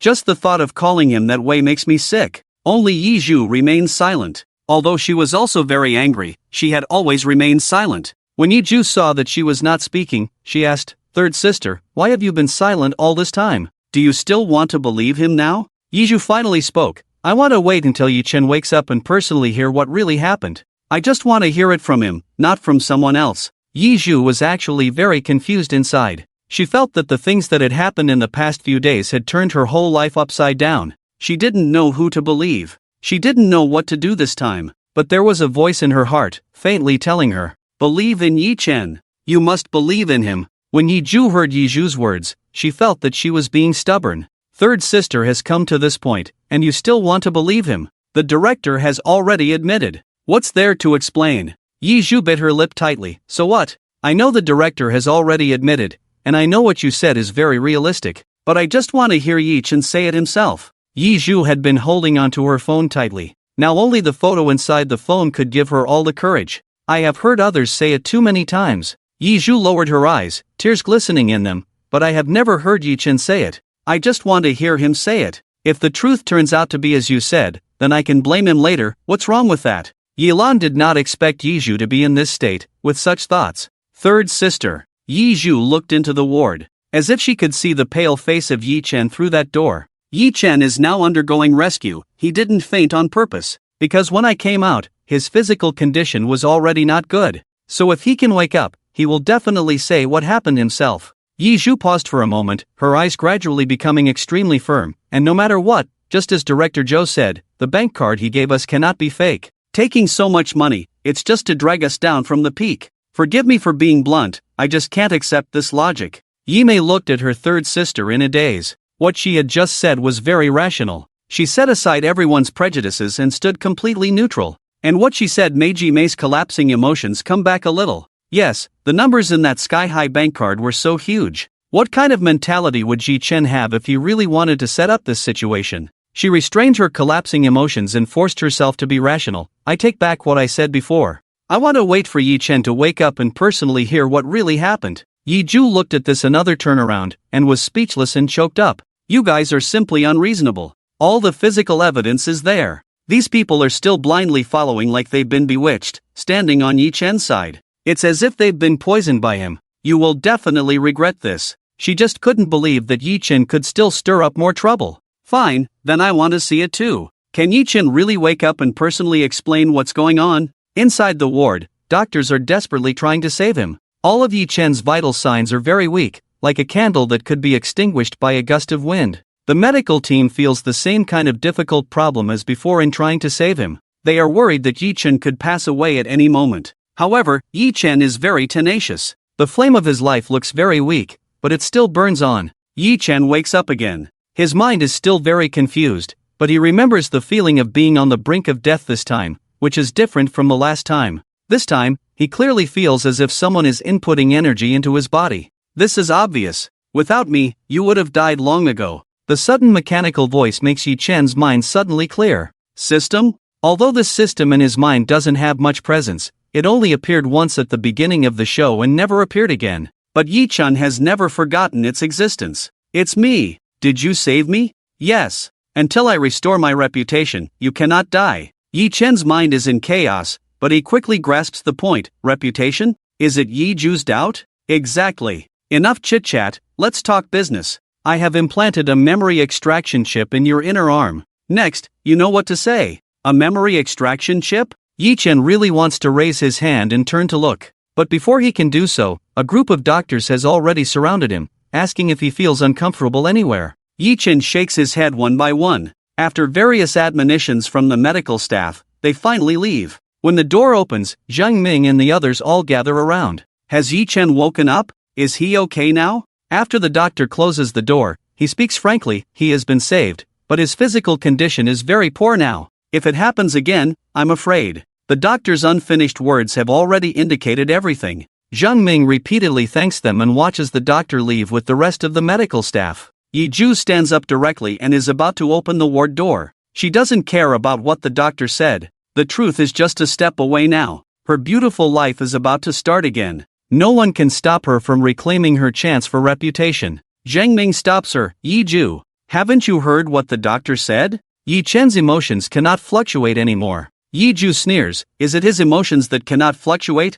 or is it that he dares not face us and speak the truth? Mr. Zhang, you have repeatedly obstructed me. It seems that in this matter, you have gained quite a bit of benefit. Zhang Ming's face darkens. You are completely talking nonsense. Yi Zhu says, am I talking nonsense? Let me in, let Yi Chen tell the truth, and it will be over. This matter is extremely important to her. Zhang Ming cannot stop her. Moreover, this matter is not just about Yi Ju wanting to clear her name. Everyone wants to know the truth. Everyone wants to hear what Yi Chen has to say. So Zhang Ming has no way to stop them. They all rush in. Yi Chen's complexion is actually not good. When the camera captures him, all you can see is his pale face, like a piece of paper. Yi Ju couldn't help but feel a pang in her heart when she saw his pale face. Yi Chen's complexion was extremely pale, even paler than when she first noticed something was wrong with him. She couldn't help but speak up. Yi Chen, are you okay? Do you need to rest for a while? Whether there's an explanation or not doesn't matter.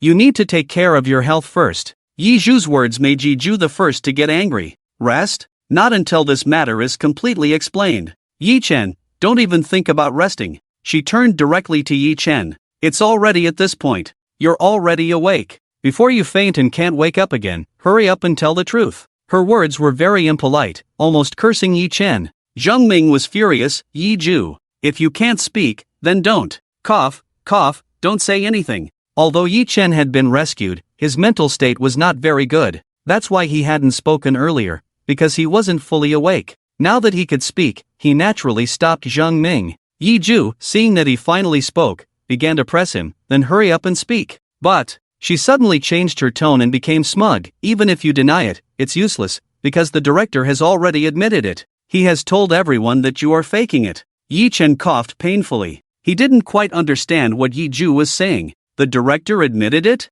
Admitted what? His confusion was too obvious, and Lei Xiao saw it, so she began to explain to him. Yi Ju said that you didn't wear the memory extraction device, but you were able to play your memories because you colluded with the production team. We don't believe what she said, but the director suddenly admitted it. So, your memories are indeed fabricated. After Lei Xiao briefly explained the situation, Yi Chen understood why Yi Ju was so smug. He also understood why their expressions were completely different from before when they came in again. Yi Mei and Yi Lan seemed to deliberately avoid his gaze. Except for the third sister, who was still supporting him. The director had originally wanted to play dead, but now he couldn't. He took this opportunity to quickly clear his name. Yi Chen, let me tell you in advance. There is no connection between us. I have no idea why you can play your memories without the memory extraction device. So even if you want to blame me, it's not possible. The idiom, Mingzhe Baoshan, means to protect oneself wisely. The director had already figured it out. The situation had reached this point. Yi Mei naturally couldn't continue to play dumb. Yi Chen, just tell us the truth about this matter. We want to hear it from you. Yi Lan was still feeling sick in her heart, so she remained very quiet at this time. Yi Chen had wanted to speak out about the truth when he was not unconscious. He wanted to take all the blame. But he didn't expect that after he woke up from his coma, the system had secretly fixed this loophole. Yi Chen couldn't expose the system. The situation had already reached this point. Obviously, the director wanted to push all the blame onto the expert group. If this matter is not thoroughly explained, the reputation of the expert group will definitely be damaged. Yi Chen quickly came up with a wording. I did not collude with the production team, nor did I have any dealings with the panel of experts. Just as Yi Chen finished speaking, the experts arrived outside the door. They heard what he said. Ha, seems like things have changed? Upon hearing this, Yi Ju sneered. Yi Chen, what do you mean by that? You didn't collude with anyone? Then how do you explain your memories? Were they just made up out of thin air? You can't even tell a lie. Yi Chen remained calm. His face was pale, and he spoke very slowly, but his words were clear. You've been arguing with me, saying that I didn't wear a memory extraction device, right? Yi Ju nodded. Yes, that's right. Yi Chen calmly uttered 4 words, but I did. Everyone's pupils dilated. Yi Ju immediately retorted, that's impossible. She glared at Yi Chen. I've asked the nurses at this hospital. From the moment you were admitted to when you were rushed into the operating room for resuscitation, you didn't have a memory extraction device on your head. And now you're saying you do. Even if you want to lie, at least come up with a better story. Don't make baseless accusations. Compared to Yi Ju's anger, Yi Ju's eyes, which had been downcast, suddenly lit up. It was like a spark flickering in the dark night. Yi Chen, is what you just said true? Do you really have a memory extraction device? So she didn't misjudge him. Yi Chen wasn't as described by his fourth sister.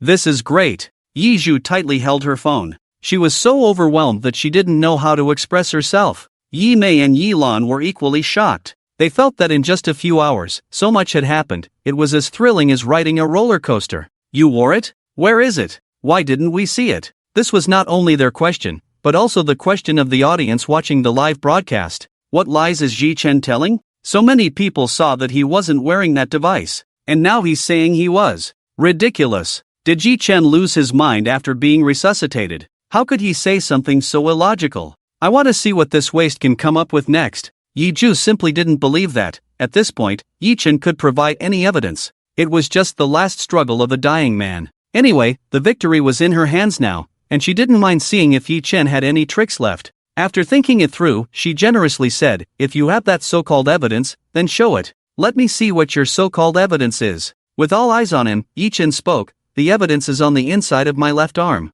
Zhang Ming immediately rolled up his hospital gown sleeve. There was a small chip on the inside of Yi Chen's left arm, tightly attached. What is this? Zhang Ming had never seen such a chip before. It was no bigger than a thumbnail and looked very high-tech. Yi Ju immediately thought of what it was and couldn't help but laugh. "Yi Chen, don't tell me this chip is your so-called memory extraction device." Before Yi Chen could speak, Zhang Ming's eyes lit up. He couldn't contain his excitement. Because if it was confirmed that this chip was a memory extraction device, then everything Yi Ju had said before would be meaningless. Is that so? Yi Chen, is this chip your memory extraction device? Everyone waited for Yi Chen's answer. Yes, Yi Chen nodded. It is the memory extraction device. Yi Ju, you're talking nonsense. Our memory extraction machines are as clumsy as helmets. How can you just be a small chip? And the director has already said it before. He doesn't know anything about it. You can't just casually mention a chip and think you can get away with it. Yi Chen smiled bitterly. When Yi Ju stood in front of him, he realized how much he had indulged her in the past. Indulged her to become what she is now. Arrogant and conceited. Unable to tolerate any questions from others. She is never wrong. If she makes a mistake, she will definitely find every possible way to find another excuse and blame it on that excuse. Ahem. Yi Chen's stomach was in excruciating pain, but his gaze became firm. He couldn't let his fourth sister continue with this attitude. The first question, whether this chip is really a memory extraction machine, the testing method is very simple. He weakly spoke, just wear it on anyone and see if it can retrieve their memories, then you'll know. Yi Chen was out of breath when speaking. After pausing for a while, he continued, as for your second question, why the director admitted it, they didn't know. Because the expert group made me wear this chip. Apart from the members of the expert group, no one else knows. The expert group was also watching the live broadcast outside. When they heard Yi Chen's words, they looked at each other, especially the leading professors. Although they didn't speak to each other, their eyes clearly said, "Did you make this chip?" "No, I have never seen this thing before." "Then what is Yi Chen talking about?" They were puzzled, but their intelligence and reason told them that it was best to remain silent at this time. Watch and wait. Inside the ward, Yi Ju was in a terrible state. She couldn't accept this result. The balance of victory had completely tilted in her favor. How could she allow this balance to tilt again? Absolutely impossible. If they have such a thing, why are we wearing helmets? Yi Chen, ahem. Because this is their latest research. The program team has always used the previous version. This show is not the first to be broadcast. Several episodes have been successfully aired before. So the program team still used the old machine, not the latest version, which makes sense. Yi Ju interrupted the stalemate and directly proposed a solution. It's useless to keep arguing. Let's just do it Yi Chen's way. Whether this chip is a memory extraction machine, we'll know once we try it. This is more effective than saying it 100 or 1,000 times.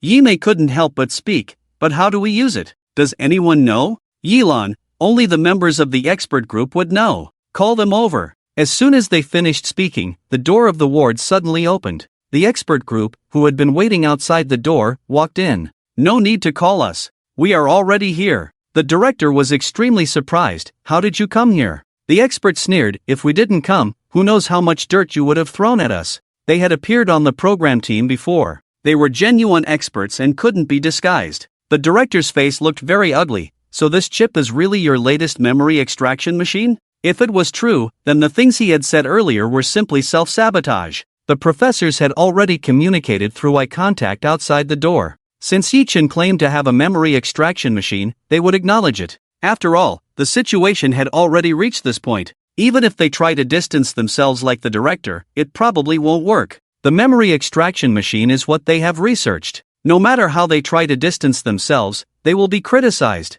it's better to admit it. Besides, several professors discreetly looked at the small chip on Yi Chen's arm. There was an unstoppable fervor in their eyes. If this is really a memory extraction machine, then they hit the jackpot. Such a small chip, yet it contains such powerful technology. It must have great research value. They acknowledged it, and after it's over, they can naturally take it back. But all of this depends on whether Yi Chen is lying or not. So, taking everything into account, the expert groups chose to acknowledge. They chose to gamble. They firmly answered the director's question. Of course it's true. This is the new generation memory extraction machine that we have developed, incorporating all cutting-edge technologies. You can bring anyone to verify. Yi Ju always had a bad premonition in her heart. Wait a minute. How do I know if the person you find is not colluding with you? I demand to be the one to find them. Yi Chen naturally wouldn't refuse, sure. Seeing Yi Chen being so straightforward and decisive, Yi Ju became even more worried. But since the words had already been spoken, she couldn't change them. She must find someone randomly. She absolutely cannot allow Yi Chen the opportunity to cheat. I'll go find someone right now. 5 minutes later, she brought back a couple from the crowd at the hospital. The memory to be extracted was a segment of their proposal. The reason why Yi Ju chose them was because she saw the recording video of their proposal on their phones. This video was the evidence. She also mentioned this. There's a vlog of their proposal on their phones, so don't think you can fool us. The experts, we have no need to deceive. Yi Ju. Good. Then I demand that when their proposal memory is played, their phone's video, the vlog, should also be played at the same time. Let's compare the two synchronously. Do you agree? This way, it would be clear whether there was any cheating. The progress of the matter had reached this point. The experts definitely couldn't refuse. They could only agree, of course. Yi Ju had already requested everything she could think of. She tried hard to ignore the sweat in her palms. Okay, since that's the case, you may begin. The experts rolled up their sleeves and got to work. Although they were seeing this chip for the first time, somehow, as soon as they got their hands on it, they immediately knew how to use it. The young couple had already signed a contract agreeing to this. So the expert group, without any hesitation, connected the chip to the man. After some operations on the computer, the expert said, "It's all set. His memories can be displayed on the big screen." The woman from the young couple also took out her phone. "The video of his proposal to me is saved on my phone." The expert said, "Then let's open them at the same time." At that moment, everyone was nervously watching them. Whether Yi Chen was telling the truth or lying would be determined in that moment. Even these experts, who had seen many storms, felt their palms sweating at that moment. Finally, he pressed the enter key. At the same time, the young couple also opened the video on their phones. Click. Both screens started playing at the same time. I'm so nervous. It all comes down to this moment. At this moment, I don't know who I should support. Don't support anyone, we only stand on the side of truth and reality. Everyone quiet. It's starting. The audience in the live broadcast room was extremely eager. Click, click. As time passed and the video played, Yi Ju's face became increasingly pale. Because it has been playing until now, the extracted memories and the video footage completely overlap. It's just identical. But the images extracted from the memories are even more detailed. After all, in the video, they have edited it slightly. Except for those edited parts, there is no mistake in any of the images. When the entire video finished playing, Yi Ju already felt her body go soft, unable to stand any longer. It's the same. It's all exactly the same. How is this possible? How can this be? Yi Ju's head was in a mess, feeling dizzy and unable to breathe. This small chip is actually a memory extraction machine. So Yi Chen did not lie. The experts did not lie either. Those memories are not made up out of thin air. They were actually extracted. From start to finish, she felt like a clown, ridiculous in her performance. Compared to Yi Ju feeling weak all over, the expert team was simply ecstatic. They were right. This chip is really a memory extraction machine. They were even more confident. What else do you want to say now? We have never cheated. Nor have we faked anything. What's playing on the big screen is Yi Chen's real memories. This point, there's no arguing about it. Yi Ju was the first to react. She tightly held her phone, tears streaming down her face. She couldn't control herself anymore and rushed towards Yi Chen. Then she hugged him tightly. I knew it. I knew that you are innocent, brother. I didn't believe the wrong person. Yi Ju held onto Yi Chen tightly, burying her face in his embrace. Her delicate body kept trembling gently. No one knew the torment she had just experienced in her heart. She was so afraid that reality would suddenly slap her hard and tell her that she had trusted the wrong person. But no. Yi Chen is really innocent. Brother. Sob. That's amazing. Yizhu cried in sorrow, her face, like that of a goddess in first love, now tear-streaked. Even more endearing. Yi Chen was completely stunned. Even though the three sisters had said they forgave him before, at most, they had just held his hand. They had never hugged him like this. After raising the sisters for so many years, he had only hugged them when they were young. And even then, it was a countable number of hugs. A strong sense of familial affection spread in his heart. Yi Chen slowly hugged her back, patting her gently on the back. Don't cry. Yi Mei and Yi Lan's faces were also very pale at this time. They couldn't even look at Yi Chen. Earlier, they had actually followed Yi Ju in questioning him. Yi Lan slapped herself on the spot, then knelt down with a thud. Yi Chen. I'm sorry. I actually doubted you just now. I even continued to scold you. I don't deserve to be your sister. Why was she so despicable? At the slightest hint of trouble, she chose not to believe Yi Chen. She was far inferior to her third sister. From start to finish, she had always believed that Yi Chen was innocent. She was even more ashamed than before. The same goes for Yi Mei. Although she later stood on Yi Zhu's side and said she wanted to wait for Yi Chen to wake up and hear what he had to say before making a judgment. But in reality, before that, she had already lost some faith in Yi Chen. She clenched her fists, slapped herself, and then knelt down as well. Her face was flushed with shame. She really wanted to find a hole to bury herself in. Me too. I kept saying I believed in you. But, once someone questioned you, I also started to doubt you. Those viewers were right. I'm just a hypocrite. Looking back from start to finish, Yi Mei felt that she was simply terrifying and extremely hypocritical. Saying she forgave Yi Chen, apologizing to Yi Chen. However, what did she actually do? At this moment, Yi Mei really wished she could die to atone for her sins. Zhang Ming and Lei Xiao have always been on Ye Chen's side. At this moment, they felt extremely relieved. Especially Lei Xiao, who was so excited that he almost danced with joy. President Yi, I knew it.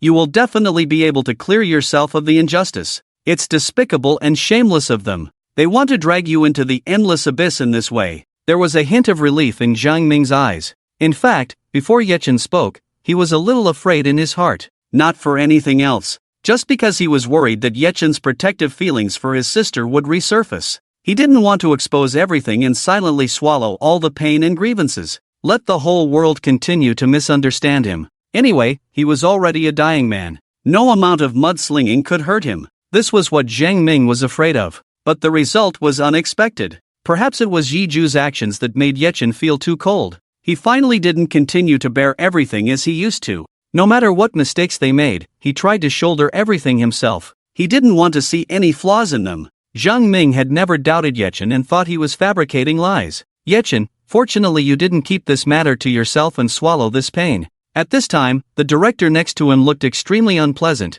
almost on the verge of collapse, as if he could fall down at any moment. He didn't expect that. He originally thought that Ye Chen and the expert team were deliberately hiding things from him, just to bring all four sisters down from the clouds and directly into hell. So he had to clean up everything as soon as possible. Only in this way could he protect himself. But the result was unexpected. After Ye Chen woke up, public opinion was directly reversed. Ye Chen didn't collude with the expert team at all. It was the experts who upgraded the memory extraction machine without telling him or the program team. That's why such a big mistake happened. He was originally on Ye Chen's side. But now, no matter what, he couldn't lose first. The director quickly regained his composure. A pleasing smile appeared on his face. So it was all a misunderstanding. I was confused. I didn't communicate well with the expert team. I didn't know the machine had been upgraded.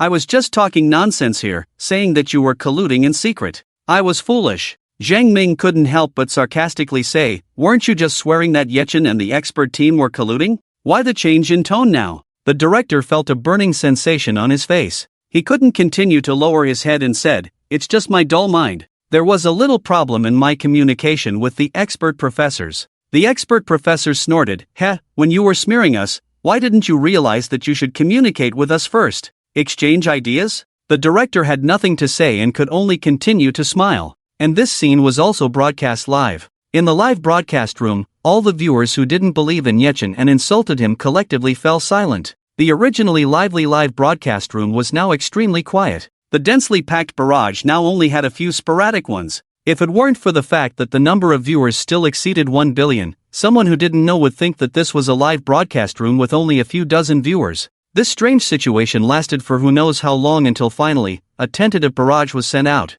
Where did everyone go? Is it my internet lagging? Why can't I see the barrage? This barrage was like a stone thrown into the water, causing ripples on the comm surface. Network card ghost. I guess these people are too scared to speak now. Before, they were so happy and excited to scold Yi-Chen, but now the truth is exposed. Aren't these people just hiding like turtles? Those who scolded Yi-Chen, come out. You had the guts to scold before, why don't you have the guts now? I'm glad I'm smart. I realized that Yi-Chen is a bit weird, easily slapping others in the face, so I've always believed that he's not like what Yi-Ju slandered. Now it seems my intuition was right. So those who scolded Yi-Chen, are you still hiding like turtles, afraid to come out? These people who popped up to post barrage comments did not insult Yi-Chen when the reversal started. They didn't believe in Yi-Chen. They remained neutral, remained skeptical. Like Yi-Ju, they wanted to hear what Yi-Chen had to say. In the end, their persistence was right. After thousands of sarcastic comments scolding Yi-Chen, the people who repeatedly jumped to scold Yi-Chen finally met their end.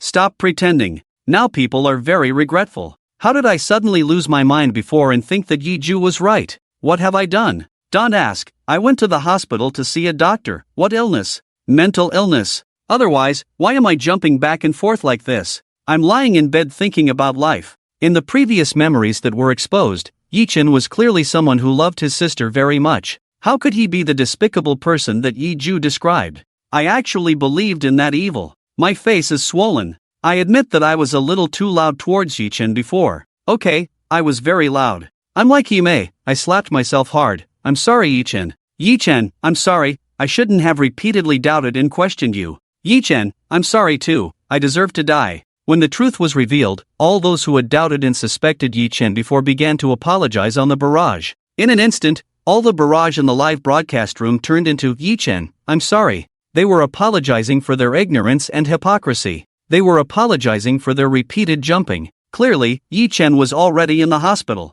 Clearly, he had fainted twice due to emotional excitement. He was almost not rescued, but they still continued to insult him madly. And this time, the insults were based on their previous belief that Yi-Chen was a good person. If the rumors attacking people on the internet are like snowflakes, then all the rumors they have now added up to enough to cause an avalanche. At this moment, they truly feel that they were wrong. At the hospital entrance, Zhou Qiguang finished watching the live broadcast content. A man in his 60s couldn't help but tear up. Yi-Chen is really suffering. Clearly, everyone had already believed in him before. But just because of Yi-Ju's instigation, everyone stopped listening to him. Those who originally supported Yi-Chen immediately changed their attitude and turned to various attacks. If Yi-Chen hadn't fainted at that time, if he had also been watching the live broadcast, how sad would he have been to see some of the barrage? A psychology professor sighed, the human heart is unpredictable. It's just because of the mass effect and the primacy effect, both effects are at work. Because the first impression of seeing Yi-Chen was that he was a bad person. So when everyone started to question him, they would subconsciously follow suit. In the hospital room, Yi-Ju had already finished crying and realized that she had been lying in Yi-Chen's arms all this time. Her face immediately turned red without a sound. I was too excited just now. What was she thinking before? She actually went straight to hug Yi-Chen. Now thinking back, her face was still red. However, compared to embarrassment, what she was more worried about was another matter. I didn't crush you just now, did I? She looked worried. She had just rushed over directly. She didn't know how much force she had used. Hopefully, she didn't collide with Yi-Chen. I'm fine. You didn't crush me. Yi-Chen felt a bit of discomfort in his lungs, and he didn't know if it was due to the burning pain in his stomach. He struggled to suppress the cough. He smiled at Yi-Ju and then looked at Yi-Mei and Yi-Lan, who were still kneeling on the ground. Get up. Don't kneel. The two sisters were unwilling to get up.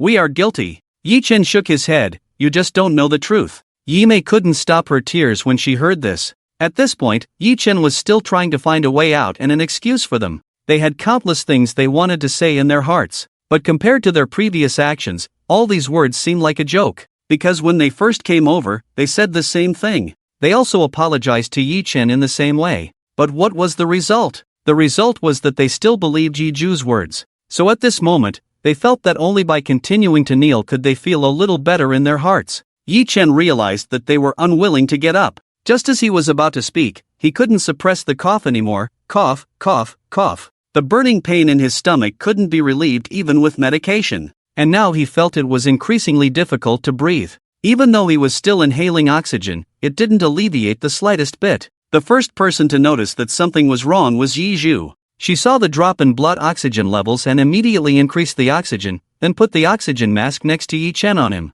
She sounded extremely worried and anxious. "Brother, put on this mask first. Don't speak." She had played a nurse for a while before, so she knew the purpose of these supplies. After Yi Chen put on the oxygen mask, he did feel better than using the oxygen tube, but he still couldn't speak. The two sisters kneeling on the ground were also panicking. "Brother, are you okay? Brother, don't speak anymore. I'll call the doctor." Although Yi Chen couldn't speak, he still shook his head laboriously, indicating that there was no need to call the doctor. He was clear about his own physical condition. It had already reached this point. His body was already riddled with holes. At this point, it was not a matter of whether the doctor would come or not, because even if the doctor came, it wouldn't solve anything. Yi Zhu was a sensitive and thoughtful person. She immediately understood where the problem lay. "Elder sister, second sister, you don't need to kneel. Get up quickly." The two sisters were unwilling. Yi Zhu's tone became a little heavier. "If you don't get up, do you want to continue to upset brother?" The two sisters were not stupid. After Yi Zhu's reminder, they finally understood that Yi Chen's emotional outburst just now was definitely because of them. They dared not continue kneeling. "Brother, we won't kneel anymore, don't get upset." "Yes, we won't kneel anymore." Seeing them get up from the ground, Yi Chen's expression finally improved a lot. This scene fell into the eyes of Yi Zhu, who had already realized the truth, and she knew that her situation was hopeless. No one would continue to believe her. She had completely turned around from her previous position, just like Yi Chen. And at this moment, all her sisters, who had once doted on her, were now showing concern for Yi Chen. Yi Chen successfully cleared all the accusations she had thrown at him. He had once again become a good brother who cared for his sisters. Now, in the live broadcast room, probably everyone was cursing at her, right? Definitely. Her situation was hopeless, and no one would be willing to believe her again. She had been completely pushed into the abyss by Yi Chen. How could she accept this? How could she accept this? At this moment, a very terrifying thought appeared in her mind. Go forward. Kill Yi Chen. The reason she has fallen to this point is all because of Yi Chen. She fell from the peak, and she absolutely cannot allow Yi Chen to be better than her. Yi Zhu is completely paranoid. This is what she thinks in her mind, and her actions indeed reflect this. "Yi Chen, I'm going to kill you. I'm going to kill you." Yi Zhu got up from the ground, with a fierce expression on her face, and charged towards Yi Chen. This sudden change happened too quickly. Most people didn't have time to react, except for Zhang Ming. He had been watching Yi Zhu all along, afraid that she would do something, provoking Yi Chen again. Seeing her charging towards Yi Chen at this moment, he immediately took the lead and subdued her. "Yi Zhu, what do you want to do?" Yi Zhu was directly held down by him, pressed to the ground. She struggled desperately, her face contorted. Where was the appearance of a goddess? "I'm going to kill you. Yi Chen." If it weren't for Yi Chen, she wouldn't have ended up like this at all. Yi Zhu's face contorted, and Yi Chen was actually not feeling good at all. He tried to calm his breathing and finally managed to say, "Cough. It's me. Who didn't teach you well?" It's like the saying, a father's fault for not teaching his son. Yi Zhu has become what she is now, perhaps because he spoiled her too much when she was young. So, she developed this arrogant and self-confident appearance. She couldn't stand anyone saying anything bad about her. Guilty, Yi Chen's emotions fluctuated. The nearby instruments also started to alarm. Yi Zhu immediately guessed what Yi Chen was thinking. "Brother, this has nothing to do with you. You don't need to take this as your burden. Brother, you've done very well. You must stay calm." Yi Mei also realized the situation and said, "Yes, brother, this is not your fault. If there's any fault, it's mine too. I'm also one of those who spoiled our youngest sister. The youngest sister is really too young." Yi Mei felt very sorry for her. She never had the love of her parents when she was so young. At least she could enjoy their love for a few years.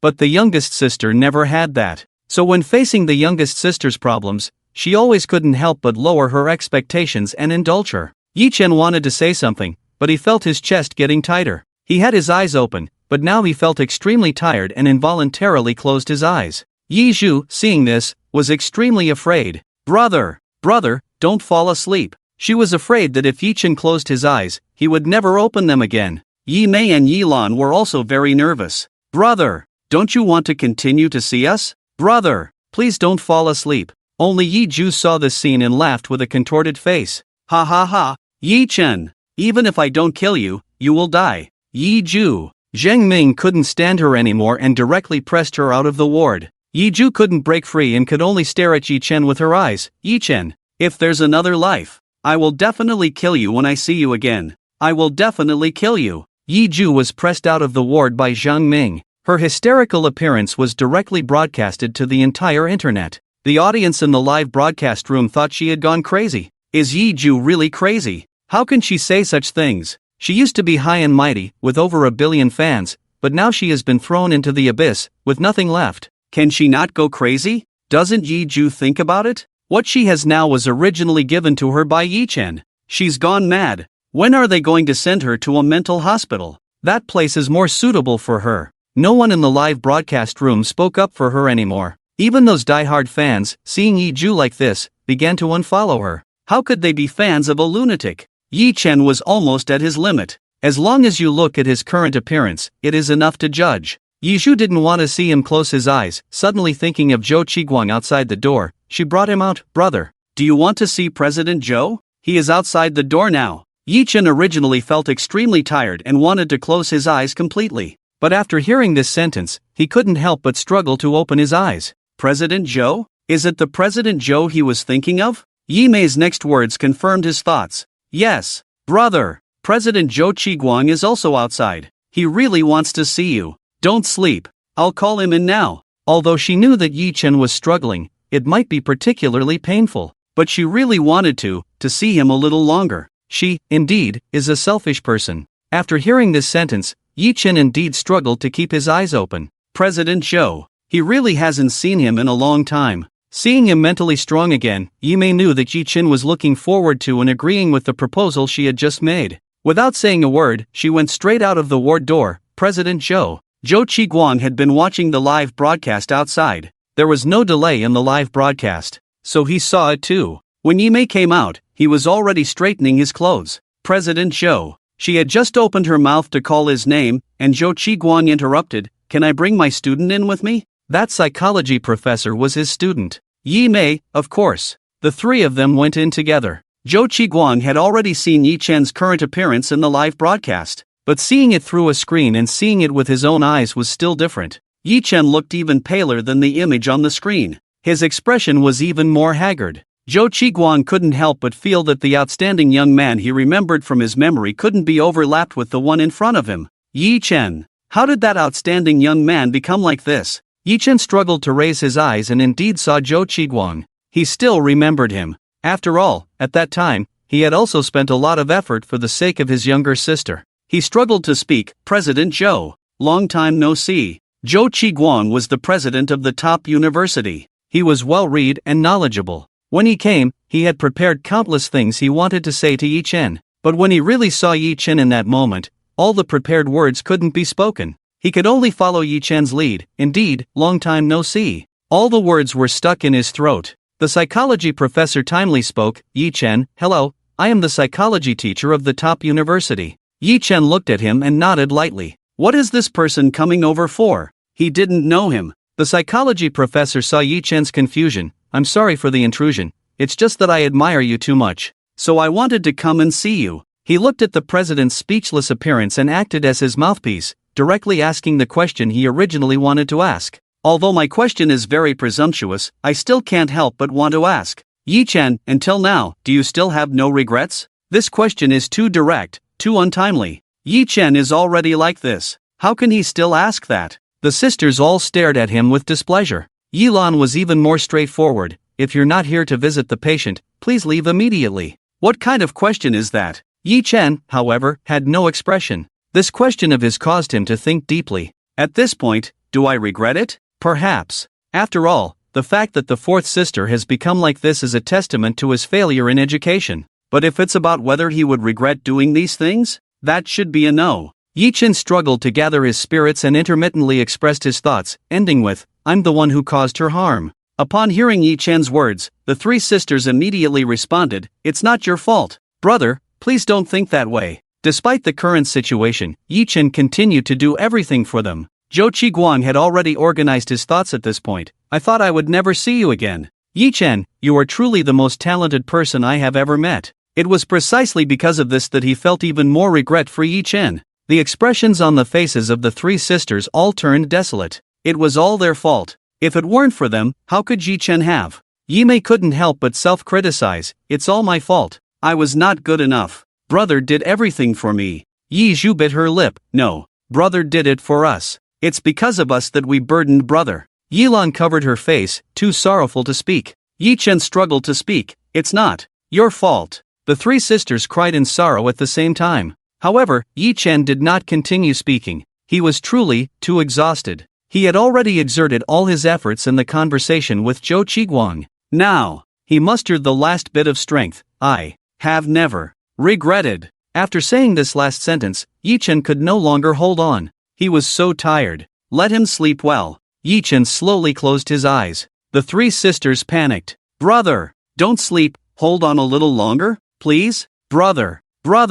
The machine beside them had already started beeping. The blood oxygen saturation was decreasing. At this moment, they knew that Yi Chen was truly leaving. Just as they realized their mistake, he was about to leave. Brother! They desperately called out, but it was in vain. Yi Chen could no longer open his eyes. He had held on for too long. He was already at the end of his life. Being able to hold on until now was already a miracle. In the live broadcast room, the audience began to wail and express their reluctance. No! Can't Yi Chen die like this? I really hope Yi Chen doesn't die. Yi Chen has been through so much. He finally cleared his name, but now he's about to leave. Is there really no miracle left? Sai, I just want to say, if there's another life, let Yi Chen stay away from these four sisters. It's best to never meet them at all. Let Yi Chen live his own life. Women only slow down the speed of drawing the sword. Let's mourn for Yi Chen. In the hospital, despite their reluctance, Yi Chen had already closed his eyes. On the monitor next to him, all vital signs were declining. The doctor came over. The three sisters pleaded at the same time. Doctor, you must save him, please. We haven't had the chance to repay Yi Chen. He can't die. Doctor, you have to save him. They stood outside the ward, praying continuously with clasped hands. Yi Chen, you must survive. You must live. At least let them clear the sins they have committed. The hospital corridor was extremely cold, and the smell of disinfectant was pungent. Everyone stood anxiously in the hospital corridor, praying for Yi Chen to wake up again. After all, miracles had happened several times before. It wouldn't be impossible for it to happen again. Time passed bit by bit. Every second was agonizing for them. They didn't know how long had passed. The tightly closed ward door finally opened. A doctor in a white coat walked out from inside. Everyone rushed over. Yi Zhu looked extremely nervous and anxious. Doctor, how is my brother? Has he woken up? My brother will definitely wake up, right? Doctor, I believe you can save my brother. My brother will be fine, right? The doctor looked at the three sisters in front of him, their eyes filled with hope and anticipation, and found himself unable to speak. How could he tell them about Yi Chen? The doctor's silence made the light in the eyes of the three sisters dimmer and dimmer. They had a bad feeling. Yi Zhu felt weak all over and couldn't help but lean against the wall. Doctor, why aren't you saying anything? It can't be my brother. Yi Lan also refused to believe. It's impossible. He had been holding on before, how could he not hold on now? Yi Mei tried to suppress her inner anxiety. Doctor, please speak. What happened to Yi Chen? The doctor sighed deeply and finally said, I'm sorry, we have done our best. They had really done their best. Yi Chen's condition was already very, very bad. Being able to save him before was considered a miracle. But now, that miracle would never happen again. Please accept our condolences. The three sisters' bodies went weak at the same time. They all denied it. No, it's impossible. How could Yi Chen die? I don't believe it. I don't believe it.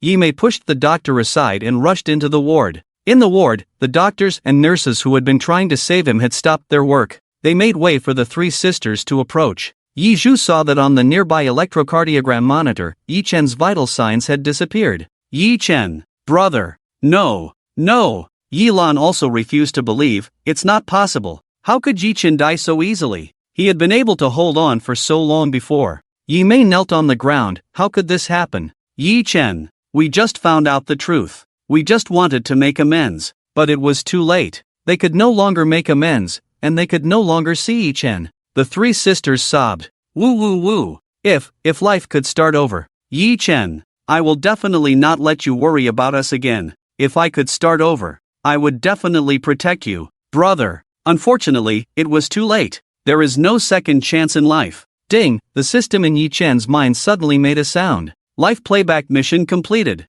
Entering the final stage. Life review. TSK TSK TSK. Yi-chen, seeing how miserable you have been in this life, I'll give you a little gift. Yi-chen couldn't hear what the system said. His consciousness had completely faded. He didn't know that the system had given him a big gift. On the crowded bus, people were packed in like sardines, the heat rising, like a steamer. Various odors mixed together. Yi-chen closed his eyes, holding onto the handrail, his body swaying with the rhythm of the carriage, looking as if he were asleep. A sleeping person is the least vigilant. So if you want to steal something, this is the best time to do it. Yi-chen felt something unusual in his pocket. But this feeling didn't seem like theft. Yi-chen opened his eyes and saw what was going on. Standing next to him was a girl in her teens. She was wearing a blue and white school uniform, with short hair and a well-developed figure. Behind this girl stood a man of medium build, wearing a suit. Like Yi-chen, his body swayed with the carriage, but from Yi-chen's angle, it was very clear that he was deliberately rubbing against the girl and his hands were very dishonest.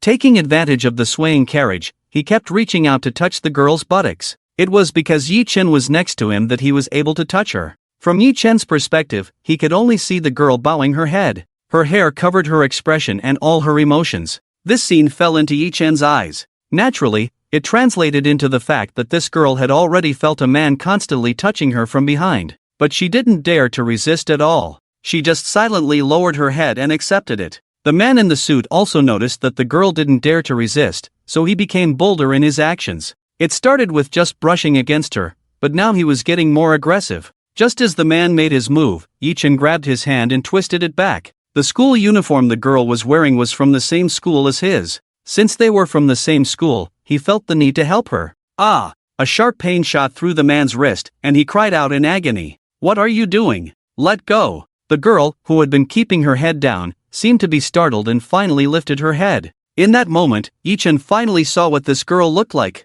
She was incredibly beautiful. Her eyes were big and black, like black grapes, and her short bangs made her look even more pure. But her demeanor leaned towards being aloof. Her youthful face mixed with an air of aloofness gave off a different kind of allure. She was a natural beauty. Even if she were thrown into the entertainment industry, she could be considered a goddess. However, Yi-chen showed no reaction to her face, not even a hint of amazement. He shifted his gaze from the girl's face to the man in the suit and sneered, "Instead of asking me what I'm doing, why don't you first ask yourself what you've done to this girl?" The man's face changed, and he immediately retorted, "What do you want to do? Where are you touching in broad daylight? You've been touching this girl's butt all along. Are you not disgusted with yourself? I caught you red-handed, and you still want to turn the tables on me?" These words directly shifted all the blame onto Yi-chen. Yi-chen narrowed his eyes. At this moment, everyone in the carriage also looked over. Yi-chen said, "Who's turning the tables here?" Since the man spoke those words, he had been keeping an eye on the girl next to him.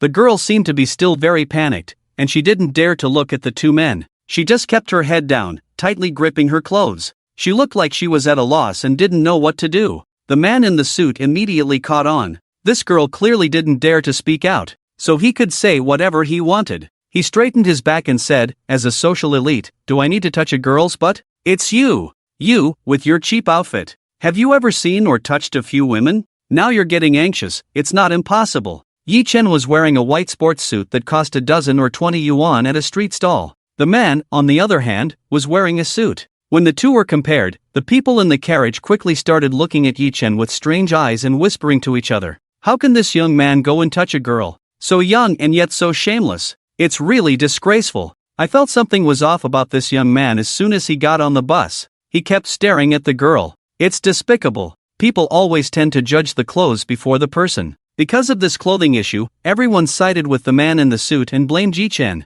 The man in the suit became more and more smug. Just then, the bus announced that the next stop was approaching. Although the man in the suit had the upper hand in public opinion, he didn't dare to stay for long. But getting off the bus directly would also be very embarrassing. "Young man, I'll let you off this time because you're young. I won't take you to the police this time. Don't let me catch you harassing a girl again." The people in the carriage all cheered and praised the man in the suit for being kind and considerate. Yi-chen didn't say anything and looked at the little beauty beside him. She still had her head down, tightly gripping the hem of her clothes. It seemed like she was too scared to speak. Just as Yi-chen thought she would never tell the truth, she finally spoke up. "It wasn't like that." The little beauty seemed to have just come to her senses and shouted excitedly, "It wasn't this young man who touched me." Her expression was extremely calm, and she pointed directly at the man in the suit. It was clearly him who touched me. This young man was just trying to help. Public opinion instantly reversed. What's going on? Wasn't it this young man who touched the girl? The girl explained it herself. It wasn't this young man who touched her. The man in the suit became anxious. Girl, don't make up stories. I was the one who saved you. No. At this moment, the little beauty's expression was calm and logical. He was standing next to me and couldn't have touched me from behind. You were the one standing behind me. Only you could have touched me. And you did. After a pause, she continued in a composed manner, there are surveillance cameras in the bus. If you think I'm accusing you wrongly, we can go to the police station together to watch the footage. The man in the suit realized something was wrong and tried to run. Just then, the bus stopped at a station and the rear door opened. Without a word, he rushed off the bus. His speed was astonishing. No one managed to stop him, not even Yechin, who was being held back by the little beauty. When he turned to look at her, he saw tears in her eyes and a complex expression. Yechin felt very strange in his heart. If you look at me like that, someone who doesn't know might think I deliberately forced you to say those things. The little beauty immediately wiped away her tears and suppressed her surging emotions. Then she spoke, don't go after him, I'm fine. Even if this matter escalated to the police station, at most it would result in a verbal warning. It was better for her to handle it herself. At this moment, the passengers on the bus realized they had wrongly accused Yechin. They were immediately filled with shame and apologized profusely. Yechin didn't mind. After the bus stopped at the next station, he got off as well. After walking a few steps, he realized there was someone following him. It was the little beauty from the bus, staying within 10 meters behind him. Yechin didn't pay much attention to it. After all, her school uniform was enough to prove that they were from the same school, and she was his senior. He was on his way to the school for new student registration, so it was normal for them to be on the same road. Yechin originally thought she was just heading to the school as well, but he didn't expect her to follow him. She had a slight blush on her face, looking somewhat shy and scared. Thank you for saving me on the bus just now. It was a thank you. Yechin didn't think much of it. It's nothing. Out of justice, anyone would do the same. The little beauty's eyes suddenly lit up upon hearing this. It was unclear what about Yechin's words made her so happy. The little beauty remembered the incident earlier. I'm sorry, I didn't mean to stay silent earlier, nor did I want them to wrongly accuse you. She was just too excited. That's why she didn't take any action at the time. Although that was her thought at the time, she couldn't say it that way. She thought for a moment and told a little lie. I was just too panicked because it was the first time I encountered such a thing. I didn't know what to do, so I didn't speak earlier. Yechin smiled. You bravely stood up in the end, proving that you are a courageous little girl. The little beauty in front of him became even happier. Do you really think so? Do you think I'm brave? Yechin didn't know what he had said to make the little beauty look so happy, but he nodded, yes. She smiled even more happily. We are from the same school, right? Then we are classmates from now on. Can you tell me your name? Yechin. After Yechin said his name, he glanced at the time. If he didn't hurry, he would be late for the new student registration. I have to go register, so I'll leave first. He turned and hurriedly walked away. He didn't hear the little girl say her name at all. The little girl stomped her foot in place. Didn't Yechin hear my name? Unbelievable. The little girl looked at his departing figure, pouting and looking very unhappy and unwilling. However, after a while, a blush appeared on her face unconsciously, and even her heartbeat couldn't help but speed up. Yechin hasn't changed at all. He's still so just and righteous.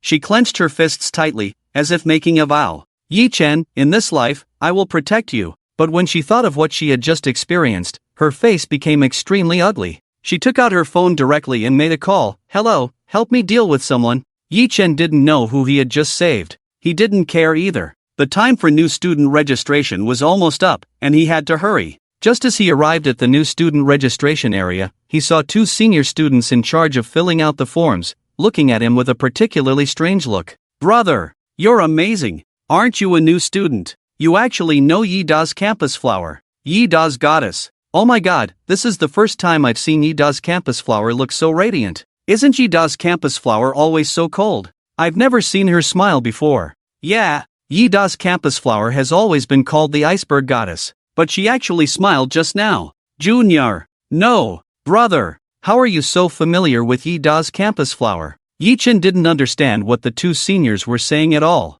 What Yida's campus flower? Goddess? Although he didn't understand what they were saying, Yechin felt that their eyes were sharp enough. From such a distance, they could see the so-called Yi-Da's campus flower, Yi-Da's goddess, smiling. The senior in front of him was shocked. "Brother, where did you find this weirdo? Don't you know our B University's Yi-Da's goddess?" Yi Chen really didn't know. He had too many things to do and no extra time to bother with such boring matters. The senior was exasperated. "It's the one who was standing next to you just now. Yi Mei, Yi-Da's campus flower. You must know who Yi Mei is now, right? The current head of the Yi group." Yi Mei? Yi Chen had heard his subordinates mention this name. It was said that this Yi Mei was only 16 years old, but she had already become the president of the Yi group. It was also said that she was particularly decisive and sophisticated. From her methods, it was impossible to tell that she was only 16. His subordinates also said that there was a recent project collaborating with her. All Yi Chen knew was just these.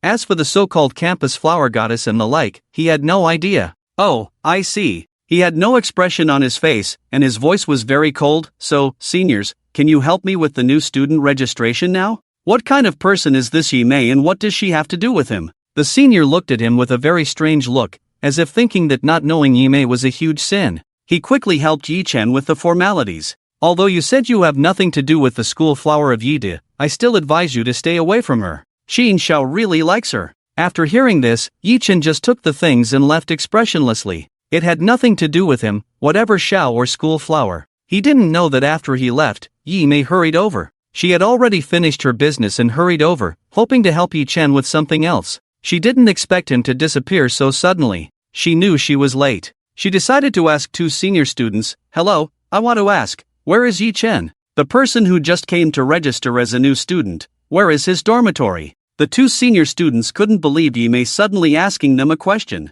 After nervously finishing, they received a thank you and a beautiful figure from Yi Mei. "Damn, that guy just said he didn't know the school flower of Yi-Da. Then why did the school flower of Yi-Da specifically look for him? Did I just talk to the goddess Yi? Help! I want to forever remember this scene in my mind." Yi Mei couldn't find Yi Chen in the end, because the new student enrollment ceremony started soon. She had to go on stage as an outstanding student to give a speech. So when the two met again, it was at the ceremony. But the real encounter was after the ceremony ended. Yi Chen had just finished dealing with his matters, and when he looked up from his phone, he saw a boy and a girl arguing in front of him. The girl was the Yi Mei he had met this morning. She looked expressionless at the boy in front of her. "Who I talk to is none of your business. Xinji, stay away from me. I don't want to see you at all." Xinji's face turned dark. "I heard that you both got off the same bus. Never mind why you didn't take your own car and went on the bus. Just the fact that he took the bus is enough to prove that he's just a poor boy. He's not worthy of you at all." Yi Mei was originally just impatient and didn't speak with a heavy tone. But when she heard Xinji say that Yi Chen wasn't worthy of her, her expression immediately changed. "Shut up." She looked cold and indifferent. Her temperament is cold as an iceberg. "If we're talking about worthiness, it's not that he's not worthy of me. It's that I'm not worthy of him. Yi Chen is the best person in the world to me. In the previous life, I was blind. I thought Yi Chen was always at fault to us four sisters. I even called Yi Chen all sorts of names, like waste, scum, and trash. It's me who's not worthy." When the truth was finally revealed, we four sisters realized how wrong we were. We wanted to desperately repent, but it was all too late. Yi Chen had already reached the end of his life. Fortunately, heaven took pity on us. It allowed us four sisters to be reborn. Reborn before Yi Chen was adopted into our family by our parents, my second and third sisters, and I quickly made a decision. In this life, we won't let Yi Chen be our brother. Although this decision will cause us a lot of pain, but we don't want to see Yi Chen laboring for us again and enduring those demonic parents. We've made up our minds to grow stronger and then repay him. In this life, we'll protect Yi Chen. Yi Chen is equivalent to our lifeline. No one can say anything bad about him. As Yi Mei spoke, Yi Chen silently touched his chin.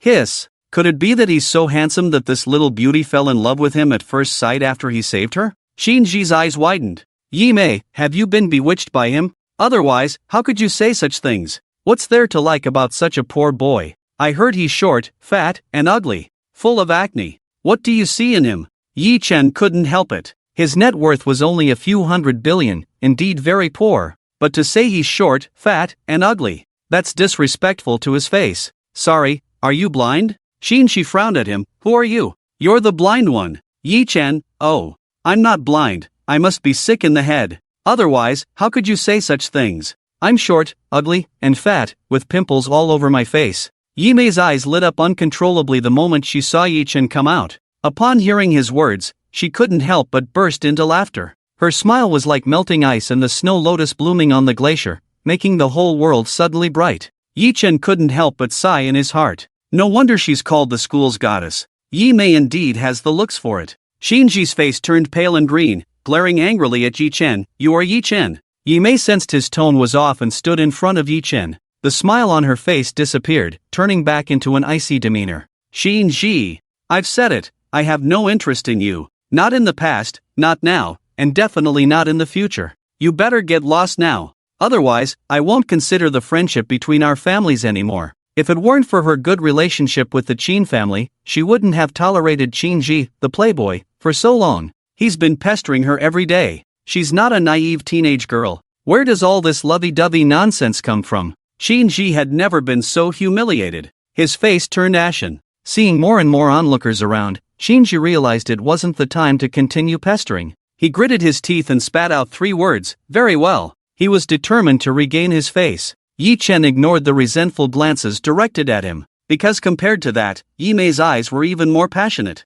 She had looked like an ice queen when facing Qinji, but when she turned to Yi-Chen, her face turned all red. Did you hear everything just now? She didn't realize Yi-Chen was also there when she said those things. Otherwise, she probably wouldn't have said them. I just meant, you're really great, amazing. He shouldn't have slandered you. Even though she was a CEO in her past life, with thousands of employees, she couldn't help but revert to a shy little girl when facing Yi-Chen. Yimei's heart was racing. She was very worried about leaving a bad impression on Yi-Chen. By the way, you didn't hear my name earlier. Yimei took a deep breath and solemnly said, my name is Yimei. She kept staring at Yi-Chen's expression as she said her name. Yi-Chen didn't understand why she had to repeat it. I know. Yimei's face suddenly became even more excited. Her eyes sparkled. You remembered. Are you also? Before she could finish, Yi-Chen added, you already introduced yourself at the freshman ceremony. Yimei's excitement was instantly extinguished. She thought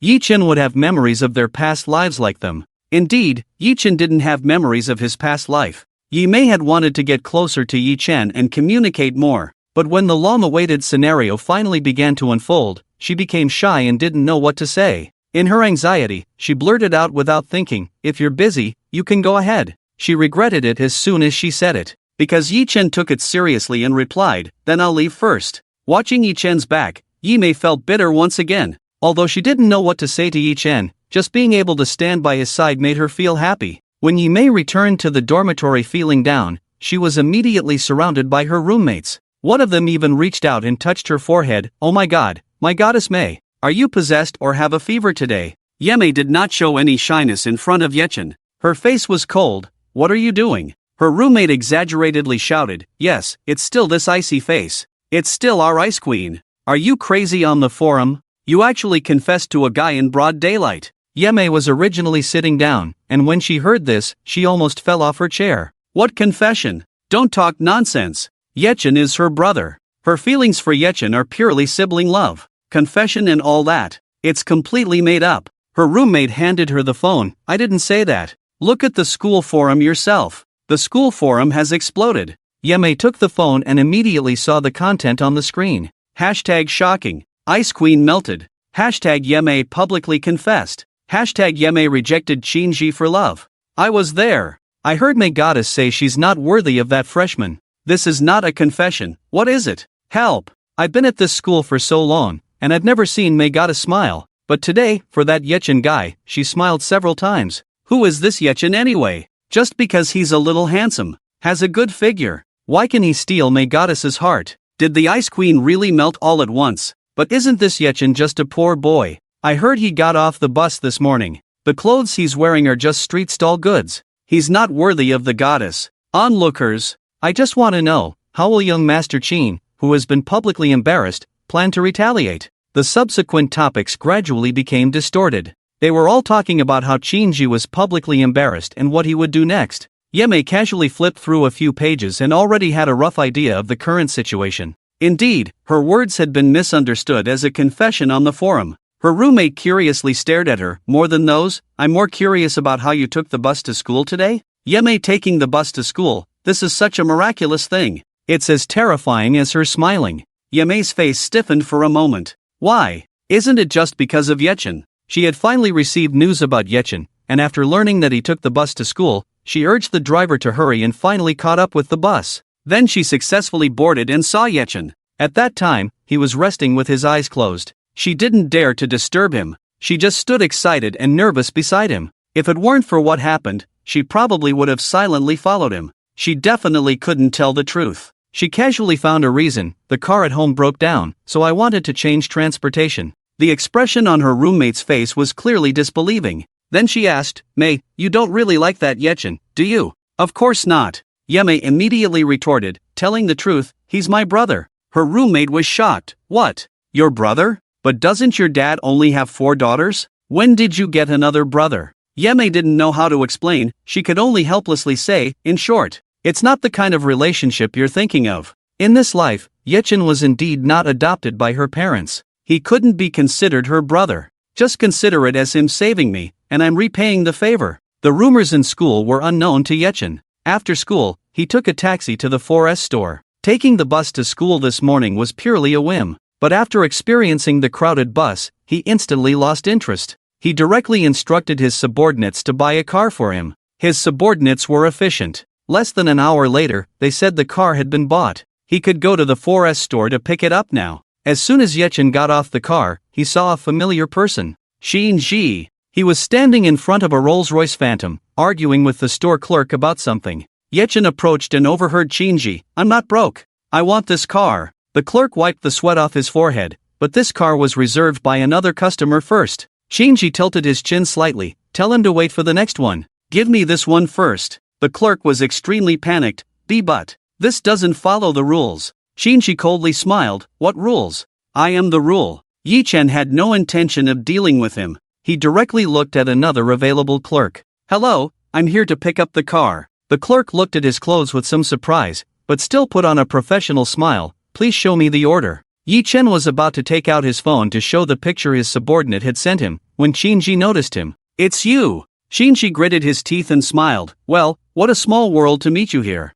I was just thinking about when to trouble you, and you came to me first. He obviously heard what Yechen and the clerk had said. You're here to buy a car. Ha ha ha, that's hilarious. With your poor self, you dare to boast about buying a car. I think you've come to the wrong place. There are no bicycles to buy here. Yechen seemed to ignore his belittling and sarcasm. He looked down at the order he hadn't had a chance to look at yet. Oh, he raised an eyebrow. He hadn't expected the car his subordinate bought for him to be this one. He looked at the arrogant and haughty Lei Xiao, and tapped his ear. What did you just say? I didn't hear you. With just one sentence, he successfully broke through Shinji's defenses. Are you pretending to be ignorant with me? You poor wretch. If you have any sense, stay away from Yimei. She's not someone you can touch. Yechen, oh, are you done? If you're done, move aside, you're blocking my view of my car. He had no interest in that Yimei at all. Although she was pretty, she wasn't his type. Shinji had never seen someone like Yechen.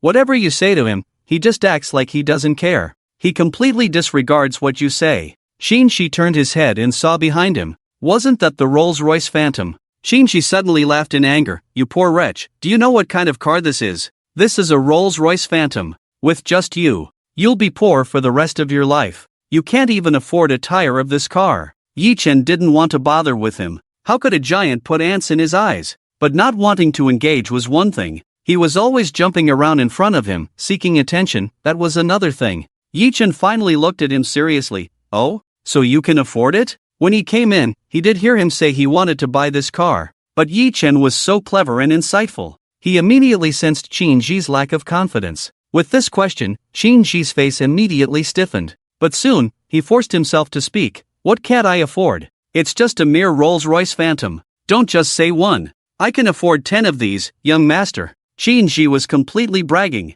Although his father also owned a company, he could be considered a second-generation rich. But to spend millions on this car, he couldn't do it. Earlier, he dared to boast, completely relying on the clerk's lack of authority, wanting to scare her and take advantage of the situation. He was so envious of this car. Couldn't he touch it if he couldn't afford it? Yechen smiled faintly. Is that so? Then when I came in just now, I heard you say you wanted to buy this car and make the owner wait for the next one? Is that statement also true? Shinji completely didn't realize he was walking into Yi Chen's trap. Of course it's true. Yi Chen, alright, pay me and I'll sell it to you immediately. Shinji burst into laughter. Yi Chen, have you gone crazy from being poor? You're extorting me now. This sounds like you own this car. Yi Chen's tone was very sincere. This car is indeed mine. Shinji couldn't help but carefully look him up and down, then covered his stomach and laughed heartily. Do you know how much this car costs? You don't think it's one of those second-hand cars worth just tens of thousands, do you? This is the 8th generation Rolls-Royce Phantom,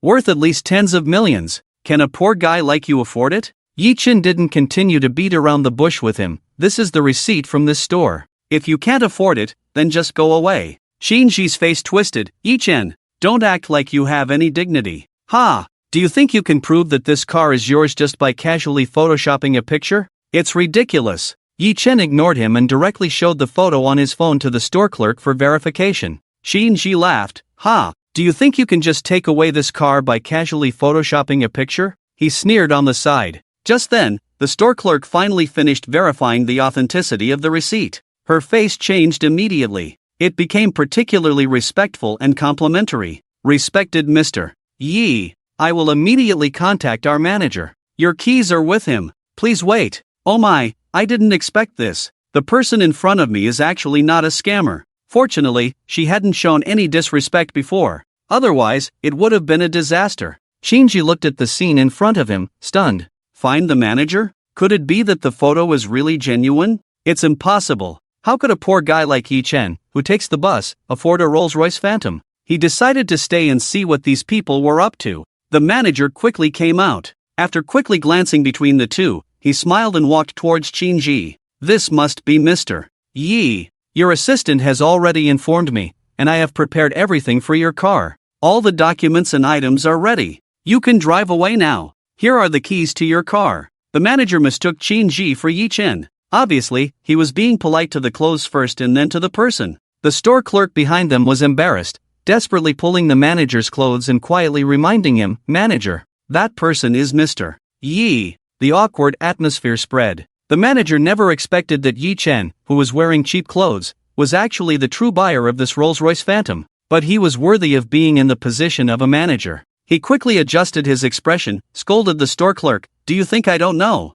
You talk too much. He looked at Yi Chen, his smile even more fake. Mr. Yi, here are your keys. Yi Chen took them and turned to Shinji. If you're not buying my car, then move aside. A good dog doesn't block the road. Shinji was already dizzy from the news that this Rolls-Royce Phantom belonged to Yi Chen. Seeing Yi Chen drive away in the car, he had no choice but to believe it. This Rolls-Royce Phantom really belonged to Yi Chen at this moment. Shinji's face was a bit painful. Very painful. On the other hand, Yi Mei, due to skipping a grade, was a year ahead of Yi Chen, who had just entered school. She wanted to find Yi Chen as soon as she finished school, but when she ran to his classroom, he was nowhere to be found. Yi Mei could only leave in disappointment. But soon she became happy again. Military training would start the day after tomorrow. Then, she could spend a long time with Yi Chen. Thinking about this, Yi Mei almost didn't sleep all night. Their military training was not at the school, but at a training camp. On the first day of military training, Yi Mei waited for a whole morning before finally having the opportunity to find Yi Chen.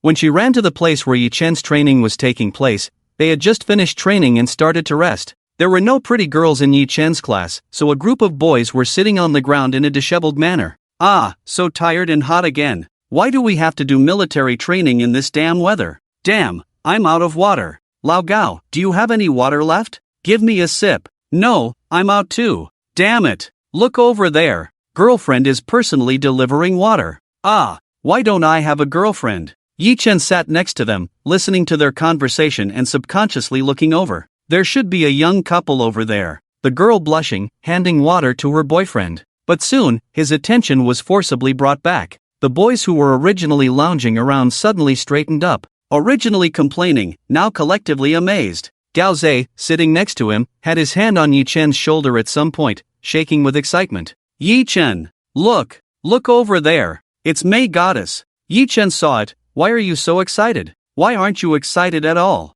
That's May Goddess. What does she want coming over here? Yi Chen, I don't know. He's not a mind reader. Who knows what she wants to do? And what she wants to do has nothing to do with him. Mei saw Yi Chen at a glance, and she originally wanted to come over directly. But as she took a step forward, her gaze fell on the young couple next to them. Looking at the bottle of mineral water in the boy's hand, Mei suddenly had an idea. She turned and left. Gao Zei's voice was full of regret.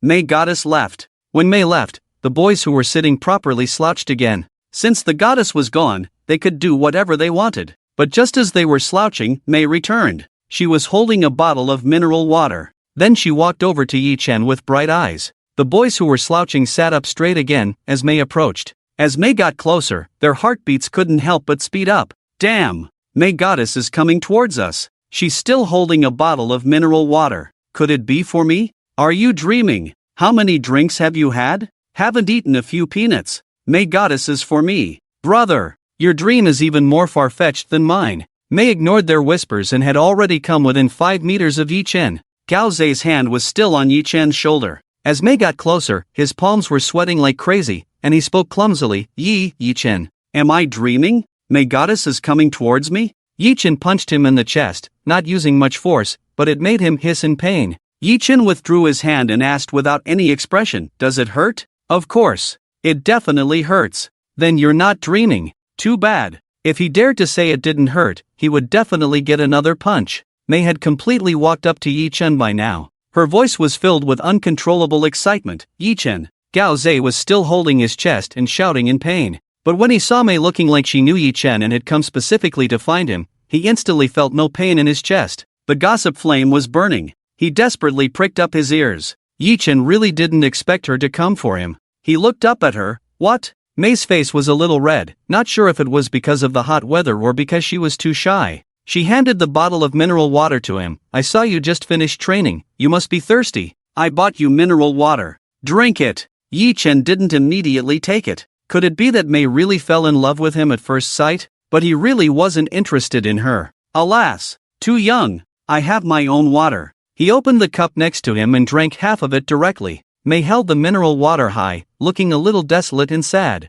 In this life, Yi Chen did not meet them, so he did not have memories from his past life. He did not know that she was once his beloved sister. Although he knew the reason, he still felt very sad. Gao Zei immediately spoke up when he saw this. If Goddess Mei doesn't mind, I can help Yi Chen on your behalf. He took the mineral water. Yi Mei did not avoid it, so she agreed. Gao Zei felt his heart pounding. Oh my god. He actually took the water from Goddess Mei's hand. Yi Mei did not give up just because Yi Chen did not take the water. She saw the sweat on his forehead and came up with another plan. She started again. Yi Chen, you're all sweaty. Let me wipe it for you. Yi Mei took out a tissue from her pocket. In her previous life, she had sworn with her life. If life could start over, she would be able to meet Yi Chen again. She must be 1,000 times better to Yi Chen. Now, she is fulfilling the promise of her past life. As soon as Yi Mei approached, Yi Chen smelled the faint scent of oranges on her. Yi Chen frowned and directly avoided her. No need, his tone was too cold.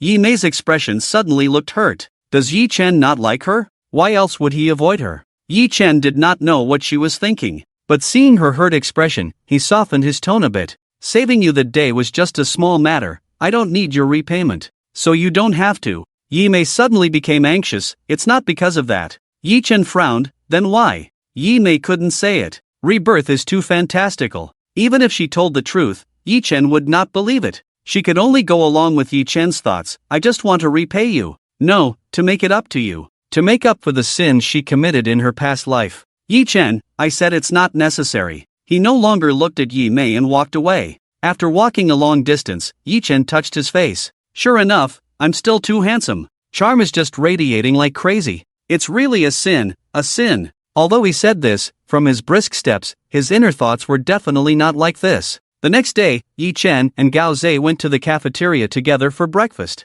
Just as they reached the entrance of the cafeteria, they saw a chef in a 5-star hotel uniform pushing a dining table inside. Gao Zei looked puzzled. What's going on? Why is there a chef here? Since when does this military training base have a chef to cook? Yi Chen also found it strange. After all, this place is different from other places. This is a military training base. Gao Zei, the social cow, immediately found a familiar person and asked him what was going on. I'm not sure about the specific situation, but it seems that this is Goddess Mei, who invited the chef to cook. Gao Zei, really? Goddess Mei invited a chef to cook? In his impression, Goddess Mei is not such a delicate person. Yi Chen patted him on the shoulder. what are you standing here for? Let's go in for breakfast. Gao Ze told Yi Chen what he had heard and also expressed his thoughts. How could Goddess May suddenly change? Yi Chen didn't care at all. A woman's heart is like a needle in the sea. If you can figure it out, you would have had a girlfriend long ago. Gao Ze felt a stab in his heart. Yi Chen,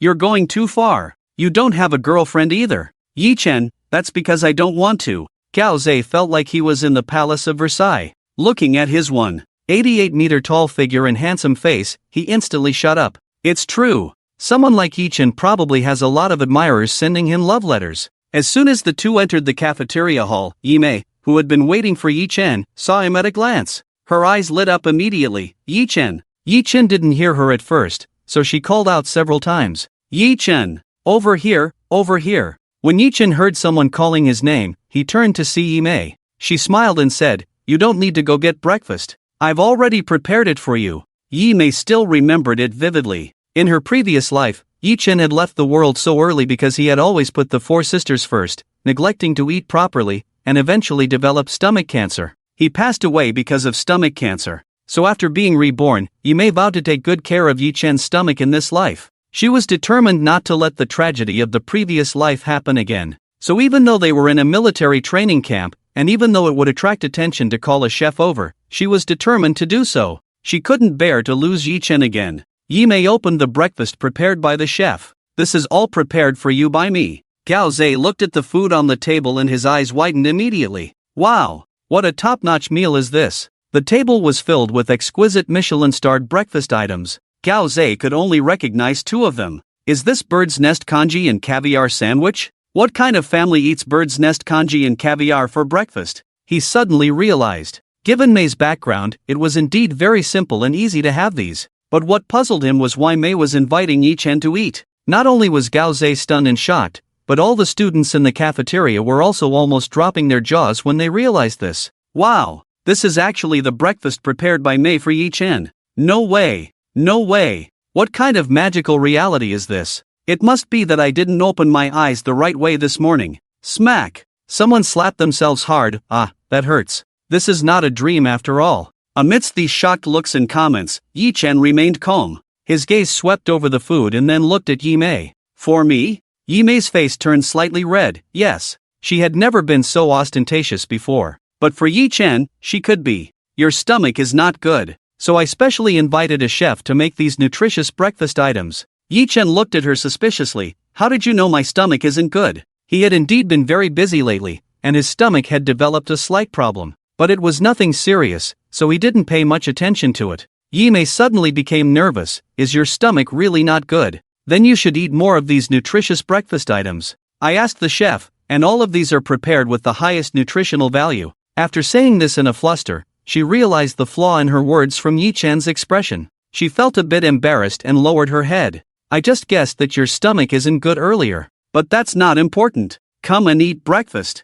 Yi Chen, no need, I'll get it myself. Yi Mei knew that Yi Chen was about to refuse her again after hearing the first three words. She looked at Gao Ze beside her. With just a glance, Gao Ze immediately understood. Get what? The school's goddess is inviting you to breakfast. There's no reason not to eat. He pulled Yi Chen over to sit down. Compared to Yi Chen's expressionless face, he was extremely excited. He never expected that in this lifetime, he would be able to eat breakfast personally prepared by Mei. It was truly a stroke of luck. Yi Mei immediately sat down next to Yi Chen and handed the bird's nest congee to him. Yi Chen, start with this. Holding the congee, she looked at him expectantly. Her eyes were bright and her expression warm, a far cry from the cold goddess of the past. If their roles were reversed, she would now be a devoted follower. She also sat down. The congee was placed in front of him. Yi Chen is not a pretentious person. In the end, he took the bowl and said, thanks. Yi Mei watched Yi Chen take the bowl, originally planning to feed him, but that seemed too aggressive. She adjusted her mindset and said, no need to thank me. Be careful not to burn yourself. She watched Yi Chen eat the porridge and couldn't help but smile. It's good. Yi Chen is still alive. She can make up for all the mistakes of her past life. Thank God. This scene is peaceful and beautiful. On the other side, it's not the same. Shinji stared at them with a fierce look, flames burning in his eyes. He was so angry that the chopsticks in his hand almost broke. Yi Chen, I won't let you off easy. Shinji couldn't keep calm anymore. He threw the broken chopsticks on the table and walked towards Yi Mei. Yi Mei, Do you know what you're doing? What you're doing is a serious violation of discipline. Yeme looked up at him, unable to help but sneer. You talk to me about discipline? She couldn't help but laugh. If we're talking about someone who loves to break the rules, shouldn't it be you, young Master Qin? When you were acting recklessly before, why didn't you think about following the rules? Shinji couldn't argue with Yeme, he had too many weaknesses, so he could only turn to Yechin.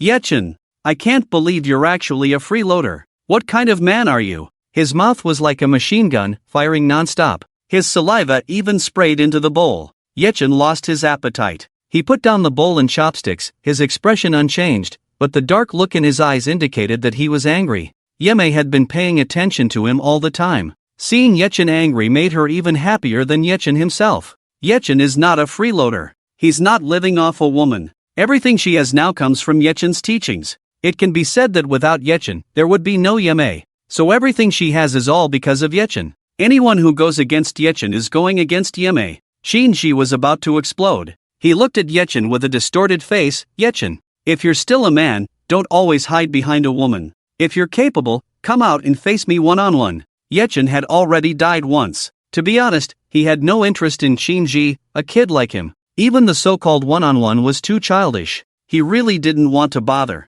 Seeing Yechin unmoved, Shinji provoked, Yechin, are you incapable? Yechin, who had originally not wanted to bother, became serious. Who says I'm incapable? A man can't say he's incapable. Since this brat wanted someone to challenge him, he would oblige. Tell me, how do you want to do this one-on-one? Shinji, you're so confident that no matter what I propose, you can beat me. Yechin sarcastically replied, heh. Suppressing his anger, Shinji said, good, very good. I want to see if you'll still be so arrogant afterwards. I won't make it difficult for you. There will be live ammunition training this afternoon. Let's compare in that. Finally, let's see who can hit more targets. Yechin's face twisted when he heard this. Not because he was afraid, but because he thought Shinji was really childish. Shinji interpreted his expression as fear. Yechin, are you scared? Then kneel down and call me daddy 3 times. I'll let you off. How about that? Yechin asked, what if you lose? Disdainfully, Shinji sneered, then I'll kneel down and call you grandpa 3 times. He had studied specifically, how could he lose? Yechin looked at him and sighed, I really don't want to have such a foolish grandson like you. Shinji was so angry that he wanted to play real-life CS with Yechin. Yechin, don't think you're so great just because you can talk big. Afternoon to take real ability to see the outcome. After Shinji left, Gaoze looked at Yi-Chen with great concern. Yi-Chen, why did you agree so quickly? Do you know that Shinji has specialized in shooting before? He has previously won 2nd place in his shooting competition. Yi-Chen raised his eyebrows. Ah, only 2nd place. Such a big attitude, as if he had won the championship. Gaoze had a headache. What do you mean by only? 2nd place is also very impressive, okay? Yi-Chen looked at him very seriously and patted his shoulder. A man who can't even hit the bullseye will be eliminated by women and society. Gaoze. He always felt that this sentence was a bit strange, like there was a tire mark on his face. After Yi-Chen withdrew his hand, he felt the burning gaze beside him. It was Yi-Mei. She was looking at him with admiration. Her youthful and beautiful face was full of admiration. Her fair little face blushed slightly. Yi-Chen, I believe you can do it. You will definitely win the championship. Her brother. He was the most amazing brother in the world. There was nothing he couldn't do. In this life, without the burden of her 4 sisters, Yi-Chen would definitely shine even brighter. The light in Yi-Mei's eyes was getting brighter and brighter. How could she look like an ice queen? She was completely a little fangirl, making the onlookers, a group of boys, heartbroken. Their goddess, their school flower, only smiling at others. The live ammunition training in the afternoon quickly arrived. This was an old tradition of military training. Everyone had 3 chances to shoot live ammunition. The bet between Shinji and Yi-Chen was based on who would win in these 3 shooting opportunities. He went first. His movements were very skilled. While other freshmen were still fumbling with loading bullets, he had already aimed at the bullseye. Yi-Chen, let me show you my strength now. He squinted and fired a shot. Bullseye. 10 points. Shinji couldn't help but smirk, then continued to hold his breath, fully focused, and fired the last 2 shots. 10 points. 10 points. 30 points in total. When Shinji put down the gun, he couldn't help but feel excited. He didn't underperform. He provocatively looked at Yi-Chen. Did you see that? Yi-Chen, I scored a total of 30 points. Gaoze's face turned ugly. It's over, it's over. Yi-Chen, You're definitely going to lose. 30 points. How could he possibly beat that? Yi Mei clenched her fists. Although in the previous life, Yi Chen could do everything, she had never seen him shoot. She didn't know how good he was at shooting. Would her brother lose? She couldn't help but bite her lip. Brother. Yi Chen, why don't we just not compare? She quickly changed her mind. Because her first word was too soft, Yi Chen didn't hear it. Qin Ji laughed madly. Yi Chen, what I said to you this morning still stands. Kneel down and call me daddy 3 times. Then I'll let you go. Yi Chen had already picked up the gun and stepped forward. Grandson, get ready to kneel down and call me grandpa. He quickly loaded the gun, then aimed at the straw target and fired 3 shots in a row. After the smoke cleared, there was only one bullet hole in the center of the straw target, and it could be seen through to the ground behind it. Yi Chen's 3 shots all hit the same spot, and pierced through the straw target. Yi Chen put down the gun, looking at Qin Ji with a smile that wasn't a smile. Kneel down, grandson. Qin Ji's face was extremely ugly. In his opinion, he absolutely couldn't lose this bet. At worst, it would be a tie. But who could have imagined that Yi Chen was simply a monster? 3 shots all hit the same spot, and even pierced through the entire straw target. This couldn't possibly be explained by coincidence. How could Qin Ji say it out loud? He turned around with a black face, wanting to leave. Someone stopped him. It wasn't Yi Chen, nor was it Gao Zhe.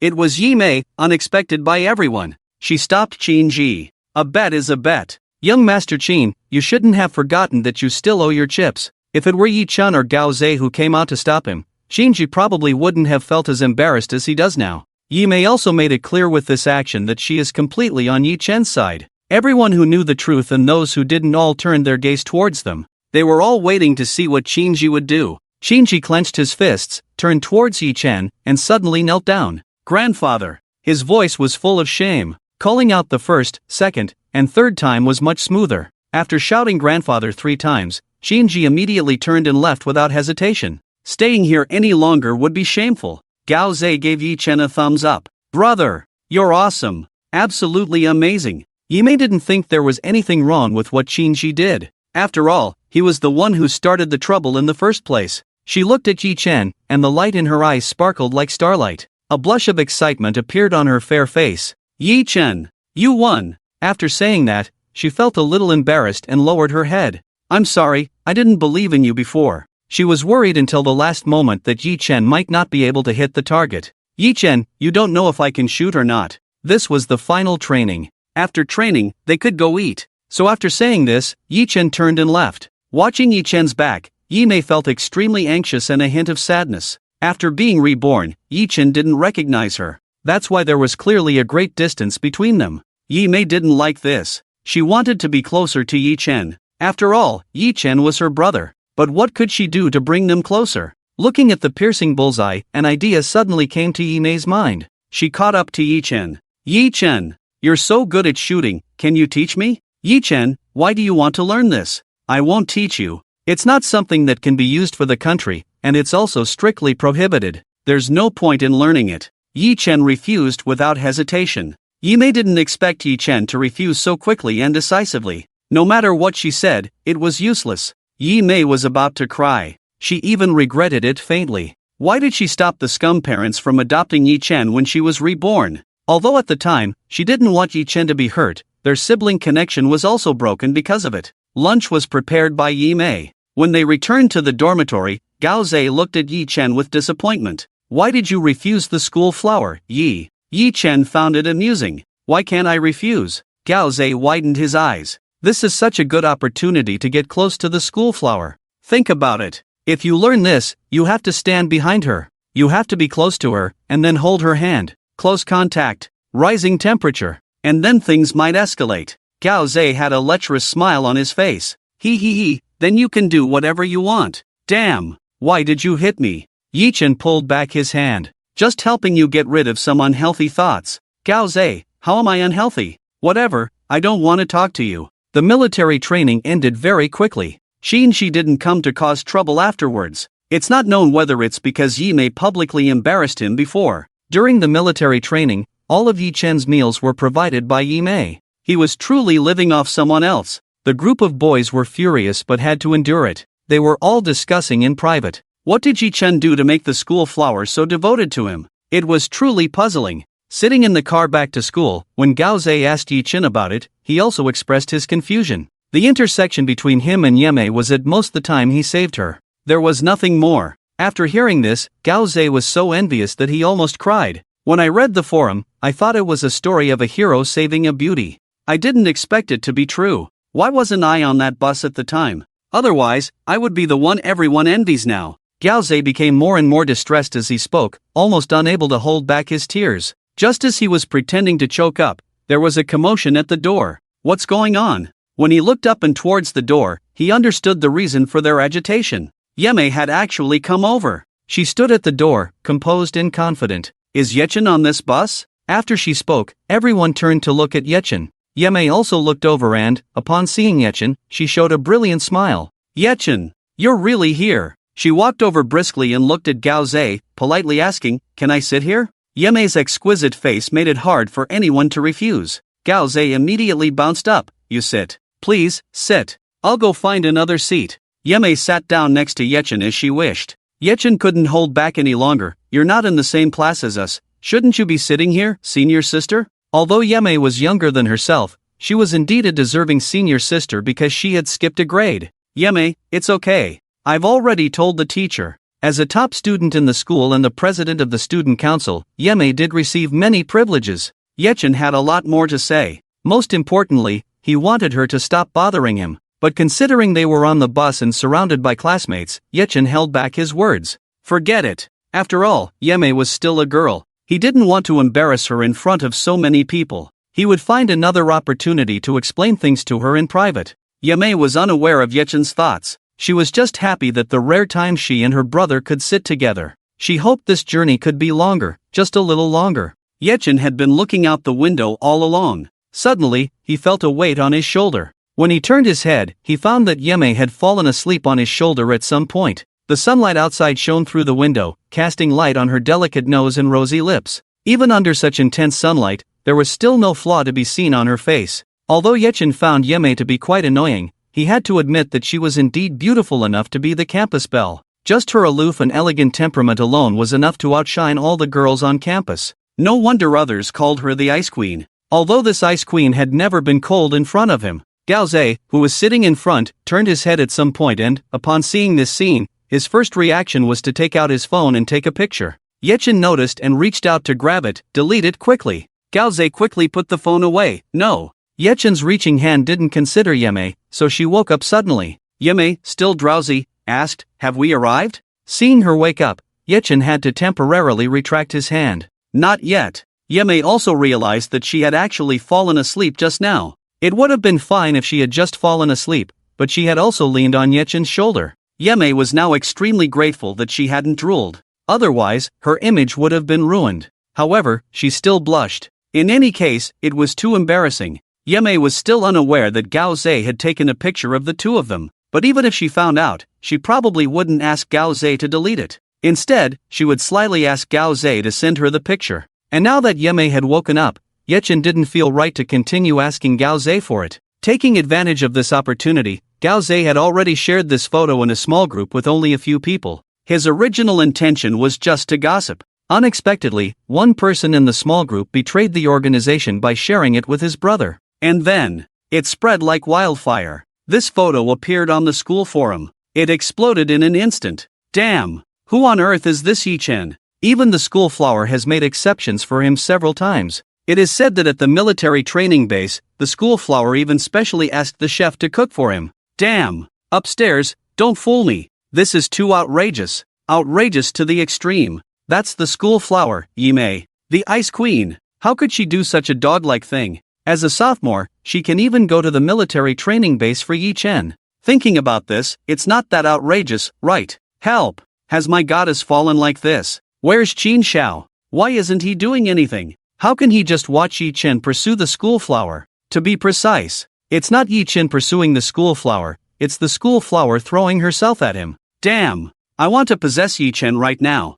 School flower, look at me. My shoulder is also a good place to lean on. Gao Zhe knew about this too late. The photo was everywhere, and he couldn't take it back even if he wanted to. Gao Zhe scolded the person who had sent the photo, then looked at Yechen with a mournful face. Brother, I did something wrong. Please forgive me. Yi Chen, what did you do? Gao Zhe glanced at Yi Mei beside him, hesitated several times, and finally spoke up. The photo that was taken just now has been posted on the school forum. Yi Mei was very curious. What photo are you talking about? Gao Zhe became even more hesitant. It's you, the school flower, falling asleep leaning on Yi Chen's shoulder. Cough cough. Yi Mei, being very clever, immediately understood and blushed. They had actually been photographed, and it was uploaded to the school forum. Doesn't that mean everyone knows? Will people think that she and Yi Chen have a good relationship? That they are well matched? Like siblings? Yi Mei's thoughts gradually went to strange places. She even wanted to open the school forum immediately and see what her classmates were saying.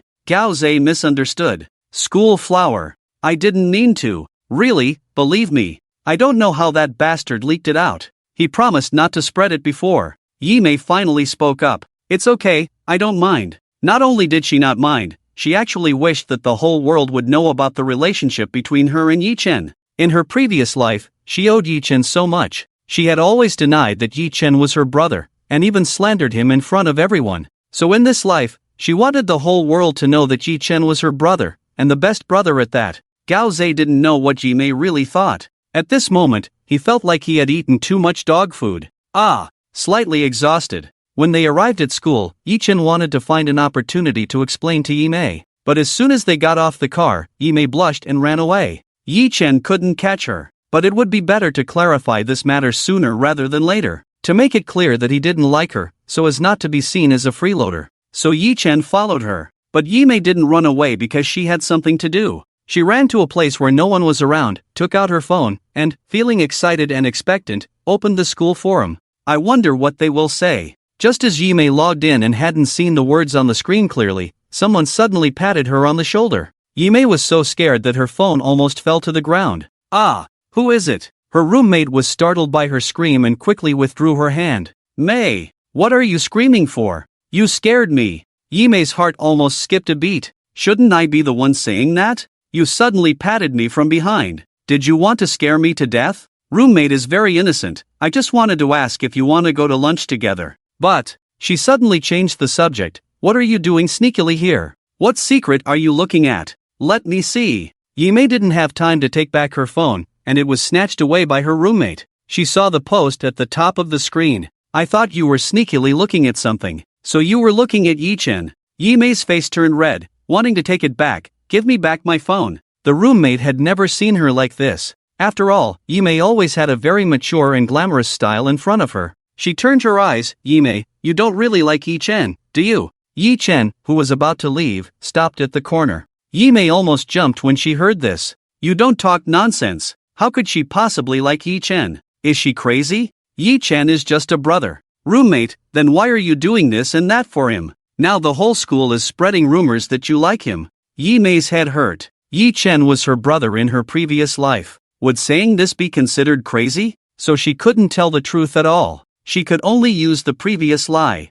Yi Mei took a deep breath and calmed down. Didn't I already say before, Yi Chen is my benefactor. That's why I'm so good to him. Don't just go along with what others say. I really have no romantic feelings for him. Okay, give me back my phone. After her roommate returned the phone to her, she looked very serious, making sure she wasn't lying. Then you should be careful. Now everyone is saying you're pursuing Yi Chen. You should keep your distance. How could Yi Mei keep her distance from Yi Chen? In this life, she just wants to make it up to Yi Chen. So keeping a distance is out of the question. At the corner, Yi Chen looked embarrassed. Fortunately, he didn't impulsively say anything to Yi Mei, telling her not to like him, because he wouldn't like her, and so on. Emotionally, Yi Mei simply didn't like him. She was just genuinely grateful to him for helping her on the bus and avoiding that pervert. With that, Yi Chen felt no pressure. Yi Mei probably just liked to show gratitude in this way. The matter was resolved. Yi Chen turned and left without hesitation. Meanwhile, at an esports training camp,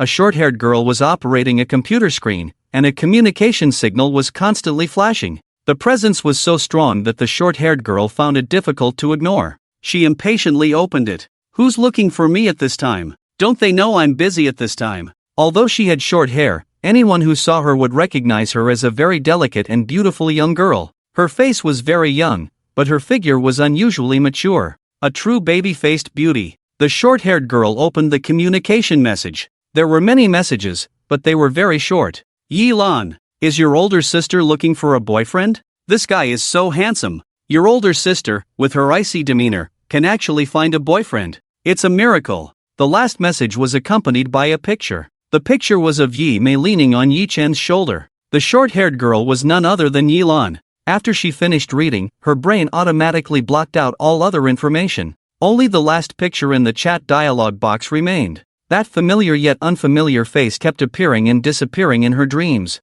She had wanted to get close countless times, but she could only touch a phantom shadow countless times, or see his pale and haggard face on the brink of death. Yi Chen. Yi Chen. She definitely wouldn't be mistaken. This young man was the image of Yi Chen before he got sick in her memory. Yi Lan couldn't control herself and covered her mouth, then started to sob. Yi Chen. It's great. You finally appeared. Sob sob. The four sisters were reborn at the same time, and she and her elder sister and younger sister had all agreed. In this lifetime, they did not want to burden Yi Chen, so they tried their best to prevent that pair of scumbag parents from adopting him. Just because of this small fork in the road, they lost track of Yi Chen. And now, Yi Chen has finally appeared. Yi Mei couldn't help but shed tears. This startled her teammates, who all stood up from their positions and ran to her side. Lan, what's wrong with you? Why are you crying? Did someone bully you? Tell me, I'll take care of it for you. Yi Lan wiped away her tears. No one bullied me.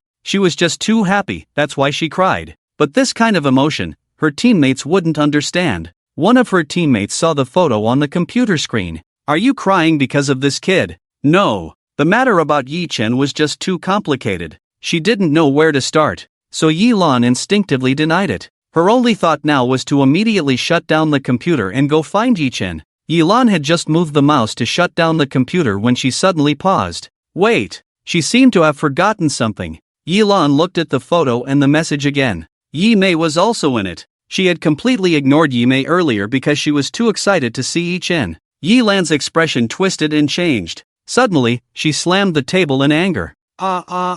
Yi Mei, you're doing great. The intimate posture in the photo was enough to prove that. The two must have known each other for more than just a day. In other words, that dog Yi Mei. Actually, at the first moment Yi Chen appeared, she didn't notify her sisters. She wanted to have Yi Chen all to herself. Absolutely not allowed. Absolutely impossible. The thought that Yi Mei had already made a move made Yi Lan unable to sit still. She shut down the computer abruptly. Coach, I need to take a leave of absence. Yi Mei, you wait for me. I will never let you have Yi Chen all to yourself. At the moment this thought emerged, another thought also surfaced in Yi Lan's mind. If Yi Mei didn't notify her, then it definitely meant she wouldn't notify their younger sister Yi Zhu either. She could get ahead of Yi Zhu. Ha ha. In this lifetime, she was determined to make Yi Chen like her more. To repay Yi Zhu for showing off in front of them in the previous life, and for the grudge over the photo of her and Yi Chen. Yi Chen had no idea what would happen in the future. Because of the photo, he was now the talk of the school. His past with Yi Mei was brought up again. Public opinion had completely turned against him, but it would be great if they were also on this bus. They would definitely do better than Yi Chen. Besides these public opinions, there were many sour comments. Can't believe it. There are still people taking the bus to school these days. Yi Chen is so low, how can he be worthy of our goddess Mei? I seriously doubt that Yi Chen did this himself. How coincidental. Something happened to goddess Mei at this time. Please let Yi Chen take a look at himself. How can a toad eat swan meat? A poor guy like him shouldn't come near goddess Mei. These sarcastic remarks had just been posted when someone replied quietly. But I saw Yi Chen driving a Rolls-Royce Phantom with my own eyes. After this reply was posted, it became the subject of ridicule. Are you kidding? Yi Chen driving a Rolls-Royce Phantom? Don't joke around. Does he have that kind of money? His entire body doesn't add up to more than $100. You think he can drive a luxury car worth millions? Are you dreaming or am I dreaming? This joke is really funny, don't say it again next time. No one believed it at all. Until the person who replied got annoyed and posted a photo. This is the picture I took when I saw this luxury car. At that time, I had no idea who was driving, I was just excited to see a luxury car. But when I got home, I found out that it was Yi Chen driving. The picture shut everyone up. Public opinion instantly reversed. People started saying that Yi Chen was also from a wealthy family. If that's the case, then he and Yi Mei are a perfect match. The rich young master and the rich young lady. Perfect match. Most of the sour remarks disappeared, only a few were still lingering. Saying that Yi Chen is a driver is not necessarily true. but this possibility is really small. After all, Yi Chen is still just a student. Which tycoon would hire a student as a driver? Yi Chen didn't pay attention to any of these public opinions. He had no idea at all. But Yi Mei saw it. She had been wanting to see what her classmates thought of that picture, but she didn't see their opinions on the picture. Instead, she saw their sour remarks about Yi Chen. Yi Mei was completely furious. These are all nonsense. Her brother is so talented and gifted. They say that the west bank of the river changes every 30 years. Don't underestimate the young and poor. As long as he wants to, he can definitely reach the peak of the business world. And all her things will be given to Yi Chen. So the conclusion that Yi Chen is poor is simply impossible. But Yi Mei didn't stay angry for long before she saw the picture of Yi Chen sitting on the Rolls-Royce Phantom. Rolls-Royce Phantom. This car is worth at least tens of millions. The fact that Yi Chen can afford to drive such a car is enough to prove that he definitely cannot be poor. Yi Mei inexplicably started to get excited. If that's the case, does it mean that, without her and her three sisters, Yi Chen can live very well? Her eyes were slightly red, her nose tingled, and she almost shed tears. Her initial choice was not wrong. Her and her three sisters were completely dragging Yi Chen down. Yi Chen had no idea about any of this. He was on the phone with his subordinate, telling him to quickly take away the Rolls-Royce Phantom. He wanted to buy a bicycle for himself. After all, a journey that could be solved in 10 minutes by riding a bicycle would take at least 20 minutes by car. Isn't that ridiculous? With those 10 minutes, he could lie in bed a little longer. Isn't that great? After notifying his subordinate, he drove the car out and parked it on the side of the road. During this time, countless young people were secretly taking pictures of his car from a distance. Yi Chen didn't care at all. If someone likes to take pictures of his car, then let them. He had no idea that at this moment, Xinji happened to pass by here. Yi Chen? Why is he here too? Xinji felt very uncomfortable after seeing Yi Chen, because it reminded him of everything that happened at the military training base. Xinji originally wanted to turn around and leave immediately. Out of sight, out of mind. But just as he was about to leave, he saw someone walking towards Yi Chen and stopping in front of him. The two of them said something to each other, and then Yi Chen handed something to him. Yi Chen threw the keys to Lei Xiao. Quickly drive this car away. I don't need it. Lei Xiao was a little hesitant to take the keys, but Mr. Yi, a bicycle is not very safe. What if it gets scratched somewhere? More importantly, a small bicycle. How can it match Mr. Yi's current status? Yi Chen said expressionlessly, who is your boss, me or your boss? With that, Lei Xiao immediately snatched the keys. Okay, Mr. Yi, I'll drive the car away immediately. He didn't dare to say in front of Mr. Yi that he was the boss. Yi Chen said, alright, you can go. While there was still time, he had to quickly go pick out a bicycle. Lei Xiao moved quickly. After giving the order, Yi Chen immediately turned and got into the car. As he drove away, the place where Yi Chen had stopped was a bicycle shop. He went in and randomly picked out a bike that seemed decent, paid for it, and left. Just as he got on the bike, Yi Chen felt that something was wrong. Someone is staring at him. Yi Chen looked fiercely across the street and met Xinji. Xinji across the street didn't expect Yi Chen to see him.